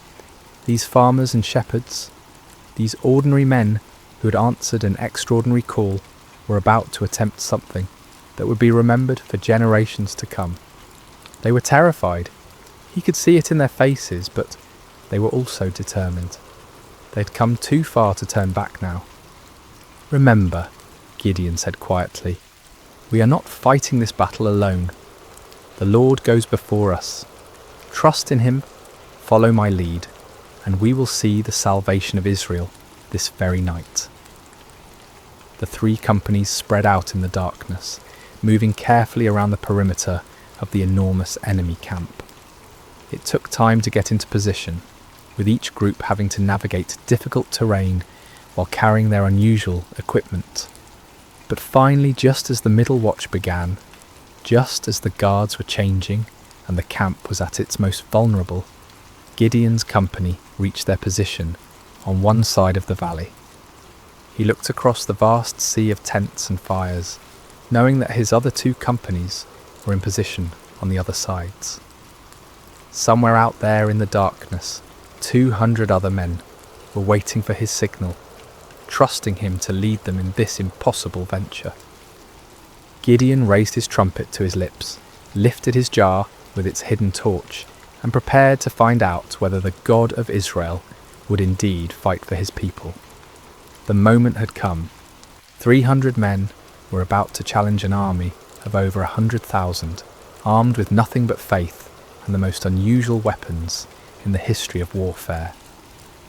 The fate of Israel hung in the balance, suspended in the darkness between doubt and faith, between human impossibility and divine power. The signal came like thunder splitting the night sky. Gideon's trumpet blast echoed off the hills surrounding the valley, a piercing note that seemed to come from heaven itself. In the same instant, he smashed his clay jar against a rock, releasing the torch inside to blaze forth like a star suddenly born in the darkness. "A sword for the Lord and for Gideon," he shouted at the top of his lungs. The response was immediate and devastating. All around the perimeter of the vast Midianite camp, 299 other men followed their commander's example. The sound was indescribable. 300 trumpets blowing at once, creating a wall of noise that seemed to shake the very foundations of the earth. 300 clay jars smashed simultaneously, the sound like thunder crashing over and over again. 300 torches suddenly blazed to life, creating a ring of fire around the sleeping army. And 300 voices roared out the battle cry, "A sword for the Lord and for Gideon." The effect on the Midianite camp was catastrophic. Men who had been sleeping peacefully moments before were jolted awake by the tremendous noise, their minds struggling to comprehend what was happening. In the darkness, disoriented and terrified, They saw only the ring of torches surrounding them, and heard only the overwhelming sound of trumpets and shouting. To their sleep-clouded minds, it seemed as if they were surrounded by a vast army. The torches suggested thousands of soldiers, each one marking a warrior ready to attack. The trumpets spoke of organised military might, of disciplined forces moving in coordinated assault. The unified battle cry indicated an enemy confident of victory, sure of their superior strength. Panic spread through the camp like wildfire. Men stumbled from their tents, grabbing weapons, looking desperately for officers to tell them what to do. But in the chaos and darkness, with the deafening noise continuing all around them, communication was impossible. No one could hear orders over the sound of 300 trumpets. No one could see clearly through the confusion of flickering torches and deep shadows. "We're surrounded," someone screamed. "The whole Israeli army is here," shouted another. "We're all going to die," cried a third. The panic was contagious, spreading from tent to tent, from company to company, until the entire vast army was in the grip of terror. Men began running in all directions, some trying to escape what they perceived as encirclement, others attempting to mount some kind of defence against an enemy they couldn't see or understand. In their confusion and fear, the unthinkable began to happen. Midianite soldiers, unable to distinguish friend from foe in the chaos, began attacking each other. A man running through the darkness looked like an enemy soldier. A voice shouting commands in the confusion sounded like the voice of an Israeli warrior. Every shadow could be hiding an attacker. Swords were drawn not against the 300 Israelites on the perimeter, but against fellow Midianites. Spears were thrust not at the enemy, but at allies who had become indistinguishable from foes in the panic and darkness. The great army that had terrorized Israel for 7 years was turning on itself, destroying itself in its fear and confusion. Gideon and his men maintained their positions around the camp, continuing to blow their trumpets and brandish their torches, watching in amazement as their enemies did the work of destruction for them. It was the most extraordinary battle any of them had ever witnessed, a battle won without striking a single blow, a victory achieved through terror rather than traditional warfare. As the chaos in the camp intensified, the Midianites began a massive retreat. Those who could find their camels or horses fled toward the Jordan River and beyond. Others ran on foot, abandoning their weapons, their supplies, their wounded comrades, in their desperate attempt to escape what they believed was certain annihilation. But Gideon was not content to simply watch his enemies flee. As the first light of dawn began to creep over the eastern hills, he sent messengers throughout the hill country of Israel, calling on his countrymen to join the pursuit. "Come down against the Midianites," the messengers proclaimed, "and seize the waters of the Jordan ahead of them as far as Beth-barah." The response was immediate and enthusiastic. Men who had been hiding in caves for 7 years suddenly found themselves called to active pursuit of their oppressors. They came streaming down from the hills, like water released from a dam, energized by the news that the mighty Midianite army was in full retreat. The men of Ephraim were particularly effective, seizing the fords of the Jordan River and trapping many of the fleeing enemy forces. They captured and killed Oreb and Zeb, 2 of the Midianite leaders, bringing their heads to Gideon as proof of their victory. Meanwhile, Gideon and his original 300 men continued the pursuit of the main enemy force. They crossed the Jordan River, following the fleeing armies eastward into the desert. Despite their exhaustion, despite having had no sleep and little food, they pressed on relentlessly. The psychological impact of the night's events had completely broken the spirit of the Midianite alliance. Armies that had seemed invincible just hours before were now scattered bands of demoralized fugitives. The camels that had been as numerous as sand by the seashore were now obstacles to rapid flight rather than instruments of swift attack. Gideon's small force continued to grow as more Israelites joined the pursuit. Men from Naphtali, Asher, and all of Manasseh took up arms and chased the fleeing enemy. What had begun as an impossible battle for 300 men had become a nationwide uprising, a complete reversal of 7 years of oppression. The fleeing Midianites tried to regroup at Succoth and Penuel, but the local officials, perhaps fearing retaliation, refused to provide them with food or assistance. Gideon's pursuit was relentless, driving them ever deeper into the wilderness, further from their base of operations, further from any hope of mounting a counterattack. Finally, in the desert east of the Jordan, Gideon caught up with the remnants of the great army.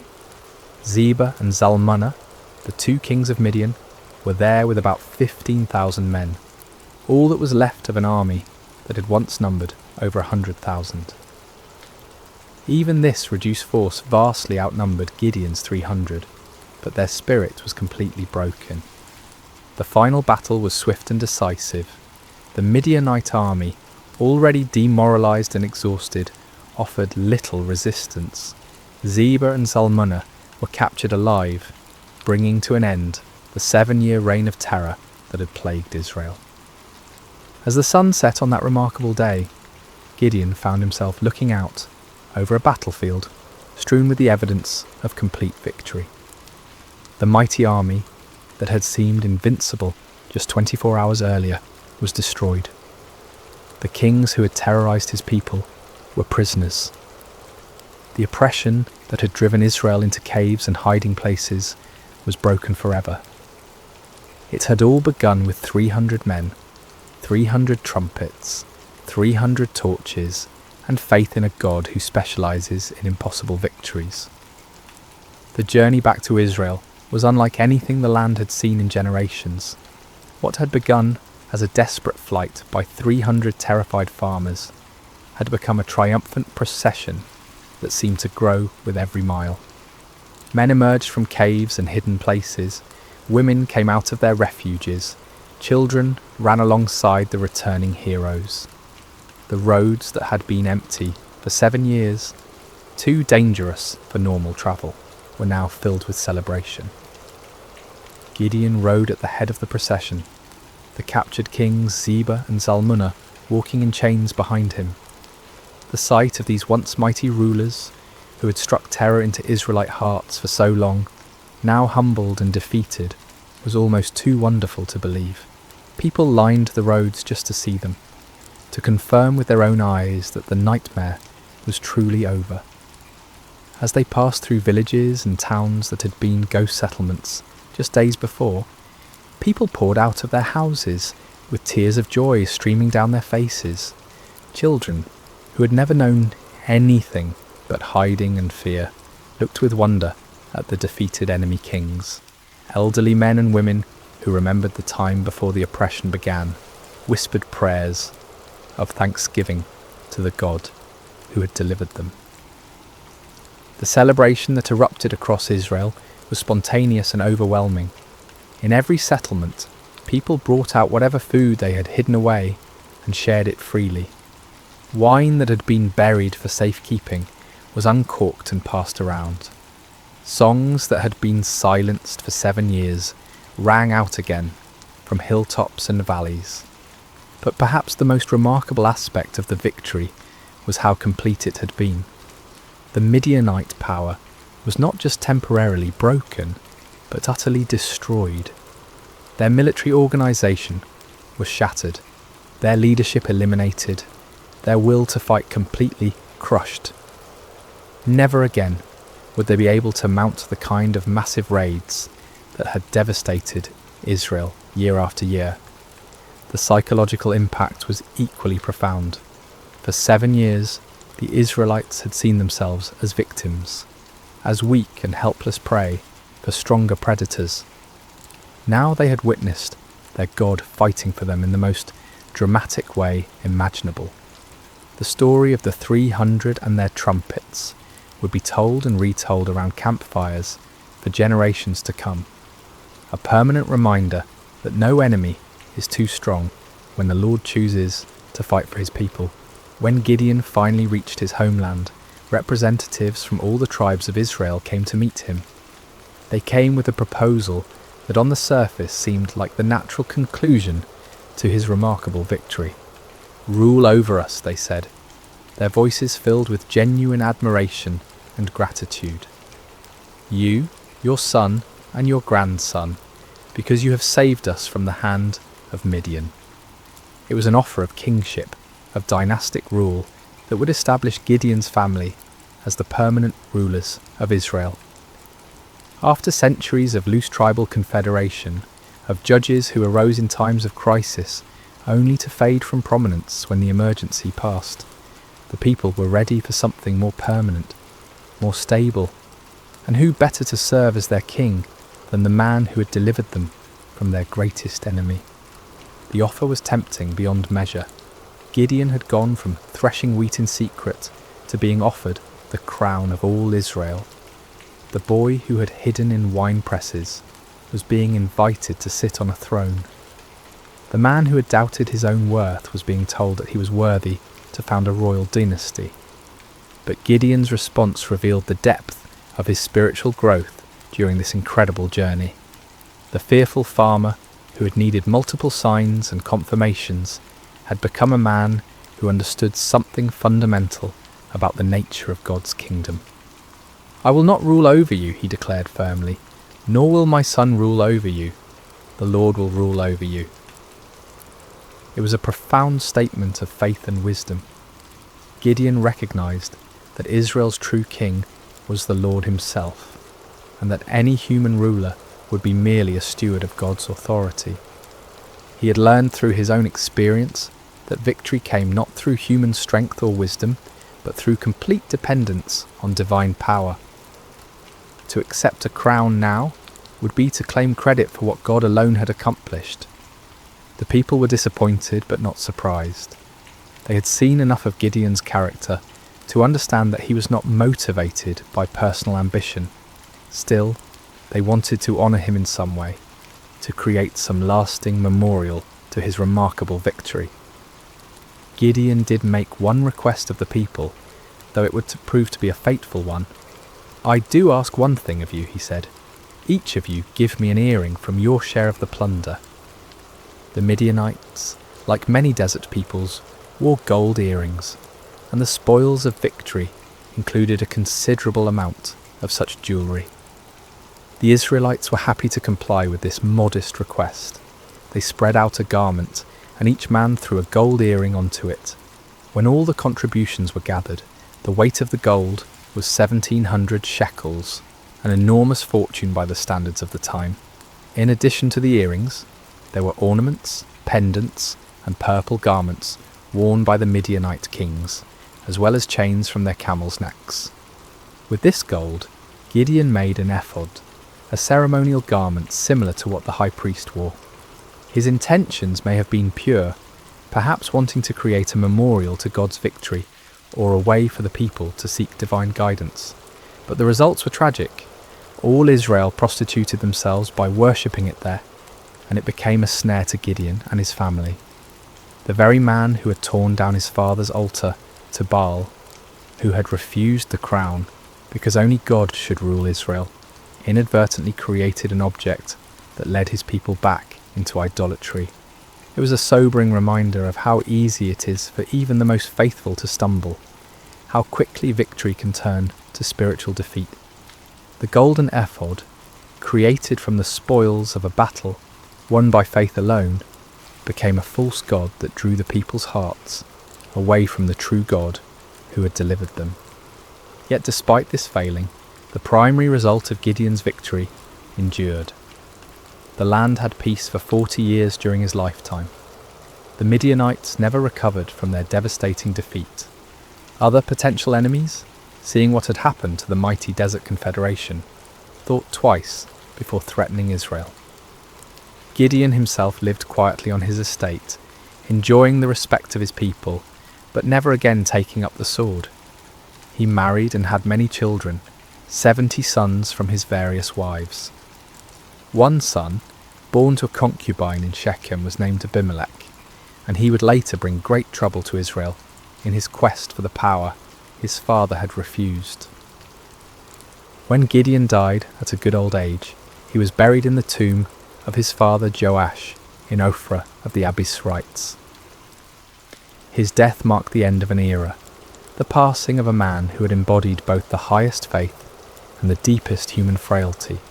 As we reach the end of this ancient story, told now across thousands of years and countless retellings, the lessons of Gideon's life continue to resonate with profound relevance. His journey from fearful farmer to victorious leader speaks to truths that transcend time and culture, offering wisdom for anyone who has ever felt inadequate for the tasks before them. The first and most striking lesson is how God chooses his instruments. When the angel called Gideon a mighty warrior while he hid in a wine press, it seemed like either a mistake or a cruel joke. Gideon was none of the things we typically associate with great leaders. He wasn't brave, wasn't confident, wasn't from an important family, wasn't trained in warfare or politics. By every human measure, he was spectacularly unqualified for the task ahead. Yet this was precisely why God chose him. The Lord deliberately selects the weak to confound the strong, the foolish to shame the wise, the lowly to humble the proud. Gideon's weakness became the perfect vessel for divine strength because there could be no question about who deserved the credit for the victory. This principle was reinforced by the reduction of Gideon's army from 32,000 to 300. With overwhelming numbers, Israel might have attributed their victory to superior military strategy or exceptional courage. With just 300 men, there could be no doubt that the victory belonged to God alone. The method of the victory itself drove this point home with unmistakable clarity. No swords were swung, no arrows were shot, no conventional battle was fought. Instead, the enemy was defeated by trumpets, torches, and shouting. It was a victory that made no sense according to human wisdom, but perfect sense according to divine strategy. Gideon's story also illustrates the patient grace of God toward human weakness. When Gideon asked for signs, when he tested God with fleeces, when he needed encouragement through overhearing the enemy's dream, the Lord did not respond with anger or impatience. Instead, he provided exactly what his frightened servant needed to move forward in faith. This divine patience extends to our failures as well as our fears. Even when Gideon created the golden ephod that led Israel into idolatry, even when his victory was tainted by this spiritual stumble, God's larger purposes were not thwarted. The peace that came to Israel lasted for 40 years, and the story of Gideon's faith continued to inspire future generations. Yet Gideon's failure with the ephod serves as a sobering warning about the subtle nature of spiritual pride. The man who had refused a crown could still fall into the trap of creating an object that drew worship away from God. Victory can be more spiritually dangerous than defeat, success more corrupting than failure. Even those who have experienced God's power in extraordinary ways must remain vigilant against the pride that can grow from their very victories. The story also reveals the importance of recognizing God's sovereignty in our circumstances. When Gideon questioned why God had allowed the Midianite oppression, he was struggling with one of humanity's oldest questions. Why does a good God permit suffering? The answer that emerges from his story is not a theological explanation, but a practical demonstration. God had not abandoned his people. He was preparing to deliver them in a way that would reveal his power and restore their faith. Sometimes what looks like divine absence is actually divine preparation. The 7 years of oppression created the conditions that made Israel ready to trust completely in God rather than in their own strength. Without that desperation, they might never have been willing to follow 300 men with trumpets against an army of over 100,000. Gideon's reluctance to accept the crown offers another crucial lesson about the nature of true leadership. The people wanted to make him king because he had saved them, but Gideon understood that salvation belongs to God alone. Human leaders are at their best when they serve as instruments of divine will rather than as objects of human worship. This principle applies far beyond political leadership. In families, in businesses, in communities, in churches, the most effective leaders are those who understand that their authority is delegated, that their successes come from sources beyond themselves, that their role is to point others toward truth rather than toward their own personalities or achievements. The transformation in Gideon's character throughout the story demonstrates the power of stepping out in faith despite fear. The man who ended the story was dramatically different from the one who began it, not because his circumstances had changed, but because he had learned to trust in something greater than his circumstances. He discovered what countless others have learned, that God's strength is made perfect in human weakness, that his power is most clearly displayed when human power is obviously inadequate, that the greatest victories often come in ways that make no earthly sense. For modern listeners, Gideon's story speaks to anyone who has ever felt overwhelmed by the challenges they face, whether dealing with personal struggles, family crises, professional obstacles, or community problems. The principles that guided Gideon remain relevant. True solutions often come not through human wisdom or strength, but through surrender to divine wisdom and dependence on divine strength. The story encourages us to look beyond the odds, beyond our qualifications, beyond conventional approaches, to find the unexpected ways that God might work. It reminds us that He specializes in impossible situations, that He delights in using unlikely people, that He often works in ways that confound human expectations. At the same time, Gideon's story warns us about the ongoing nature of spiritual vigilance. Victory is not a destination, but a stepping stone. Success is not an end, but a beginning. Even those who have experienced God's power in remarkable ways must continue to guard their hearts against pride, idolatry, and spiritual complacency. The golden ephod that became a snare to Gideon serves as a perpetual reminder that our greatest spiritual dangers often arise not from our failures, but from our successes, not from our weaknesses, but from our strengths, not from what we lack, but from what we have achieved. As we close this ancient tale, we're reminded that Gideon's story is ultimately not about Gideon at all. It's about a God who sees potential where others see only weakness, who creates strength from surrender, who wins victories through the most unlikely means. It's about divine love that persists through human doubt, divine patience that endures human testing, divine power that works through human frailty. The trumpets that shattered the midnight silence in that valley so long ago continue to echo through the centuries, calling each generation to trust in something greater than themselves, to step forward in faith despite their fears, to discover that the God who delivered Israel through 300 men with torches is still in the business of impossible victories. In our own valleys of challenge and oppression, surrounded by enemies that seem too numerous to count, facing odds that appear insurmountable, Gideon's story whispers the same truth that changed a fearful farmer into a mighty warrior. The Lord is with you, and in Him even the weakest can become strong. Even the smallest can achieve great things. Even the most unlikely can be used for extraordinary purposes. The battle belongs to the Lord, and in Him, victory is always possible. And so we end where we began, with a simple truth that transcends time and circumstance. When God chooses to fight for His people, no enemy can stand, no odds are too great, and no victory is impossible. The story of Gideon continues to unfold in every generation, in every heart that learns to trust, not in human strength, but in divine power, not in earthly wisdom, but in heavenly guidance, not in what we can see, but in what God can do. May this ancient story find new life in modern hearts.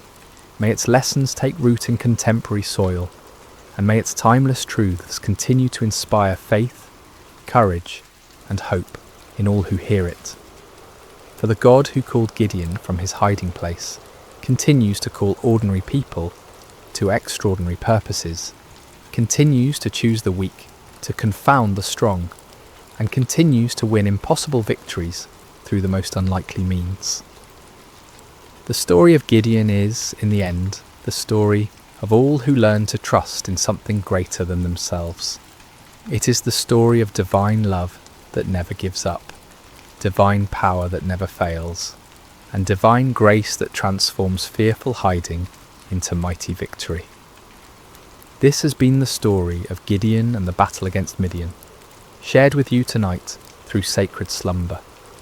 May it bring you peace, may it strengthen your faith, and may it remind you that no challenge is too great when faced with divine help. Sleep well, dear listener, and may your dreams be filled with the trumpets of victory and the light of hope that never dies. Hello, dear friends, and welcome back to Sacred Slumber. Before we begin tonight's story, I hope your day has been filled with blessings and peace. Whether it's morning where you are, the quiet of afternoon, or the gentle embrace of evening, know that you are exactly where God wants you to be in this moment. I'm curious about where in this beautiful world you're listening from tonight. Are you nestled in your bed in a bustling city, or perhaps finding solace in the countryside under a canopy of stars? Wherever you are, whatever time it is for you, you are welcomed here with open arms. If this story touches your heart tonight, I encourage you to subscribe to Sacred Slumber. We gather here regularly to explore the profound truths and timeless wisdom found in God's Word, bringing comfort to weary souls and strength to troubled hearts. Your subscription helps us continue sharing these sacred stories that remind us of God's unfailing love and faithfulness. Now let us journey together to ancient Israel, to a time when kingdoms stood at crossroads, when truth was a dangerous commodity, and when one man's courage would echo through the ages. This is the story of Micaiah, the forgotten prophet who dared to stand alone. The sun blazed mercilessly over the ancient city of Samaria, its golden rays dancing across the limestone walls of King Ahab's palace. Within those walls, power brooked no opposition, and truth was often the first casualty of political ambition. It had been 3 years since the last war between Israel and Syria, 3 years of uneasy peace that sat heavy on King Ahab's shoulders like an ill-fitting crown. Ahab paced the marble floors of his throne room, his royal robes rustling with each agitated step. The king of Israel was a man consumed by his desires, a ruler who had long ago traded his soul to the altar of self-interest. His marriage to the foreign princess Jezebel had brought prosperity to his kingdom, but at a cost that would echo through generations. The worship of Baal had infiltrated the very heart of Israel, and the prophets of the Lord had been hunted, killed, or driven into hiding. Yet today something stirred within Ahab's ambitious heart. News had arrived that morning of Syrian movements near Ramoth-Gilead, a strategic city that had once belonged to Israel, but now languished under enemy control. The city's location made it a prize worth fighting for, a gateway that could secure trade routes and strengthen his kingdom's eastern border. As Ahab contemplated this opportunity, word came that King Jehoshaphat of Judah was approaching Samaria with a considerable entourage. Jehoshaphat was everything Ahab was not. A king who sought the Lord's face, who had torn down the high places of idol worship, and who ruled with righteousness as his compass. The irony was not lost on Ahab that he would need the help of such a man to achieve his ambitions. The great doors of the throne room swung open with a resonant boom, and Jehoshaphat entered with the dignity befitting a king of David's lineage. He was a man of medium stature but commanding presence, his beard meticulously groomed, and his eyes holding the wisdom of one who had walked closely with the Almighty. Behind him came his advisers and military commanders, their expressions respectful but cautious, as they entered the domain of Israel's controversial king. "Jehoshaphat, my brother," Ahab called out. his voice echoing through the vast chamber as he descended from his throne. "Welcome to Samaria. Your presence brings honour to my house." The two kings embraced in the customary greeting, though those who knew them well could sense the underlying tension. Jehoshaphat had come seeking alliance, but his heart was troubled by what such an alliance might require of him. "Ahab," Jehoshaphat replied warmly, though his eyes remained watchful. "It has been too long since we have spoken face to face. The Lord has blessed both our kingdoms with peace these past years." "Indeed," Ahab agreed, gesturing toward the laden tables his servants had prepared. "Come, let us feast together and speak of matters that concern us both." The banquet that followed was a spectacle of royal excess. Tables groaned under the weight of roasted meats, exotic fruits, and wine from the finest vineyards. Musicians played softly in the background, while servants moved like shadows, attending to every need. Yet beneath the veneer of celebration, both kings harboured their own purposes. As the evening wore on and the wine loosened tongues, Ahab finally revealed his true intention. Leaning toward Jehoshaphat with the conspiratorial air of old friends, he spoke in measured tones. "My brother, there is a matter that weighs heavily upon my heart," Ahab began, his eyes glinting in the torchlight. "You know that Ramoth-Gilead belongs to us, yet it remains in the hands of the king of Syria. Should we not take back what is rightfully ours?" Jehoshaphat set down his goblet carefully, his expression growing thoughtful. He had anticipated this moment, knowing that Ahab rarely extended hospitality without purpose. The question hung in the air between them like incense, heavy with implication. "Ramoth-Gilead has indeed been a source of contention," Jehoshaphat replied diplomatically. "What do you propose?" Ahab's smile was that of a merchant who senses a favourable negotiation. "I propose that we go up together against Ramoth-Gilead. Your army combined with mine would be formidable. We could restore the city to Israel and share in the glory of victory." The words were carefully chosen, appealing to both practical strategy and Jehoshaphat's sense of brotherhood among the tribes of Israel. Yet Jehoshaphat had not survived as king by making hasty decisions. His reign had been marked by careful consultation with the Lord, and he would not abandon that practice now. "I am as you are," Jehoshaphat responded slowly. "My people as your people, my horses as your horses. If the Lord wills it, we shall stand together in battle." He paused, his next words carrying the weight of true conviction. "But first let us inquire of the Lord." Ahab's smile faltered slightly. In his eagerness for military glory, he had hoped to avoid the complications that divine consultation might bring. Yet he could hardly refuse such a reasonable request from a potential ally, especially one whose righteousness was renowned throughout the region. "Of course," Ahab agreed, though his tone lacked enthusiasm. "Let us seek the word of the Lord." What followed was a demonstration of the spiritual corruption that had infected Ahab's court. The king summoned his prophets, all 400 of them, men who wore the garments of holiness, but whose hearts served earthly masters. They came in a great procession, their robes flowing and their voices raised in what appeared to be spiritual fervour. These were not true prophets of the Lord, though they claimed his name.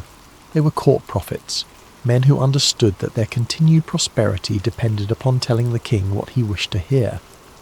Their prophecies were crafted not in the secret place of prayer, but in the calculating chambers of political expediency. As the prophets assembled in the courtyard before the two kings, their spokesman stepped forward.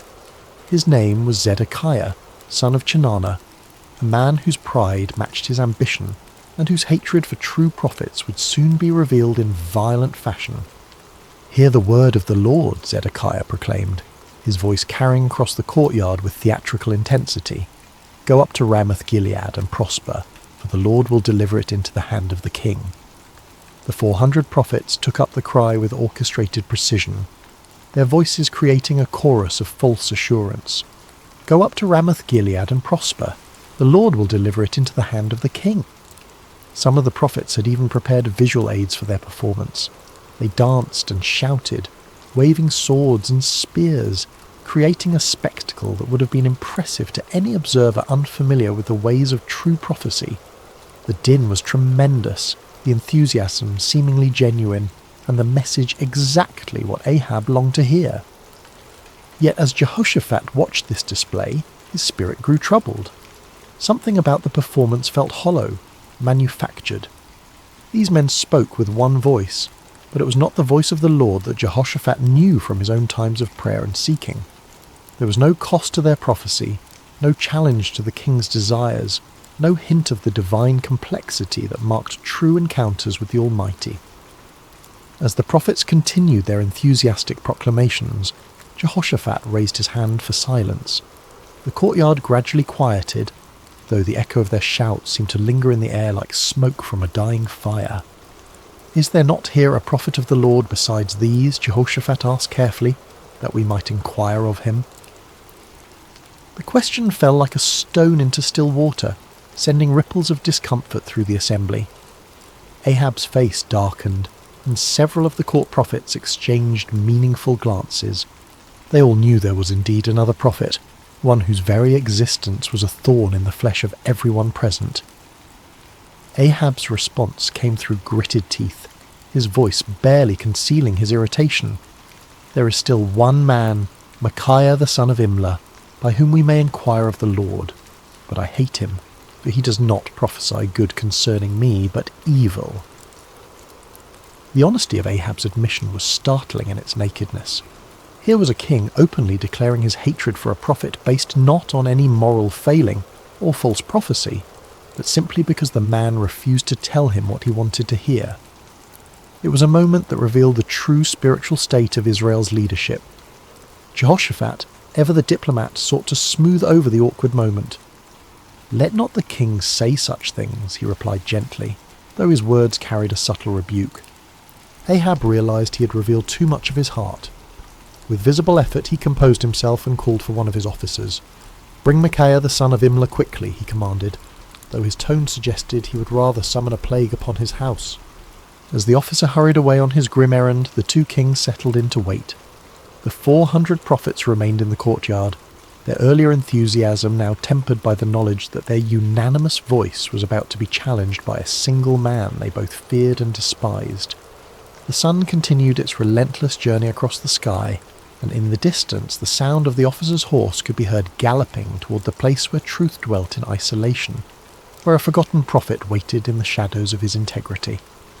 The horse's hooves struck the dusty road with rhythmic precision as the king's officer rode toward the humble dwelling where Micaiah made his home. The prophet lived simply, far from the luxury of the royal court, in a stone house that spoke of function rather than ostentation. Here, away from the corrupting influence of political power, dwelt a man who had chosen faithfulness over favour, truth over comfort. Micaiah son of Imlah was not an imposing figure by earthly standards. Of average height and lean build, he bore the weathered appearance of one who had walked through many storms. His beard was streaked with silver, and his eyes held the deep weariness of a man who had spoken unpopular truths for too many years. Yet there was something unbreakable in his demeanour, a quality that suggested he had found his anchor in something far stronger than human approval. When the king's messenger arrived, Micaiah was in his garden, tending to the vegetables that provided much of his sustenance. The prophet lived modestly, supported by the occasional gifts of those few souls who still valued truth above comfort. He had long ago learned to find contentment in simple things, the satisfaction of honest work, the peace of prayer, and the quiet joy of communion with the Almighty. "Micaiah," the officer called out as he dismounted, "the king commands your presence immediately." The prophet looked up from his work, unsurprised. He had sensed in recent days that the Lord was preparing him for something significant. His prayers had been marked by an unusual intensity, and his dreams had been filled with visions he did not yet fully understand. "Very well," Micaiah replied simply, setting aside his tools. "Let me wash and prepare myself." As Micaiah went about the task of making himself presentable for the royal court, the officer felt compelled to share information that might save the prophet from making a costly mistake. The man had witnessed what happened to those who crossed King Ahab, and despite his loyalty to the crown, he possessed enough humanity to feel concern for this solitary figure. "Listen to me, Micaiah," the officer said, his voice dropping to a confidential tone. The words of the prophets declare good to the king with one mouth. Let your word be like the word of one of them, and speak favourably." It was well-intentioned advice, offered by a man who understood the political realities of Ahab's court. The officer had seen the 400 prophets deliver their unanimous message of victory and prosperity. He knew that Micaiah's reputation for speaking uncomfortable truths could lead to imprisonment, exile, or worse. In his mind, he was offering the prophet a lifeline, a chance to align himself with the majority and avoid the consequences of standing alone. Micaiah paused in his preparations, considering the messenger's words. The offer was clear: conform, agree with the crowd, tell the king what he wants to hear, and enjoy the benefits of royal favour.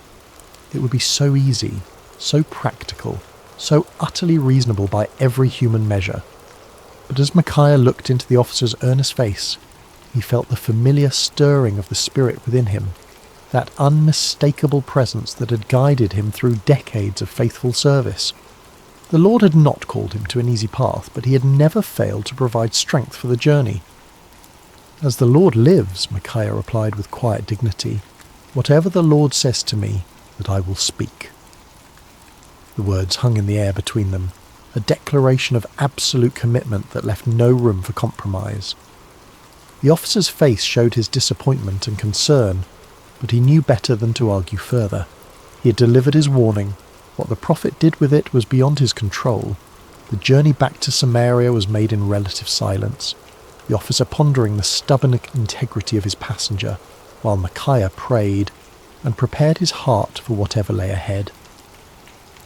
As they approached the city, the prophet could see the banners of both Israel and Judah flying from the palace walls, confirming his suspicion that this summons involved more than a routine consultation.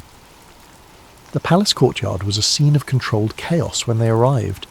Servants scurried about preparing for what appeared to be an important gathering, while guards stood at attention in their finest armour. The 400 prophets were still present, clustered in small groups and speaking in hushed tones. Their earlier enthusiasm had given way to a more subdued attitude, though their confidence in their message remained unshaken. As Micaiah dismounted and followed the officer toward the throne room, he could feel the weight of many eyes upon him. Some looks were curious, others hostile, and a few held the barely concealed contempt of those who viewed his independence as a personal affront. He had grown accustomed to such reactions over the years, understanding that his very presence served as an uncomfortable reminder of the spiritual compromise that permeated the court. The great doors opened before them, revealing the opulent throne room where Kings Ahab and Jehoshaphat waited. The contrast between the two rulers was immediately apparent even to a casual observer.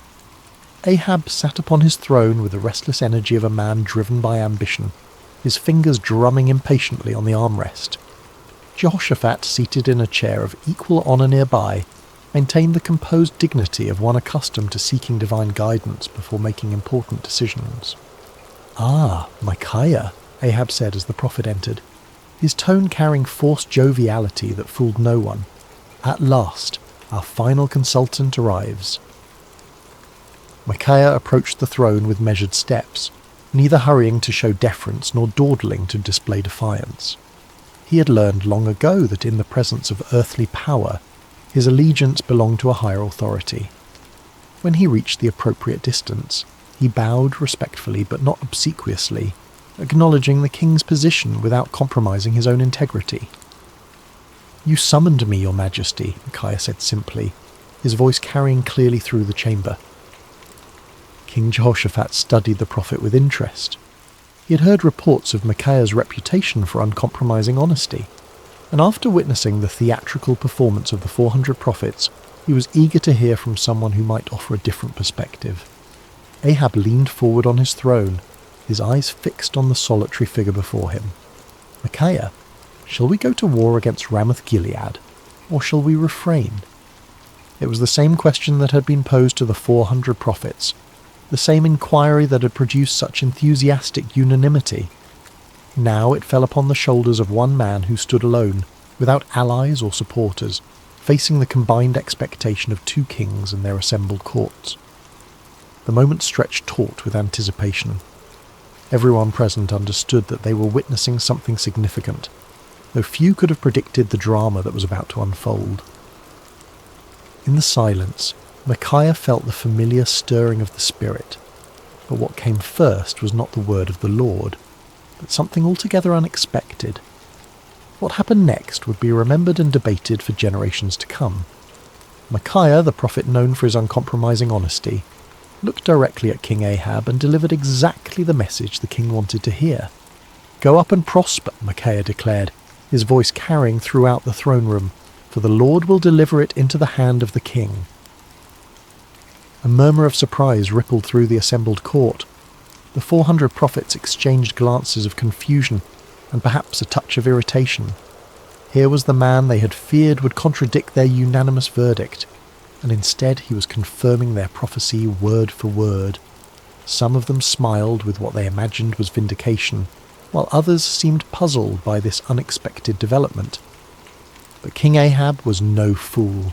Despite his many moral failings, he had known Micaiah for years, had heard his prophecies of judgment and warning countless times. Never once had the prophet told him what he wanted to hear. Never once had Micaiah's words aligned so perfectly with royal desires. The king's eyes narrowed as he studied the prophet's face, searching for the truth behind this suspicious compliance. There was something in Micaiah's tone, a subtle quality that suggested layers beneath the surface of his words. It was the same tone a parent might use when agreeing with a child's obviously foolish plan, allowing them to proceed while knowing full well what the consequences would be. King Jehoshaphat, too, sensed that something was amiss, though he remained silent, observing the interaction with keen interest. "How many times shall I make you swear," Ahab said slowly, his voice carrying a warning, "that you tell me nothing but the truth in the name of the Lord?" It was a remarkable moment. Here was a king who had just received exactly the prophecy he desired, yet his own conscience convicted him that it could not be genuine. Ahab understood Micaiah well enough to know that such easy agreement was completely out of character. In demanding the truth, the king was inadvertently acknowledging that he recognized the difference between authentic prophecy and the comfortable lies he typically preferred. Micaiah stood silent for a moment, and those watching could see a visible change come over him. The sardonic expression faded from his face, replaced by the solemn countenance of one who was about to deliver a message from the throne room of heaven. When he spoke again, his voice carried a different quality altogether, the unmistakable authority of divine revelation. "I saw all Israel scattered on the hills like sheep that have no shepherd," Micaiah began, his words falling like stones into the sudden silence. "And the Lord said, 'These have no master. Let each return to his house in peace.'" The impact of these words was immediate and devastating. The vision was clear to everyone present. Israel would be defeated, their army scattered, and their king would not return from battle. It was a prophecy of military disaster and royal death, delivered with the calm certainty of one who had seen beyond the veil of earthly circumstances. King Ahab's face flushed with anger, but beneath the rage was something that looked remarkably like fear. He turned to Jehoshaphat with the bitter satisfaction of one whose worst expectations have been confirmed. "Did I not tell you," Ahab said, his voice heavy with frustration, "that he would not prophesy good concerning me, but evil?" But Micaiah was not finished. The Spirit of the Lord had opened his eyes to see into the very council chambers of heaven, and what he had witnessed there needed to be shared, regardless of the consequences. The prophet's voice took on an even more solemn tone as he continued. "Therefore hear the word of the Lord," Micaiah declared, his words cutting through the tension in the room like a sword. "I saw the Lord sitting on his throne, and all the host of heaven standing by, on his right hand and on his left." The court fell absolutely silent. Even the most worldly and cynical among them recognized that they were hearing something extraordinary. This was not the political maneuvering they were accustomed to, nor the comfortable reassurances of the court prophets. This was a glimpse into eternal realities, a revelation of divine purpose that transcended human understanding. "And the Lord said," Micaiah continued, "Who will persuade Ahab to go up, that he may fall at Ramoth-Gilead?" So one spoke in this manner, and another spoke in that manner. Then a spirit came forward and stood before the Lord and said, "I will persuade him." The Lord said to him, "In what way?" And he said, "I will go out and be a lying spirit in the mouth of all his prophets." And the Lord said, "You shall persuade him and also prevail. Go out and do so." The revelation was staggering in its implications. Micaiah was claiming that the Lord himself had allowed, indeed, had orchestrated, the deception that had been proclaimed by the 400 prophets. It was a divine judgment in the form of false prophecy, a spiritual trap set for a king who had repeatedly chosen lies over truth. Therefore, Micaiah concluded with inexorable logic, "Look, the Lord has put a lying spirit in the mouth of all these prophets of yours, and the Lord has declared disaster concerning you." The silence that followed was deafening. Every person present was forced to grapple with the implications of what they had heard. The 400 prophets found themselves accused not merely of error, but of being unwitting instruments of divine deception. The kings faced the terrifying possibility that their carefully planned military campaign was actually a trap set by the Almighty himself. But the silence was short-lived. Zedekiah, the spokesman for the 400 prophets, was a man of considerable pride and ambition. He had built his reputation on his supposed connection to the divine, and Micaiah's words threatened not only his credibility but his entire worldview. The accusation that he had been deceived by a lying spirit was more than he could bear. With a roar of rage, Zedekiah strode across the throne room until he stood face to face with Micaiah. The contrast between them was striking. Zedekiah in his fine robes and carefully groomed appearance, representing the comfortable religiosity of the court, facing Micaiah in his simple garments, embodying the uncompromising voice of authentic prophecy. "Which way did the Spirit from the Lord go from me to speak to you?" Zedekiah demanded, his voice shaking with fury. It was a desperate attempt to challenge Micaiah's authority, to suggest that if anyone possessed a connection to the divine, it was surely the spokesman for 400 prophets rather than this isolated troublemaker. But before Micaiah could respond, Zedekiah's anger overwhelmed his judgment entirely. The sound of the slap echoed through the throne room like a thunderclap. Zedekiah had struck Micaiah across the face with sufficient force to stagger the prophet, leaving a red mark on his cheek that would serve as a visible reminder of what it cost to speak truth in the face of comfortable lies.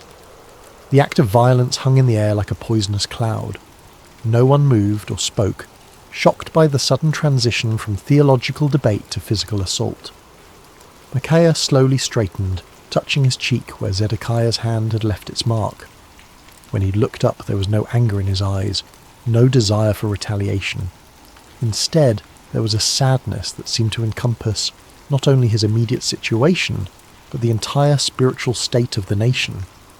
"Indeed," Micaiah said quietly, his voice carrying despite its gentle tone, "you shall see on that day when you go into an inner chamber to hide." It was both prophecy and promise. The day would come when Zedekiah's false confidence would crumble, when the reality of divine judgment would force him to seek shelter from the consequences of his deception. The words carried the weight of inevitable fulfillment, spoken not in anger, but with the sorrowful certainty of one who had seen the future and found it tragic. King Ahab had heard enough. The prophet's words had struck too close to uncomfortable truths, had challenged too directly the comfortable illusions upon which he had built his reign. The vision of divine deception, the prophecy of military disaster, the humiliating suggestion that his 400 prophets were unwitting instruments of judgment, all of it combined to create a rage that demanded immediate action. "Take Micaiah," the king commanded, his voice sharp with fury, "and return him to Ammon, the governor of the city, and to Joash the king's son, and say, 'Thus says the king, put this fellow in prison, and feed him with bread of affliction and water of affliction until I come in peace.'" The order was both punishment and insurance policy. By imprisoning Micaiah until his safe return from battle, Ahab was attempting to nullify the prophecy through royal decree. It was a desperate act of defiance against divine judgment, a futile attempt to bind the word of the Lord with chains and prison walls. But Micaiah was not finished. Even as the guards moved toward him, even as the shadow of imprisonment fell across his path, the prophet had one final word to speak. His voice rang out across the throne room with the clarity of absolute conviction. "If you ever return in peace, the Lord has not spoken by me." The words were a direct challenge to royal authority, a public declaration that put Micaiah's credibility as a prophet on the line. He was essentially saying that if Ahab returned safely from battle, then everyone present should conclude that Micaiah was a false prophet deserving of death. It was the ultimate expression of confidence in the word he had received from the Lord. But Micaiah was not content to let his challenge rest with the immediate audience. Looking around the throne room at the assembled courtiers, nobles and servants, he raised his voice even louder. "Mark it, all you people." It was a call to witness, an appeal to everyone present to remember this moment and test the validity of his prophecy against future events. The prophet was willing to stake everything, his reputation, his freedom, possibly his life, on the truth of what he had spoken. It was a level of certainty that transcended human confidence and entered the realm of divine assurance. As the guards seized Micaiah's arms and began to lead him away, the throne room erupted in a buzz of conversation. Some whispered among themselves about the prophet's boldness, others debated the implications of his vision, and still others tried to process the dramatic confrontation they had just witnessed. Through it all, the 400 prophets maintained their uncomfortable silence, uncertain how to respond to accusations that struck at the very heart of their prophetic claims. King Jehoshaphat watched the proceedings with deep concern. The righteous king of Judah had requested divine counsel, and what he had received was a prophecy that directly contradicted his military plans and predicted disaster for his ally. Yet something in Micaiah's bearing, some quality of authentic conviction, made it impossible to dismiss his words as the ravings of a madman or the spite of a disgruntled prophet. As Micaiah was led away, his footsteps echoing through the palace corridors, he felt no bitterness toward his captors or self-pity for his situation. He had spoken the word of the Lord faithfully, regardless of the consequences, and that obedience brought a peace that transcended his circumstances. The prison cell that awaited him might confine his body, but his spirit remained free, anchored in the unshakable certainty that he had been faithful to his calling. The cell where Micaiah was imprisoned was a far cry from the luxury of the royal court. Built of rough stone with a small barred window that provided minimal light, it was designed for punishment rather than comfort. The bread of affliction and water of affliction promised by the king proved to be exactly that. Meagre rations calculated to sustain life while providing a constant reminder of a royal displeasure. Yet in that dark cell, Micaiah found something that had eluded him in the freedom of his simple home. Absolute clarity about his purpose and calling. Stripped of all earthly comforts and securities, he was forced to rely entirely upon his relationship with the Lord.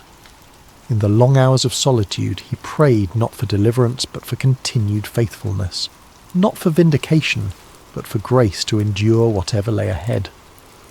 Meanwhile, preparations for war continued with increasing intensity. King Ahab threw himself into military planning with the fervour of a man trying to drown out unwelcome voices of conscience.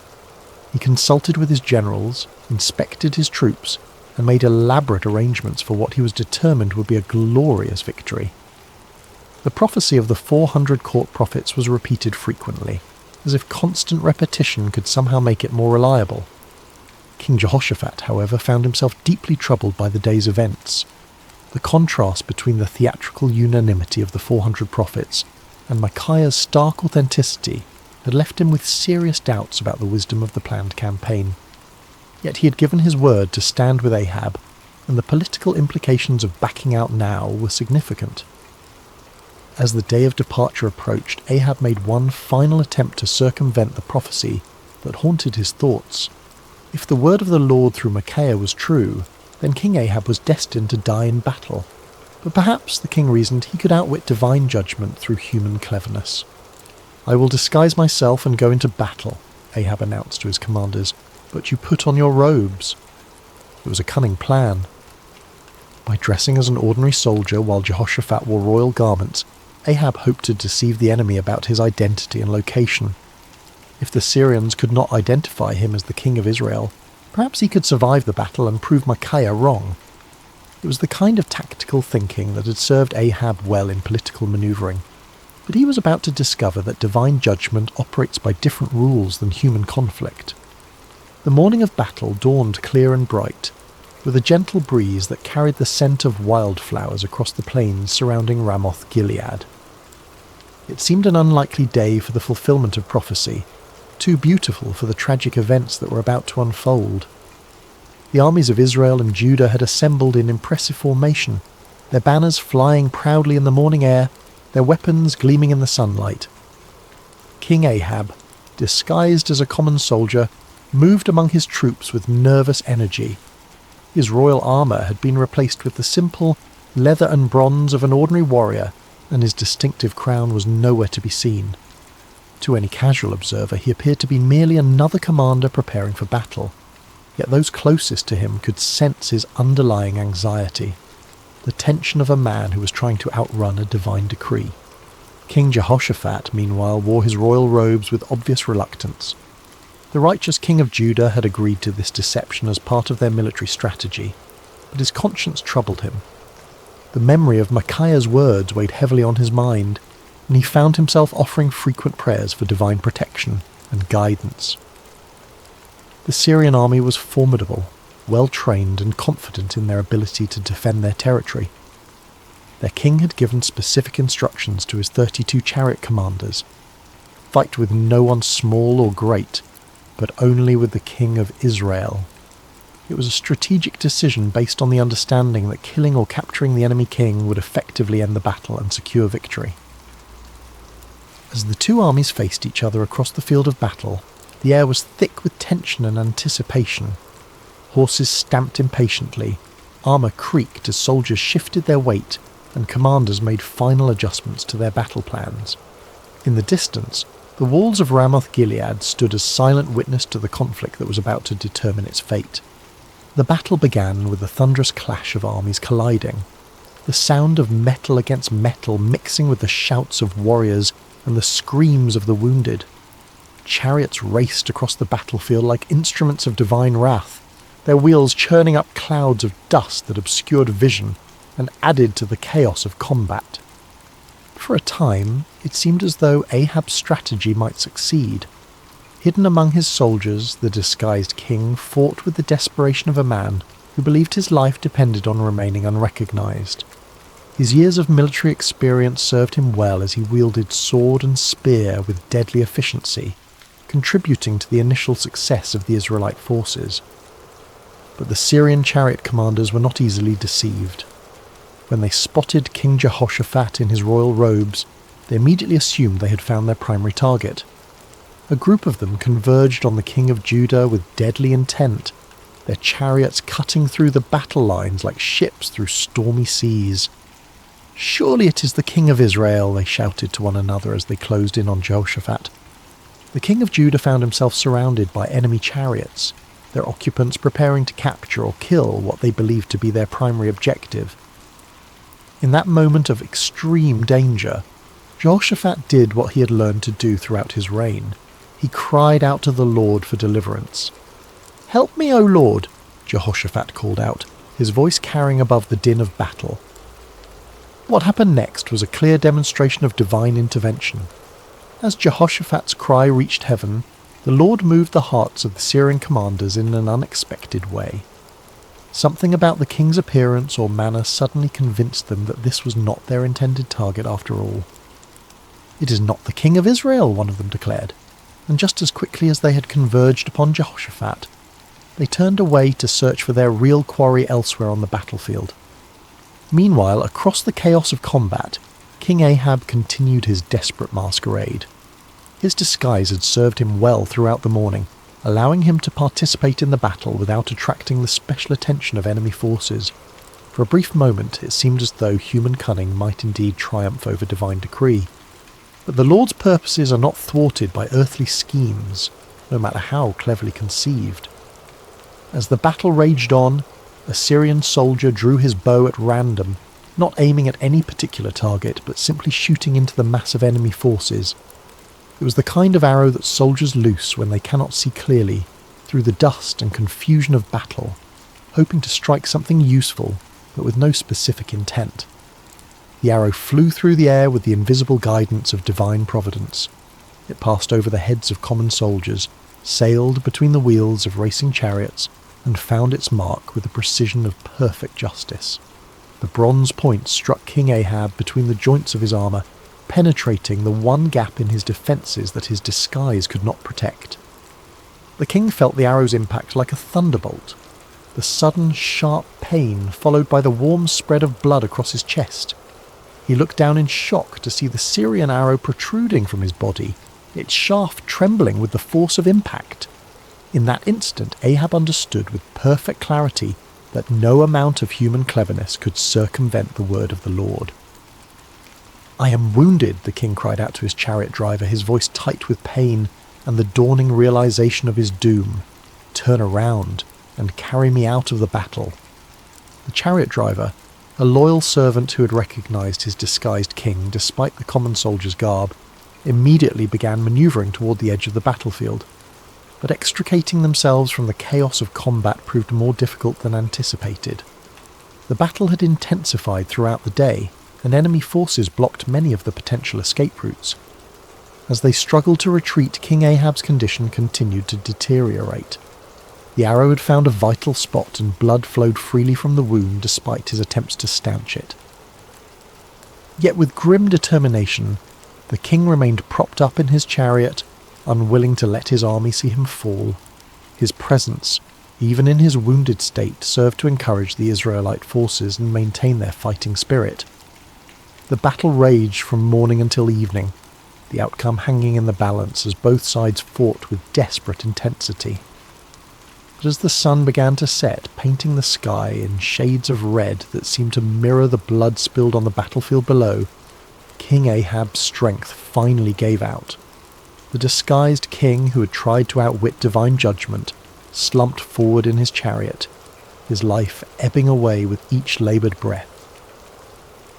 As word of the king's condition spread through the ranks, the cry went up that would fulfill Micaiah's prophecy with devastating accuracy.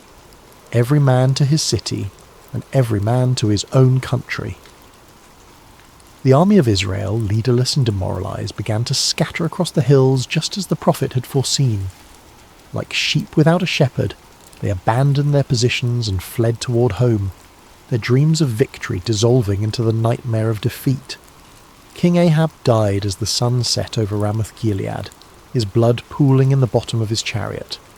The man who had spent his reign choosing comfortable lies over uncomfortable truths had finally encountered a reality that no amount of deception could alter.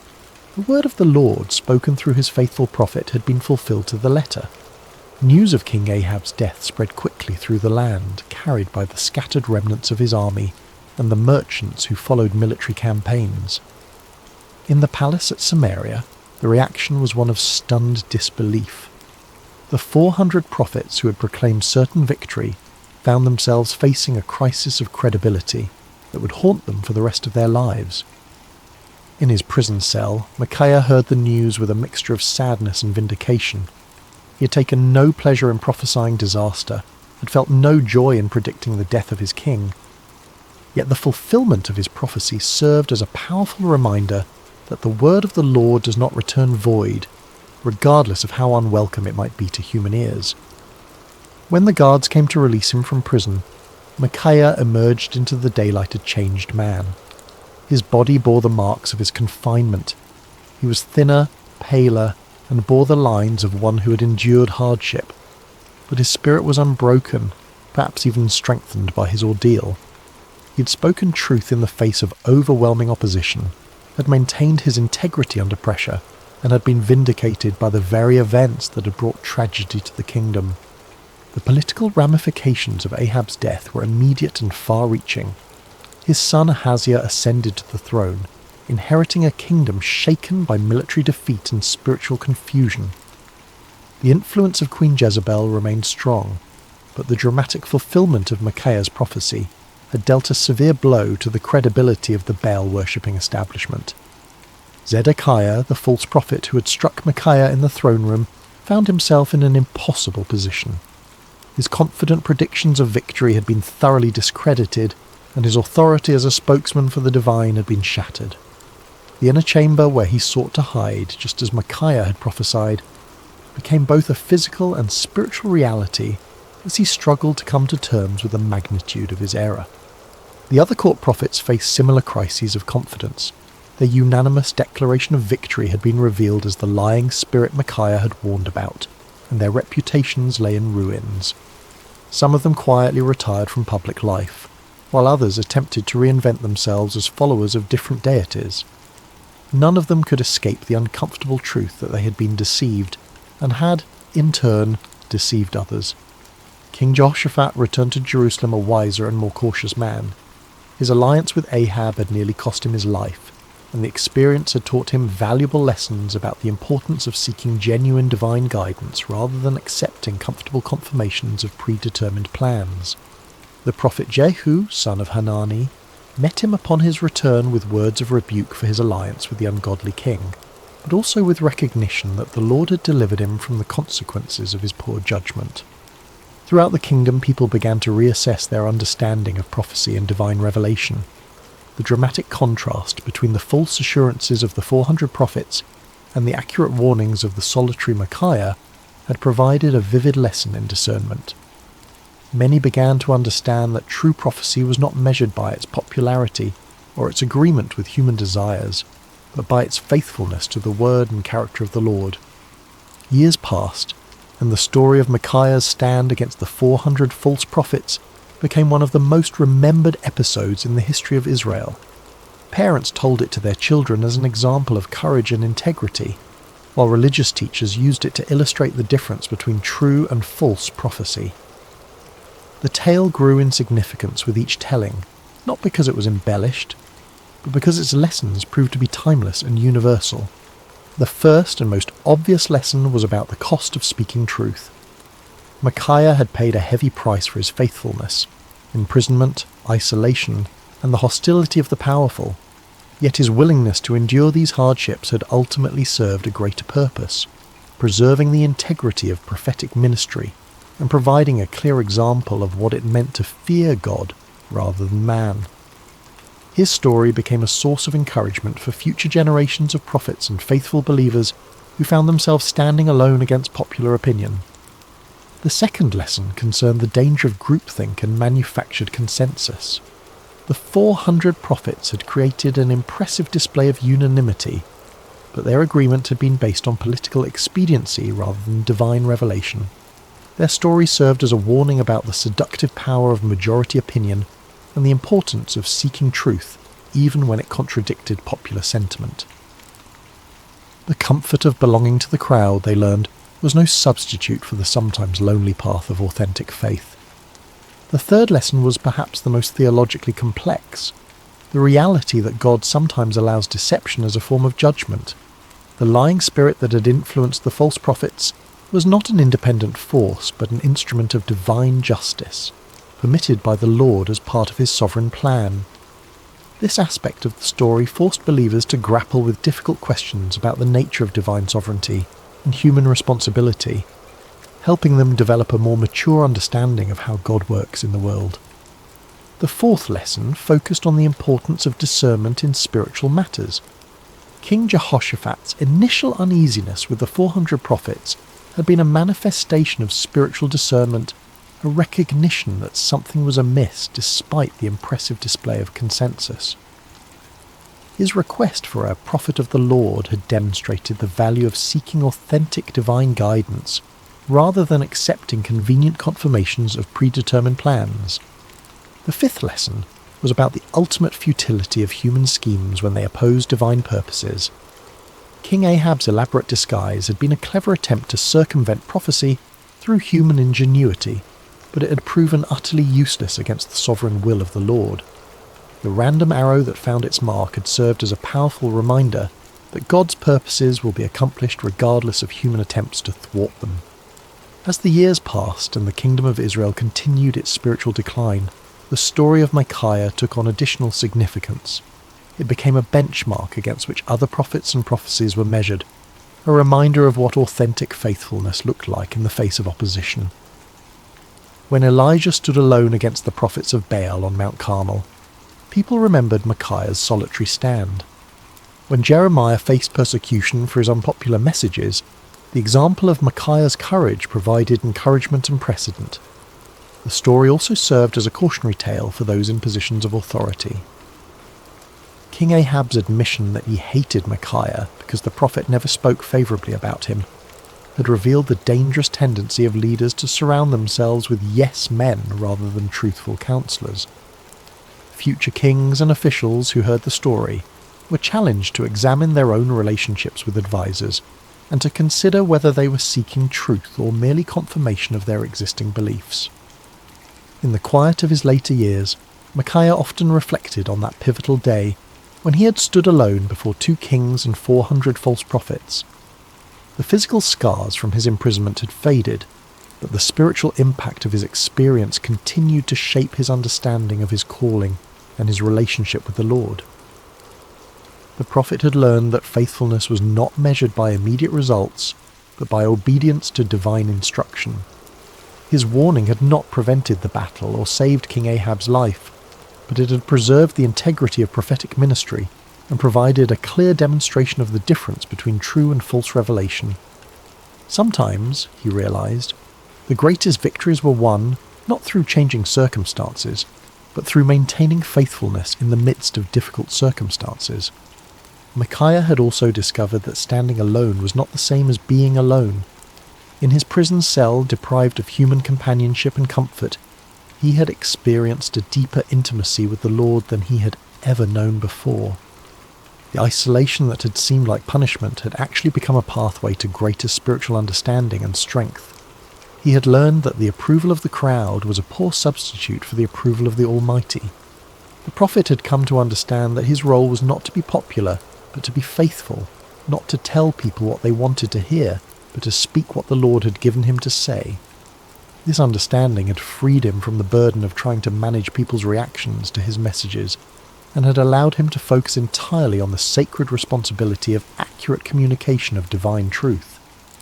The peace that came from this clarity of purpose was worth more than all the royal favour he might have gained through compromise. As news of Micaiah's faithfulness spread beyond the borders of Israel, his story began to influence other nations and cultures. Foreign dignitaries who visited the kingdom often asked to hear the account of the prophet who had stood against 400 false prophets and accurately predicted the death of a king. The story became a testament to the power of truth and the importance of moral courage, inspiring people of various backgrounds to examine their own commitments to integrity and faithfulness. The story also had a profound impact on the understanding of prophecy itself. Future generations would use Micaiah's example as a standard for evaluating prophetic claims, recognizing that true prophecy was characterized by faithfulness to the Lord's character and purposes rather than by popular appeal or immediate gratification. The account helped establish criteria for distinguishing between authentic divine revelation and human manipulation disguised as spiritual authority. In the broader context of Israel's history, Micaiah's stand represented a crucial moment in the preservation of true worship and authentic faith. At a time when the kingdom was sliding towards spiritual apostasy, his unwavering commitment to truth served as a beacon of hope for those who still sought to follow the Lord with integrity. His example encouraged other faithful believers to maintain their convictions even when they seemed to be in the minority. The story of Micaiah also served as a bridge between the ministries of the earlier prophets like Elijah and later ones like Jeremiah and Ezekiel. His experience of standing alone against popular opinion and suffering for his faithfulness would be echoed in the lives of many subsequent prophets who faced similar challenges. The patterns of persecution, vindication, and ultimate triumph that characterized his story became recurring themes in the ongoing narrative of God's relationship with his people. As we reach the end of Micaiah's story, we find ourselves confronted with questions that transcend the ancient world and speak directly to our modern hearts. In an age of social media echo chambers and manufactured consensus, the prophet's example challenges us to examine our own commitment to truth and our willingness to stand alone when necessary. The 400 false prophets of Micaiah's day have their counterparts in every generation, those who tell us what we want to hear rather than what we need to hear, who offer comfortable lies instead of challenging truths.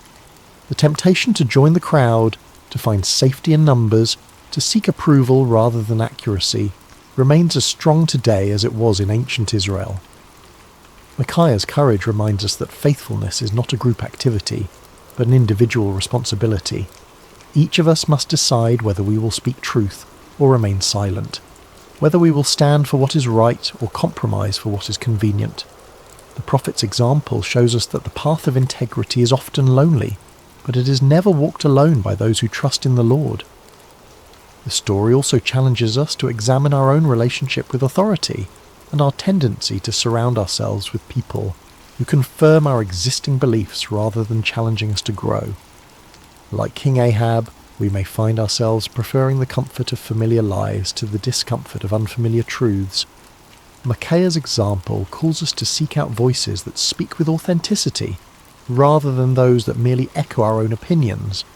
Perhaps most importantly, the story of Micaiah reminds us that truth has a way of prevailing in the end, even when it seems overwhelmed by opposition. The prophet's vindication did not come immediately, and it came at great personal cost, but it came nonetheless. His example encourages us to trust in the ultimate triumph of truth, and to remain faithful even when the outcome is uncertain. In our own lives, we may face moments when we are called to be like Micaiah, to stand alone against popular opinion, to speak uncomfortable truths, to choose faithfulness over favour. When those moments come, may we remember the forgotten prophet who found his courage not in the approval of men, but in the approval of his God. The story of Micaiah teaches us that true strength is not found in numbers, but in conviction, that real courage is not the absence of fear, but the willingness to do what is right despite our fears, and that lasting victory comes not from avoiding conflict, but from maintaining integrity in the midst of it. As you close your eyes tonight and drift towards sleep, may you carry with you the quiet courage of Micaiah, the man who dared to stand alone because he knew he was not truly alone. May his example inspire you to speak truth with love, to stand for what is right with humility, and to trust in the ultimate triumph of God's purposes even when the immediate circumstances seem overwhelming. In a world that often rewards conformity and punishes authenticity, may you find the strength to be like Micaiah, faithful, courageous, and true. For in the end, it is not the approval of the crowd that matters, but the approval of the one who sees all hearts and knows all truths. The forgotten prophet's story ends, but its echo continues in every heart that chooses truth over comfort, courage over convenience, and faithfulness over favour. May that echo sound clearly in your own life, guiding you toward the kind of integrity that leaves a lasting legacy long after the voices of the crowd have faded into silence. Rest well, dear friends, and may your dreams be filled with the peace that comes from knowing you serve a God who honours faithfulness, rewards courage, and never abandons those who trust in him. The story of Micaiah reminds us that in God's kingdom, standing alone with truth is always better than standing with the crowd in deception. Sleep peacefully, knowing that like Micaiah, you're never truly alone when you walk in the light of divine truth.